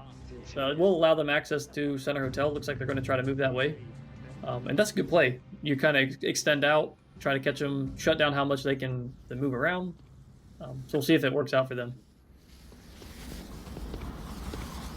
So much defensive smoke. Looks like I'm going to set up a nice little diamond on objective and play conservative. Damn, that's really not what I wanted. I was really hoping for some aggressive play here.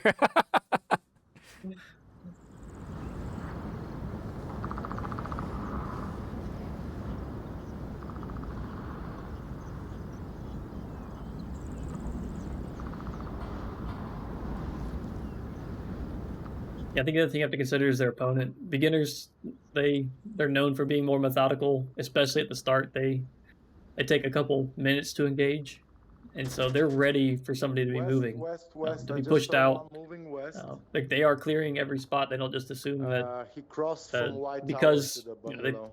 it's not a meta spot. They're still looking at it.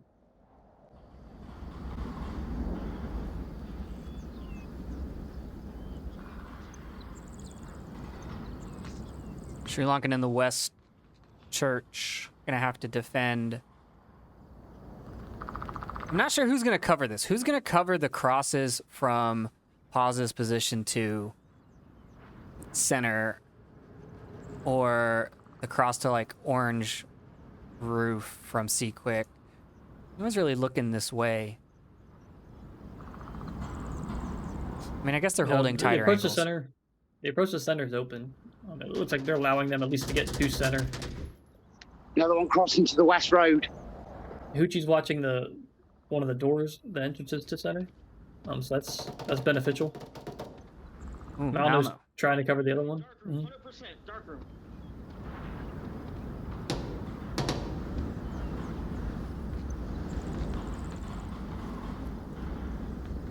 I've got one way out in the east. I believe that's Smoils. Skyboxing on the far east. Is there a drone? Yeah, and he's anywhere? No. He's watching the South Ridge, which again is another common push for this objective. So it's taking him some time to clear that, but I think once he gets past it, and he might move up on the hill or go down through South Ravine. That will be a good play.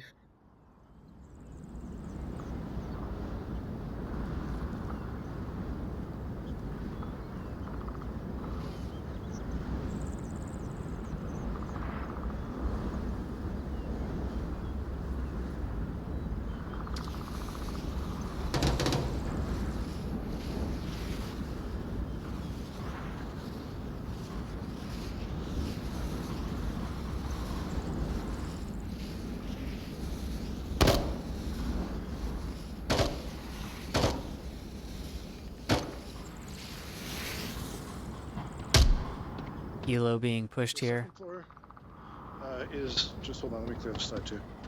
Yeah, second floor clear. Two on me. Mid hotel. There's one in the mid. One mid hotel. Hi guys. Sounds like he's on the stairs. Second floor someplace. On the outside. He could be on the fridge.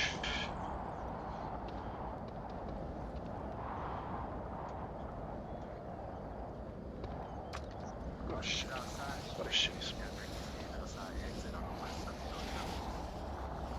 Malno calling out Stray Jack's position, and Sri Lankan pops up and gets that kill. Good teamwork there. One call out, one kill.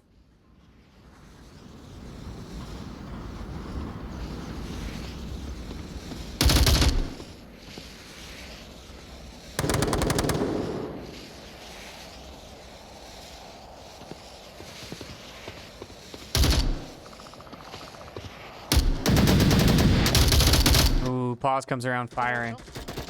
Nobody backing him up. Malno not shooting through the windows. Pause gets that kill.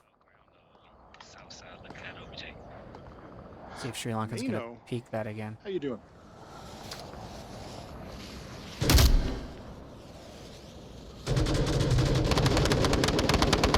Sri Lankan gets Smoils at South Marsoc. Malno shooting a C-Quick, but he can't peek out too much because Pause is looking at his window. 1:05 left on the clock. C-Quick swinging around the backside here. Sri Lankan did get the call out, and C-Quick goes down, and Don gets Lawn Wick, and now it's all to Pause on center hotel against 4 members of Silent Purge, and his position is known. Hoochie's gonna get a little pushy here on the upper dumpster, maybe. Peek around the corner, see if he can get a kill. Moving slightly closer to objective. Oh, Pause is gonna peek out. Oh no, yep. Getting caught out. Pause gets him, but Don gets him with a headshot. What a refrag. Wow. Silent Purge taking map 1.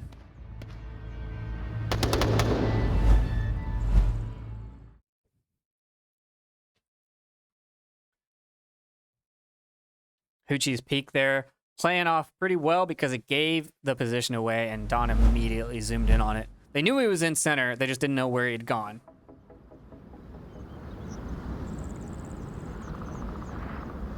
Now, I think we're gonna cut to a quick intermission. Well, let's go over the kill feeds real quick. Don with 9 and 7, Hoochie with 10 and 5, Stray Jack with 8 and 6, and Pause with 7 and 7. Some pretty high scores there, but it looks like we are gonna go for a rehost, so we will be back shortly. Don't go anywhere.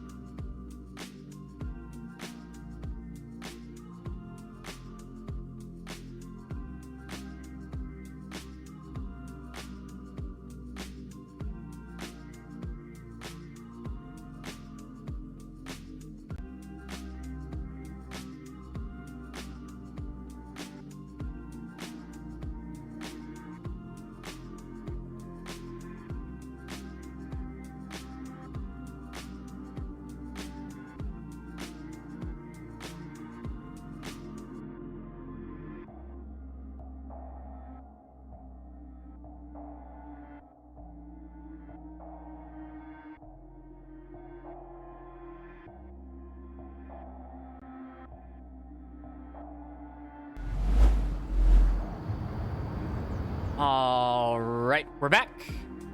Map number 2 is going to be Bazaar. Now we're looking at the scoreboard here. We've got, I believe, the other. Wait, is the other bracket done? No, they're still playing too. Right? Yeah, there's still one match. No, Boss Fight beat Vikings 10-3. So Boss Fight goes on because they won all 3 of their matches. And I believe Dead Logic, Friendly Fire, Vikings go on. Vikings automatically go on. Exactly. Yep. So that one's over. Yeah. And we're going to go into the first round of map number 2. We're starting on the eastern objective. Not quick spawn for Silent Purge. And see quick just shooting to shoot. Now we're not sure. We were discussing this in the intermission, but I think that Silent Purge can knock beginners out here.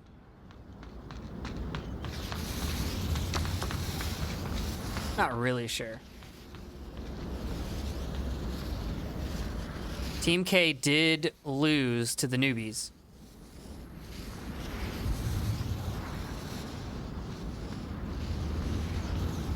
Yeah, I'm on the other side, east.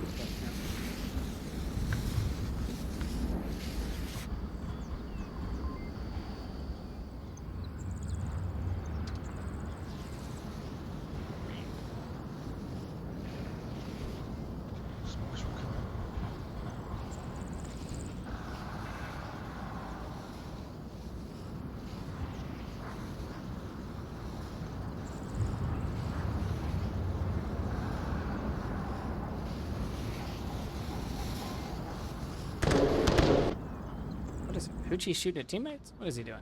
What's happening here, Hoochie? Make sure you're not shooting at teammates in the kayak. No, shooting the balcony. I thought I seen one there, but it wasn't. Paz getting Kilo with the C4. Yeah, he's in the stairwell near OBJ. And we just got raided by IVRL 1, so it looks like they're done. Okay. But we got raided 6 minutes in the past. Because, time travel. IVRL bringing you time travel. Yep. All these smokes are out, so the res could come out. The res could come out, but I think Don's just going to go for it.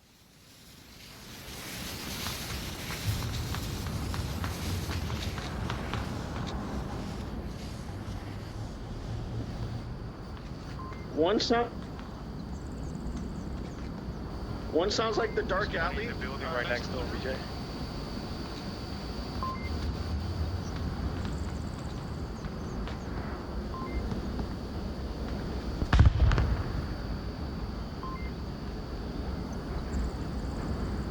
There goes the revive. And they're right outside of objective. I mean, yeah. All 4 of them have pushed up. One's in the east. It's another strong position just to watch for the rotation back. They're pulling the boss fight? Yeah. Sri Lankan is there, and Lonwick is watching south in the far east. So we'll see how that plays out, but Don's going to rush the corner here. He gets C-Quick with tablet out. Smoils now checks it. He gets traded with Hoochie. Kilo gets pause on objective.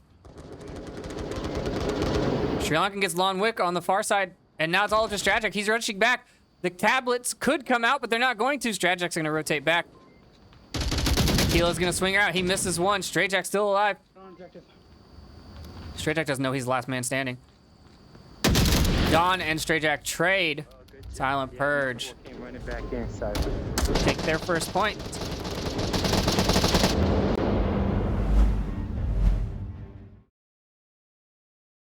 It was a really nice setup from Silent Purge. They got within like 20, 30 feet of objective, and then all pushed in together. And then, yes, Sri Lankan was pushing the east at the same time, so they were in sync there. I don't think I could fault any of that. It was a nice play. Yeah, very, very nice play.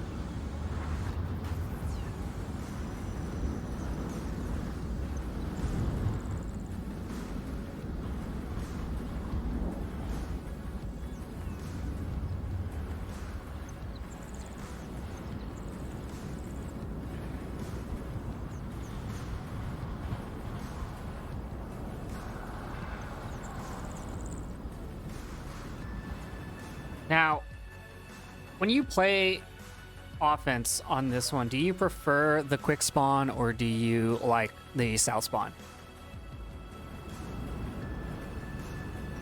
I generally like the quick spawn. You can watch the street really easily, make sure nobody pushes south from Volk spawn, and your teammates get a little bit faster timing up into Kiat. Well, it doesn't look like it's going to be that quick spawn for beginners either.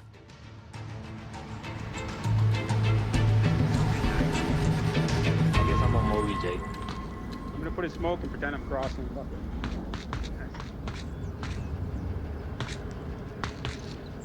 Don't add me now. Take a look at the overhead. 3 south, 2 deep south, 1 at Ice Cream Truck, 1 at south side of Bazaar. A 203.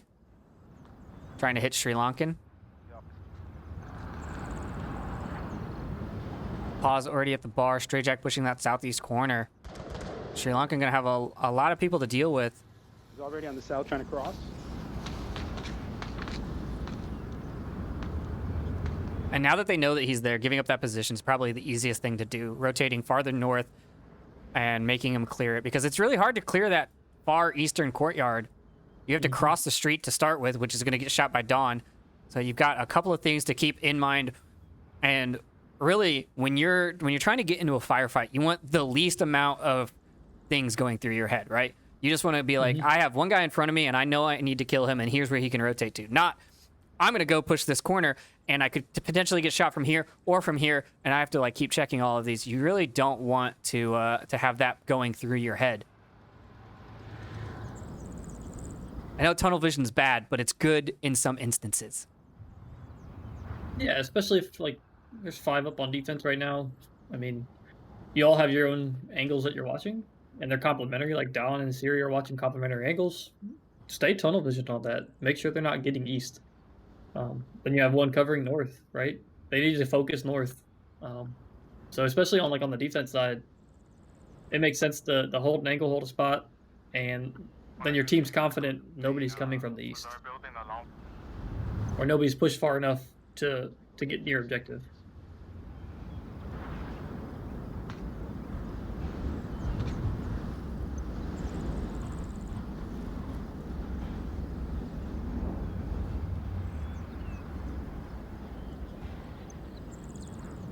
Yeah, 3 minutes 45. I'm going to assume that smoke's going to start flying at 3:30.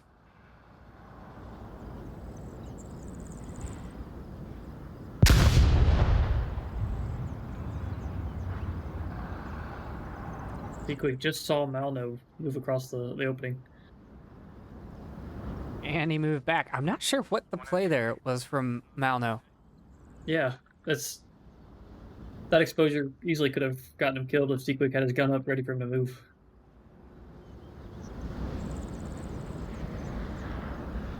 Smoils is on the scaffolding. And they're shooting. They're ready for Dawn to come out that blue room window. Smoils is going to be looking for someone in that eastern courtyard. They've got pretty good offensive angles here. I wonder if Smoils has... I'm assuming he's got a 203, HE 203 in there. Back by the buildings further.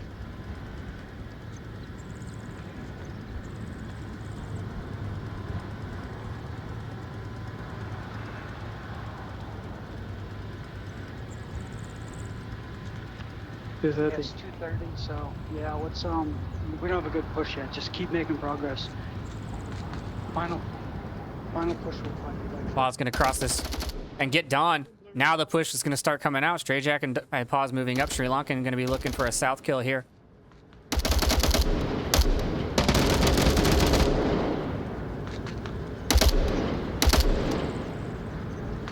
And the trade, so they can't confirm that Sri Lankan's down. They might still stall them and make them clear that building. But they are looking good to push into the east.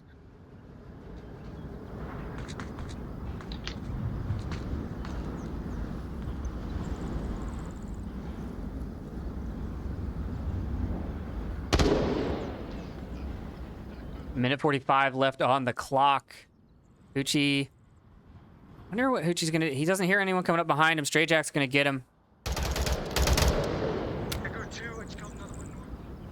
And now it's 2 defenders on objective. Malno gets Seaquick. Even though Seaquick knew where he was, not really sure what happened there.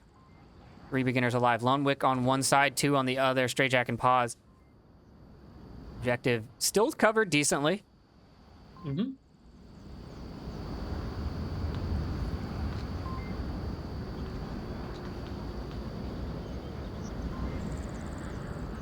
Shout out to Lambo for getting the predictions for map 1 completed and starting up predictions on map number 2. Vote with your channel points. If you're hearing this, it's already too late because it's a 5-minute window and we're on a 6-minute delay.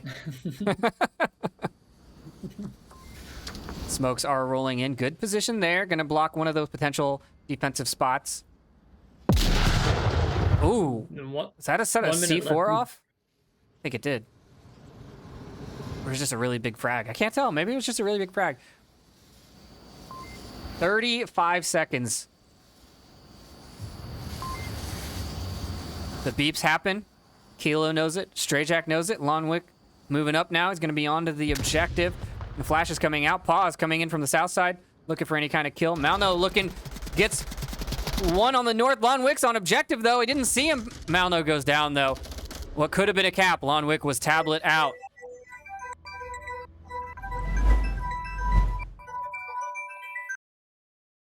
Yeah, with 15 seconds left, we could have gone down to a 1v1 there if Lonwick had dropped. So I definitely don't mind taking the kill on that one. And that puts beginners up a point as well. Tied up 1-1. And we move objectives to the tank.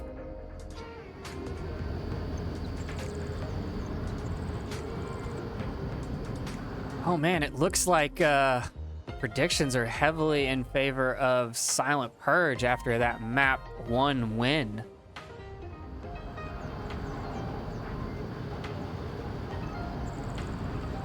Okay, I'm gonna take that would be big for them. I'm gonna take another look at the bracket. I'm gonna take a really good, hard, long look at this bracket and see if I can figure out what's happening here.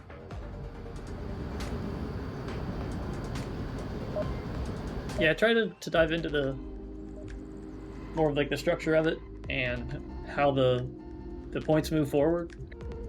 It looks like it's map wins and then round wins, total round wins. I might be reading that wrong. I didn't set it up, but well, Etch is in chat. He can let us know. Yeah, that would be great.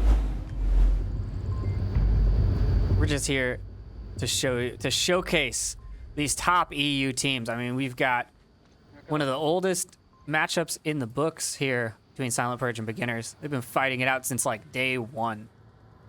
Pa's gonna go for the scaffolding. He's gonna make it all the way into the blue room without anyone seeing him across in the far west from Sri Lankan.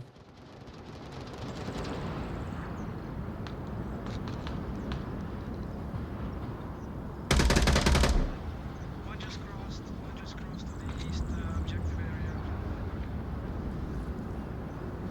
Keel's gonna go for the run. Paz misses the shot. Sri Lankan waiting for it. Can't hit anything. Yeah, 1 minute west. Got Lonwick in the southeast, going to be defending that. We'll set up a camera down here. Number 4 over on Lonwick, just in case we need to pop back over there once that approach comes. You've also got one in the north. That Lonwick spot's pushed out pretty far, but you're covering a really strong angle where they can't get around that angle in the south. So they have to come in front of him in order to reach that south street. So it does cut down a lot of the map movement, but if it gets down to maybe 2 or 3 up, we better see some movement back, some rotations back, so that he can cover objective. Yeah, being able to just punch right through the center is also a great play. If you can get maybe into the souvenir shop, because no one's watching the main road, right? You creep in and you get into the souvenir shop here, and then into that southeastern courtyard and come up behind Smoils or Seaquick. You can bypass Lonwick and take out 2 people on objective, and then Pause is the only other one near it, really. And then you could do, like we've been saying, like all night, you just wait for someone to come out, right? You're just sitting there waiting for rotations to happen because it's going to happen. Yeah, these teams know how to not get capped on. So that usually means they have to move. At some point during the round, they're making that decision. It's worth it to give up on your angle and go back and hold something that's a little bit stronger, a little bit safer.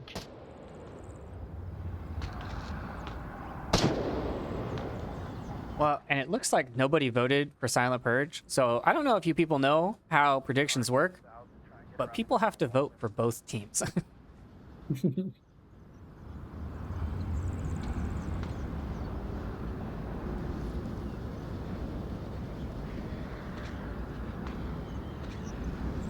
Yeah, south position is going to hold up any kind of southern approach on the south street, but really it's just an approach that you don't need. Where's that guy stuck?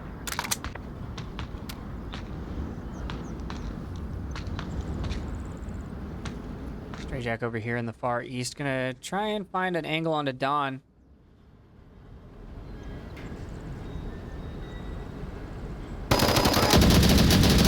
Don sees him, hits him. Stray Jack has to heal, but neither of them go down. Now Don needs to move. Fucking hell. Did I got this guy? There was one in the far east. Oh, was that a frag? Oh my god, that could have... That was so close. What a throw from Stray Jack. I'm gonna try and get into this corridor here. 2 minutes left and still 5v5. Silent Purge is poking them in different locations, trying to find a hole through their defense. Now, Monwick is on that strong angle, waiting for one to move. He's able to get Kilo in the back. Ooh, Paz gets taken out as he pushed Malno. Poochie does get refragged immediately by Smoils.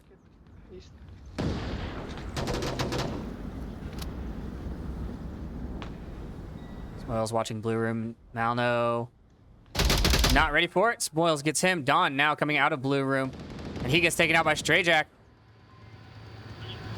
Still alive. Sri Lankan, last man standing, chasing down Smoils. He gets one. And he needs to watch that south.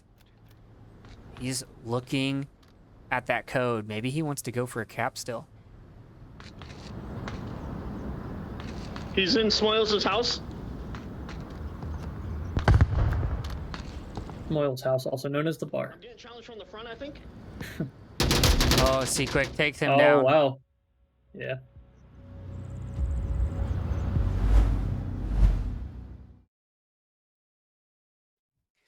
Beginners staying alive.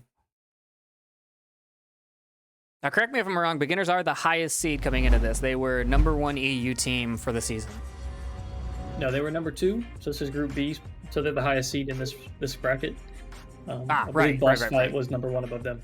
He was #1 seed in Group A.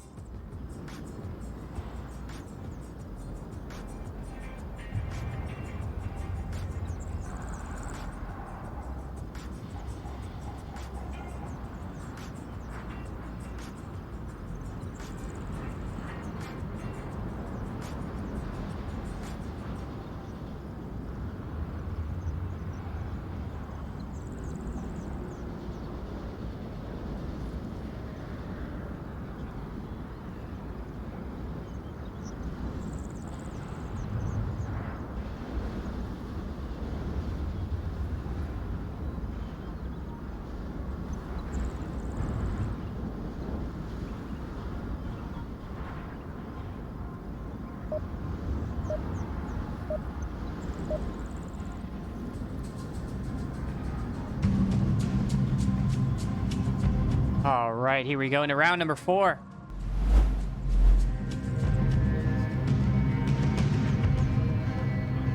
Same spawns for both teams.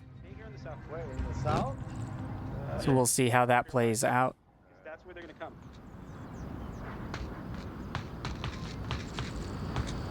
Remember, Kilo, don't get pre-fired here.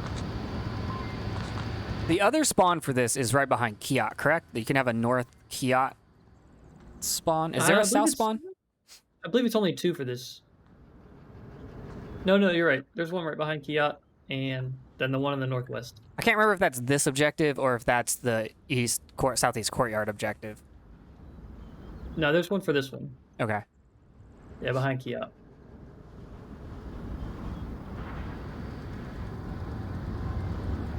Defense here looking a little bit different. Got more heavy northeast coverage with 2 there and Dawn in blue room, as well as Hoochie looking north from the bar. They're really not looking south. They have 1 player down there, so maybe they'll rotate once the call out comes out, but right now Malno is all alone in the south.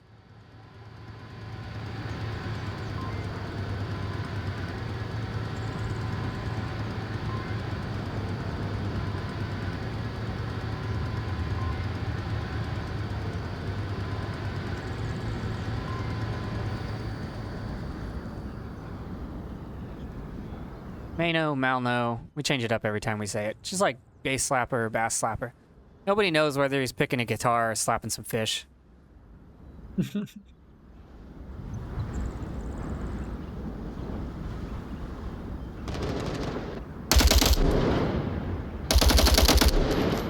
was just putting pre-fire on the scaffold, trying to make sure that's clear.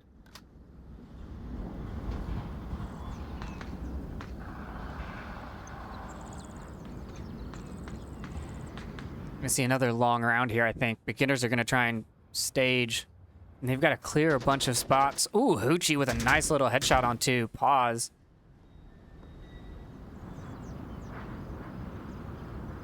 Pause just a little bit too high in his approach. He needs to be crouched down behind this wall. Drajak did make it northeast, and so he's essentially behind Sri Lankan and Kilo.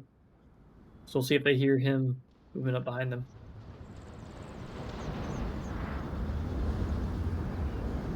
Sri Lankan needs to put his foot inside the wall.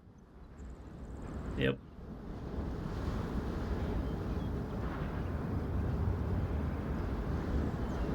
They're in position to support each other. They're close enough where they can make call-outs without having to use the radio, and they can refrag pretty quick.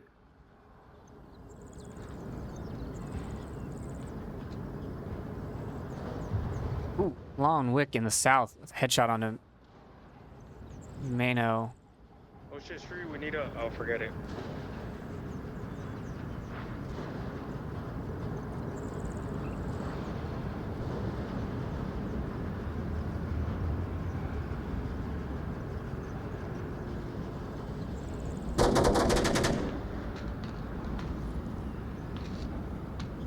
Stray Jack sees the legs.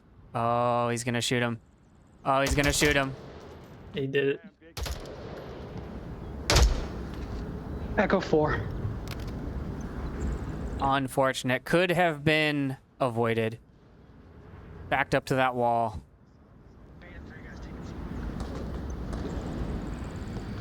Hoochie's actually watching that with a long angle, which frees up Dawn. Dawn doesn't have to watch it, but Stray Jack sees Hoochie. What is... Now Dawn's running. Pick out Dawn? What is Dawn doing? Back to him. Sure enough. Yeah, Stray Jack doing a power play here, getting 3 kills. He's not going to be ready for Kilo here. Kilo. Kilo gets that kill. 2 beginners still alive. Kilo needs to defend this objective. Hey, where you at? Where you at?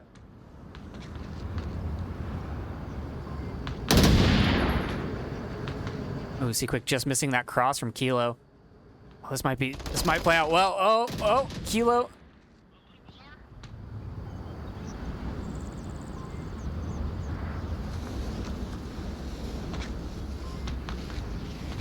Kilo rotating back north, which is a smart play here.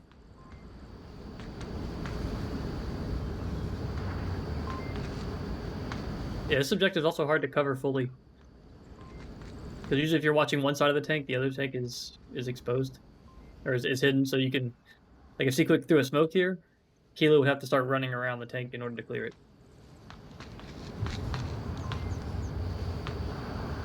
Kilo missing C-Quick there. Once again, the timing just slightly off.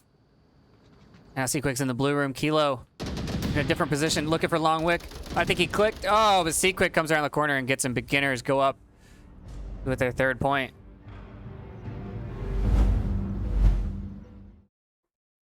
Kilo doing everything he could to stay alive there, but he wasn't peeking far enough out on that north street to watch anything. Allowed C-Quick to get a wider angle on him with a 2-man approach. Yeah, it's a hard one to defend last up. and that was just like, Stray Jack made a good plays there to make it down to a one-man stand there at the end. It was a good northeast push for him, taking out 3, and that let Seaquick and Lon do what they needed to do to surround the last man up and take the win. So according to Etch, the all-knowing, match wins, then map wins, then points scored, then points given up. Okay.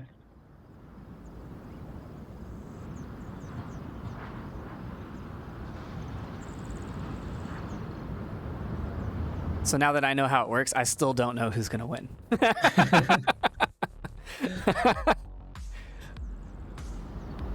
Brackets are hard, guys.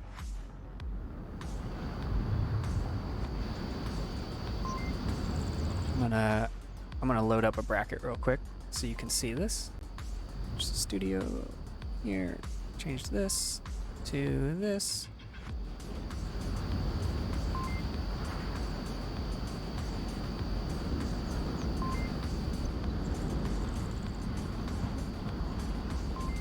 Okay, we'll look at that next round. Because we're hopping into round number 5. Nope, looks like one of the beginners was not in. So let's hop over to this new scoreboard scene that I just made on the fly. All right, so we've got Team K with 1 win, 1 draw, and 1 loss. That's right. Yep. Beginners with 1 win, 1 draw. So that's overall match points. Exactly.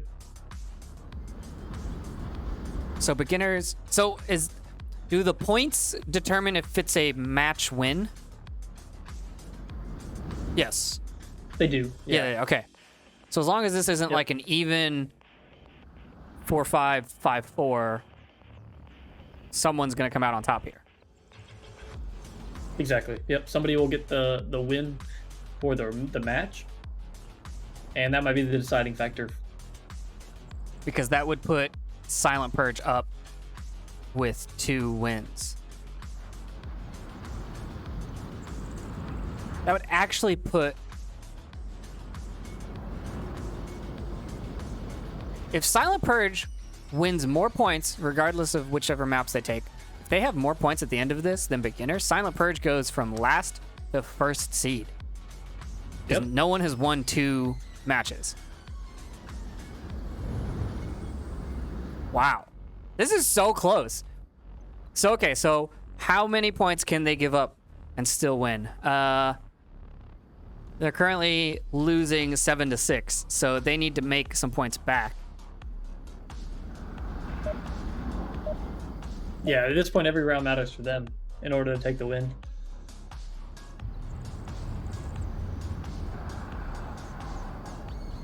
And since they're only sitting at 3 points versus Team K's 4 from the draw,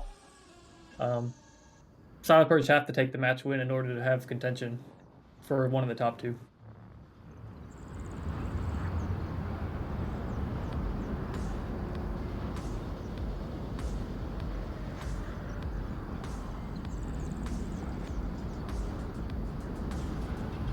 Right. Wait.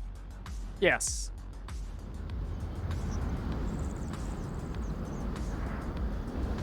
Yeah, the only way Silent Purge gets more points in the bracket is to win the match or get a draw. If they get a draw, they get 1 point. If they win, they get 3.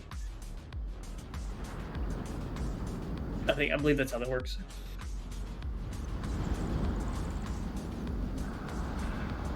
I think that's right.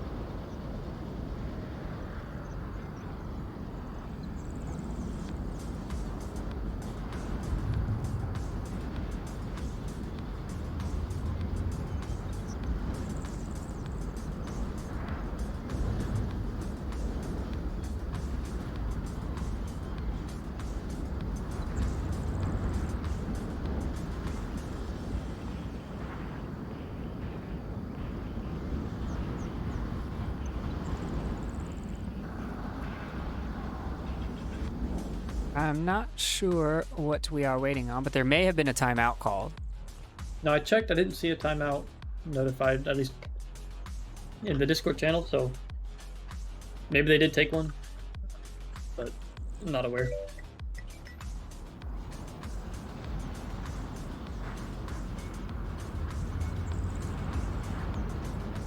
I'm still trying to figure out this map here. I want to make sure we're right.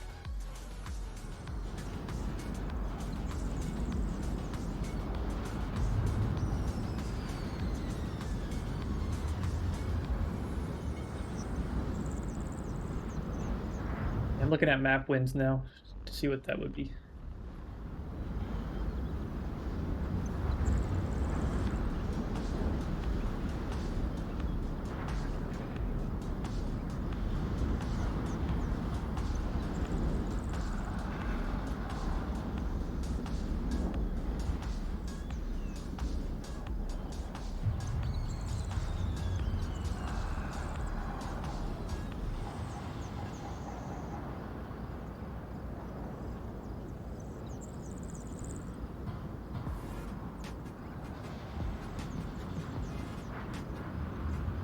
I don't know.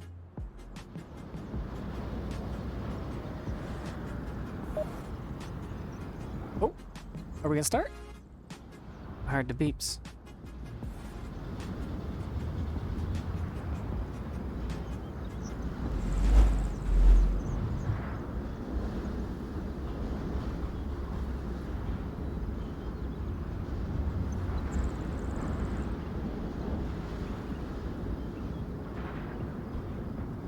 I think they're just messing with us now.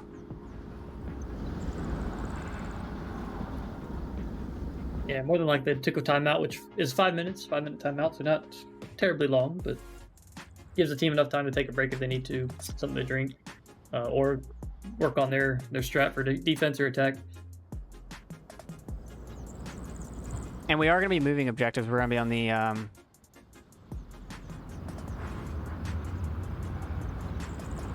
the ice cream truck objective.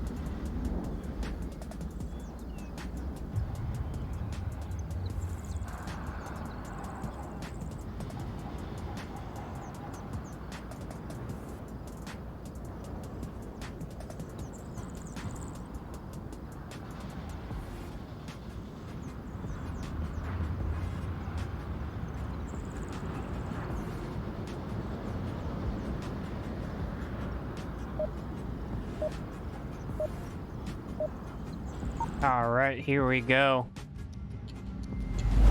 Getting back into it. Round number 5. Nobody's capped yet. It's gonna be a northeastern spawn for Silent Purge. Determine. I mean, it's up to them. I'll deny it. Oh, come on. Yeah, Silent Purge backed out again. Yeah, another round reset. Hopefully they should start right back up.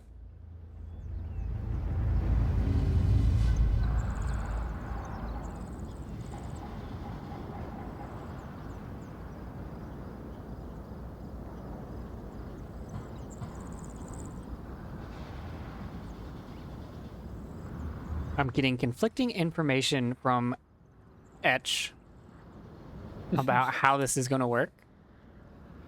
If beginners...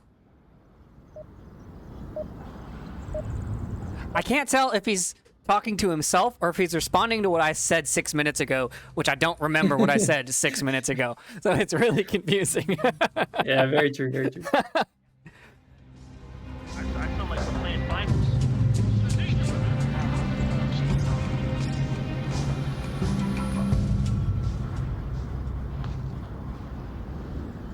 Every round matters. That's what really matters. Play your heart out. Give it 110% every time. Yes, one thing I like about this format is, like, you have to be pretty strong on most objectives.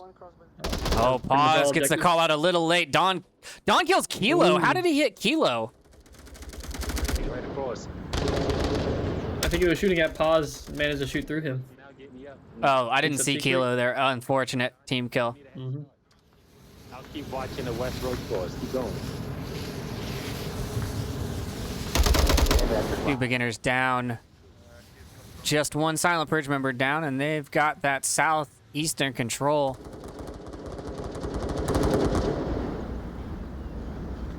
Smoils on objective, Strayjack behind him. And Lonwick way in the west, defending against ghosts.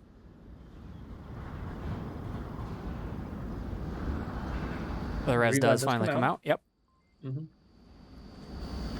2 enemies crossed east. Smoil's able to see him and give those call-outs. Lonwick rotating back towards objective, getting a little bit closer because there's only 3 of them up, and you definitely want to be close to objective because we've seen all kinds of crazy caps on this one where they just kill one guy on objective and run in, and it's over. Yeah, this one is very capable and bizarre, and that'd be one of the worst situations for beginners, being up 3-1. They don't want to give that 2 points to tie the game. So at a very minimum, you just got to defend as much as you can, prevent the cap. It's gonna be hard with the way it started with the 2v4 now. This is a little bit harder to defend with that. And then he scores your peeking. Uchi, that's down. Uchi's down. Where is that? He's probably on the objective. He had to shoot objectives. That's what he hit. Oh, that nade almost getting inside objective building. That would be a very impressive throw.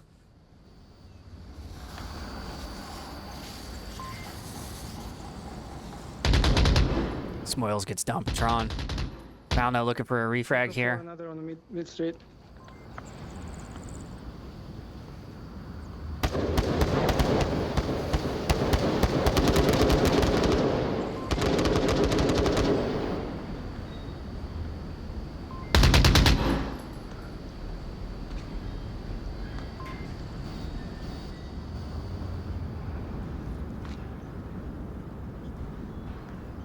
Clearing out that objective guy is going to be a big pick, and they need to get it. I've got eyes on Hoochie. He's making a slow move up. He might be the one that comes out behind Smoils and clears that out. See if Strayjack is able to peek that. He decides not to.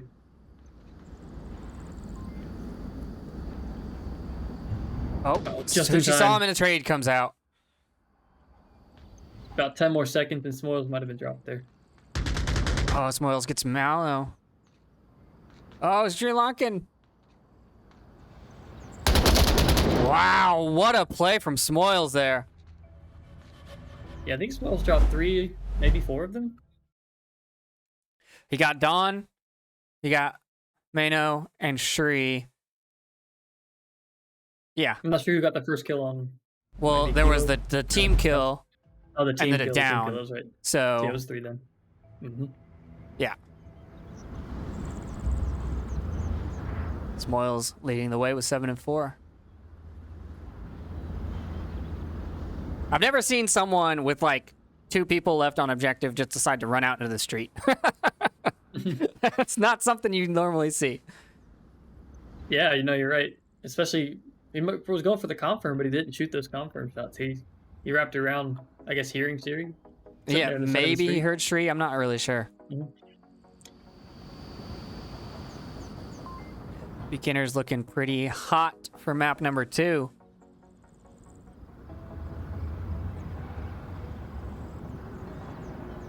And if they take one more point, I think it's going to come down to overall points for who goes on. And I think if that happens, I think both of these 2 teams move on. I'm not 100% sure on that. I don't think so. The winner of this will basically take 3 points in the bracket. But Silent Purge won't be getting any if they lose. And so Silent Purge will stay 3 points, and K-Fot is at 4. Go west, man. Don't see the west from the back, and then Because K-Fot has a draw. I see, So it'll be I Silent see. Purge with 1 win and 2 losses, and then K-Fot will have 1 win, 1 loss, and 1 draw.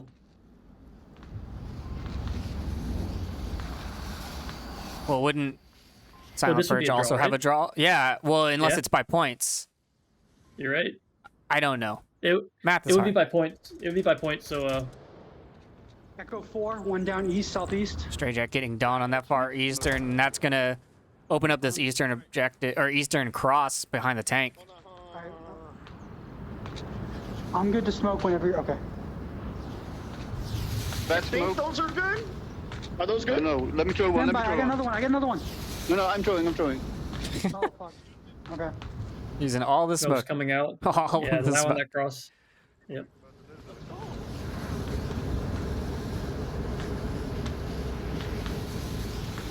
They covered the entire street. I mean, there's a perfect line. It's important because the member in the objective building can look straight down that street and see the cross, and so that allows them to move however many they want. There's no call outs.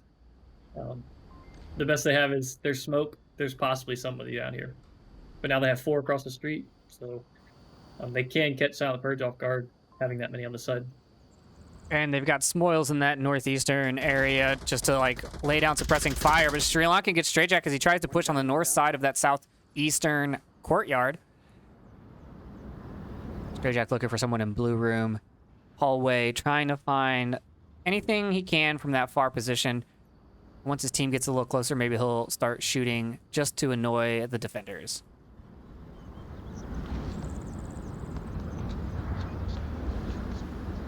Looks like this whole courtyard is clear as well.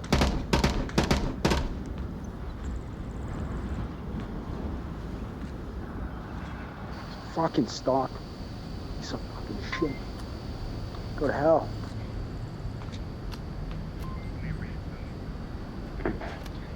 Two near blue room on the other side. Surprise. Next to OBJ. Should we smoke? I think there's someone who might be flanking. Spoils, be careful. I think I might have saw somebody run into that courtyard. By the objective, east objective. Unless that was you.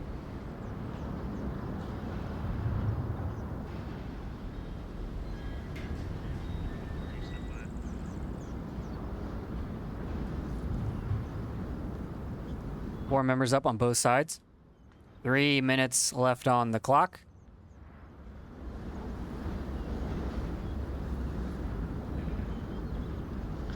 I can smoke objective if you need it.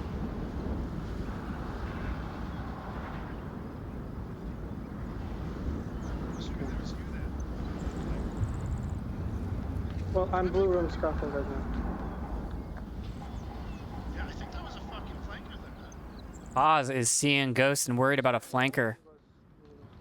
Like, what did you see the flanker potential? Objective, east objective. Yeah, he's seeing somebody, but it might waste time that they don't have at this point. With 2 minutes and 30 seconds. It's good to make the call out because I mean, if you're not sure, better to rely or think that it is somebody there. No, sorry, forget it. Just forget it. Hey, one blue room across from OBJ.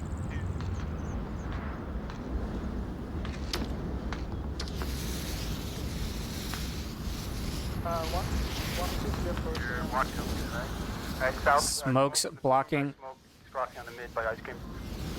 Blocking Shree's line of sight from the north side. He's looking good.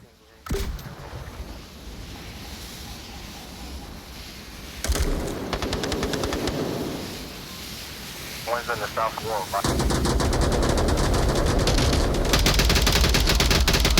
Kilo gets pause in the blue room. Sri Lankan goes down on objective. Sequick gets Mano on the south side. Kilo gets Smoils. Now it's 2 on the south and 2 on objective. Hoochie's on objective. Kilo's in the blue room. Kilo can't see him through the smoke. Oh, Just missed him. Yep. They have a minute, so they still have time to.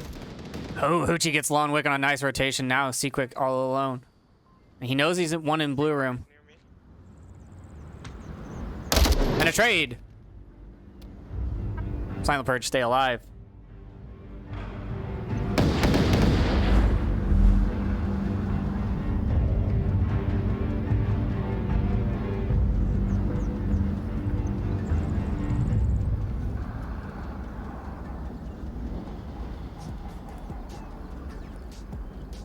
Coming up on 6 hours of gameplay.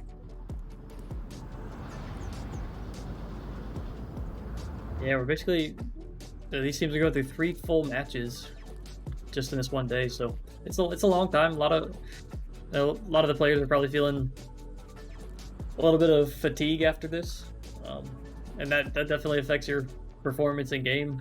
Having a headset on for 6 hours and going through this time and time again, map after map. Yeah, but again, it's also some of the most exciting matches of the season here. Getting the quarterfinals, then next week into semis and going into finals. So it's worth it. It's a good time. It is a very good time. It's a long time, but it only happens once a season, right? So 1 or 2 times a year, maybe 3. Yep. It's worth blocking off a couple of weekends for.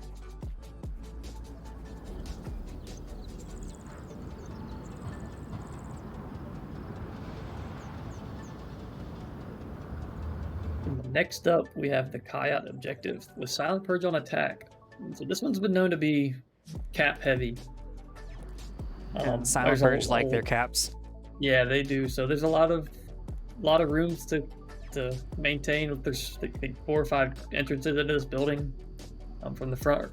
Like pretty much the whole front is open. There's 2 doors on the back, so it's a hard one to defend. So if beginners get down to maybe 2, even 3 people left, that opens things up for Silent Purge to push in. Just cause some confusion with smokes or with suppression, and they'll go for a cap. And the drum mags have been handed out on the Silent Purge side. They're going to be putting a lot of rounds downrange. Hopefully they can get them out.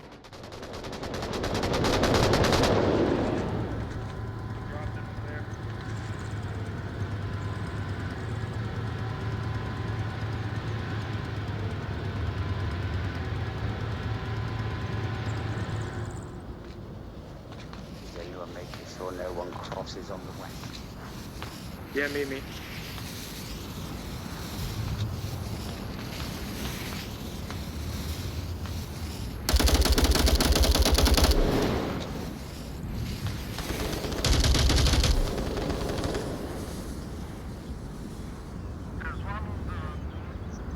Silent Purge doing a good job encircling the eastern side. Got 3 on the south side, 1 on the north, and 1 in the very far south center. I think he's going to try and push. Is that Mano going to go west?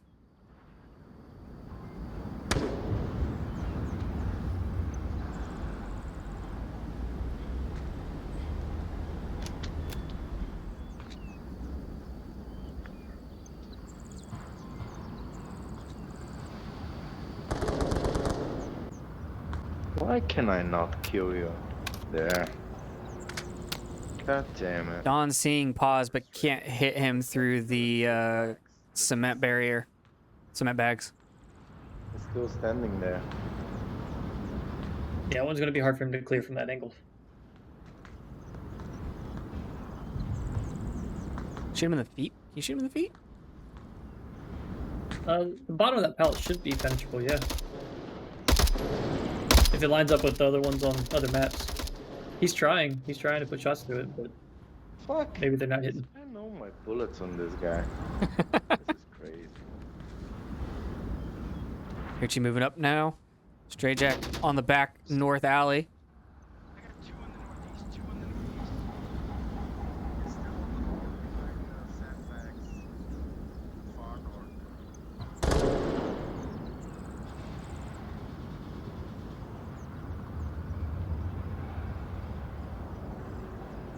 Uchi might be able to pick him off, though, if he moves to the left side of a red truck.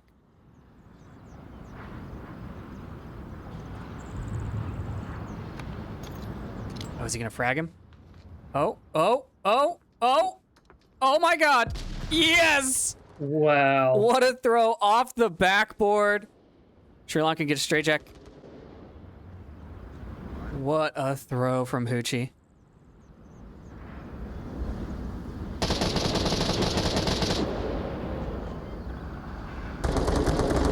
Hoochie gets C quick. They're falling.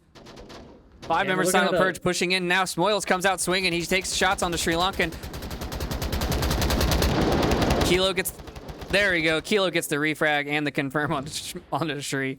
Lonwick gets Mallow in the far east, or far west, but Don's on objective. In. Is he going to upstairs? Is he going to go for the cap? He's got tablet out. He's going for it. Cold shots. Oh. Longwick gets one. Don's still typing. He's typing. Is Long going to get up here faster? He checks one side. Nobody there. He doesn't check the other side. Oh, Don gives up on it. Don starts hunting. Don's out front.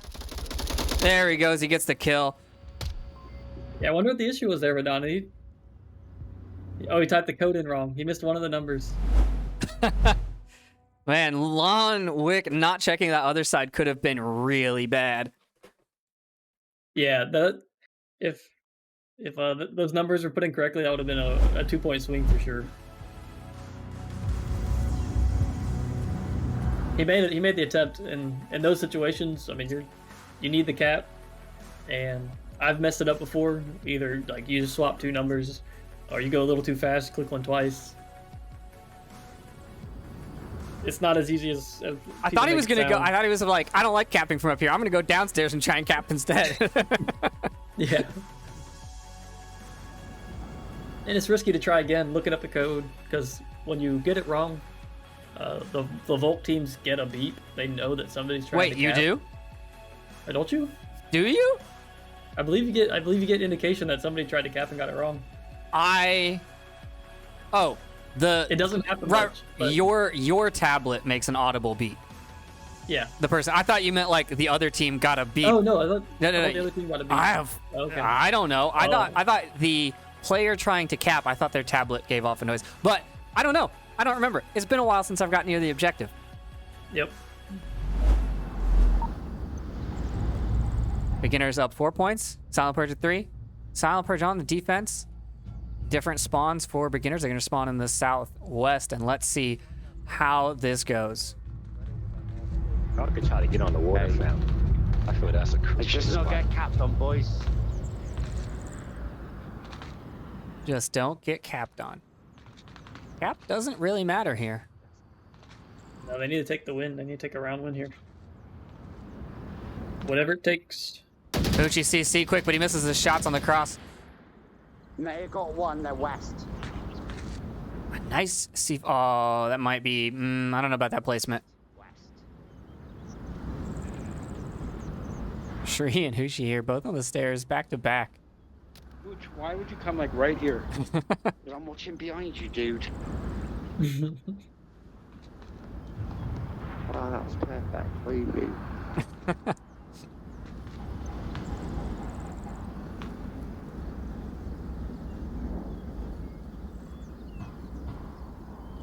Kids, don't try this at home.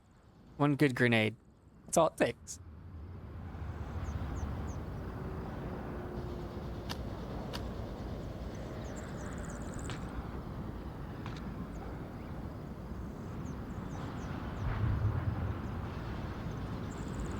Lonwick, Pause, and C Quick going to be taking up that east or that western approach. We've got one rotating.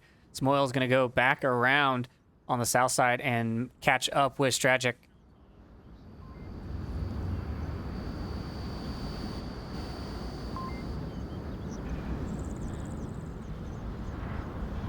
Kilo's watching that far eastern objective, far eastern courtyard.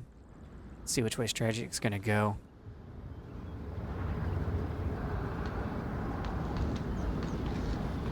Just clear your sections for now. I don't have a time yet.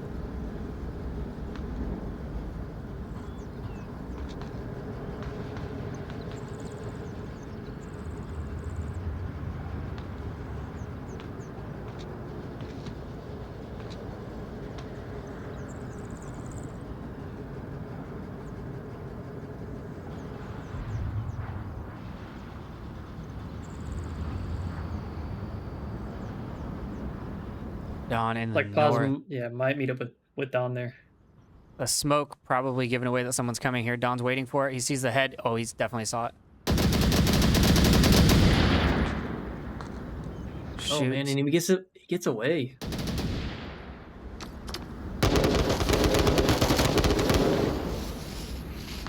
There's one in the far north.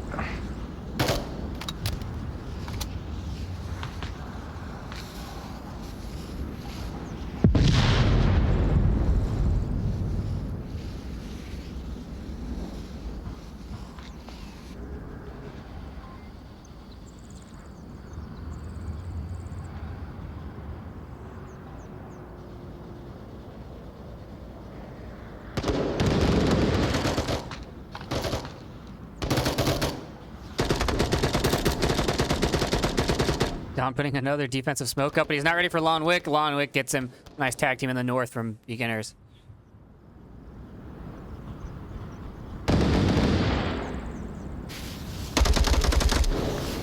See Quick and Hoochie duking it out. Hoochie has a nade, but it gets caught on the upstairs balcony. One's in the southwest.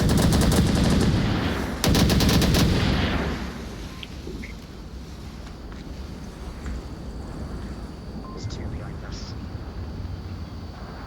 Yeah, I think at least. Shree goes down to Lon Wick as he peeks that stairs. Hoochie now looking north. He's not going to be ready for Strayjack on the northeastern side. Oh, Smoils gets Mano. Strayjack takes down one. Hoochie goes down as well, and it's over. Beginners securing map number 2.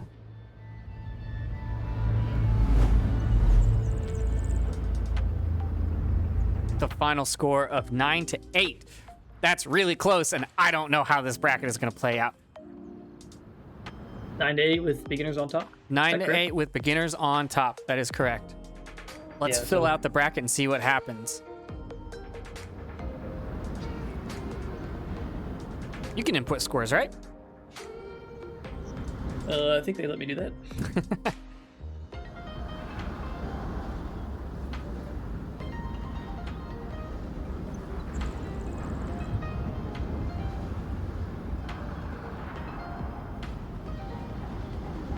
Question is, do we wait for delay?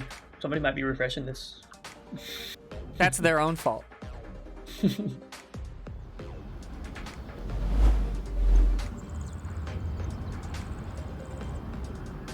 So that puts beginners. Fair enough. Beginners on top with 7 points overall due to their 2 wins and 1 draw. And then Team K takes second place with 1 win, 1 draw, and Silent Purge only 1 win and 0 draws. So that's their limiting factor, keeping them out of the second place. Ah, right. The draw is worth more than yes. That's right. Even though they had more points overall. Unfortunate that they couldn't take another map. But beginners and Team K going to move on along with Vikings and boss fight, correct? Yes, Yeah, Vikings that's right. and boss fight. And they will play in the semifinals. What's the semifinal format? Do they both play each other again? Is it another round robin, or is it just high seed, low seed, high seed, low seed? Yeah, it's not another round robin. It's the winner of A and the runner-up of B, so it'll be 1 versus 2 for both groups. And they play just a long series. And so on that one, it'll be 3 maps. And so we'll have a definitive winner based on maps instead of maps and rounds. So maps will be the deciding factor. So it's a little bit longer. Instead of a regular 2-map format, we're going to 3. But again, it's the same style overall. And that is happening next weekend. Keep an eye on the Discord if any announcements come out. But I think that is it from us at the desk. We're running just over 6 hours of stream and gameplay. Shout out to all the teams that took part today. It was an excellent day of matches. I have seen some super close matches, and I'm really happy with how this turned out. And tomorrow, come back, and there will be the NA North America quarterfinals with, let me see if I have these teams right. Matches, quarterfinals. This is the EU tournament. I don't want that one. Oh, I don't know where the NA tournament is. Yeah, I've got it up. I can rattle them off. So Group 1, we have G-Men, Error 404, Peacekeepers, and Dark Tidings. So those 4 will go through the round robin in that first group. Group 2, it'll be the Raptors, Dark Matter, Tempo, and Kai. So again, we'll have basically 4 matches going on at a time in 2 different groups, and the best 2 winners move on, same format. Group 2 going to be full of all of the casters, so we'll see who we can get to pick up some matches tomorrow, but stay tuned. Hit that follow button so you know when we go live in case it gets picked up last minute. And we will see everyone tomorrow. Thanks for coming. Good night.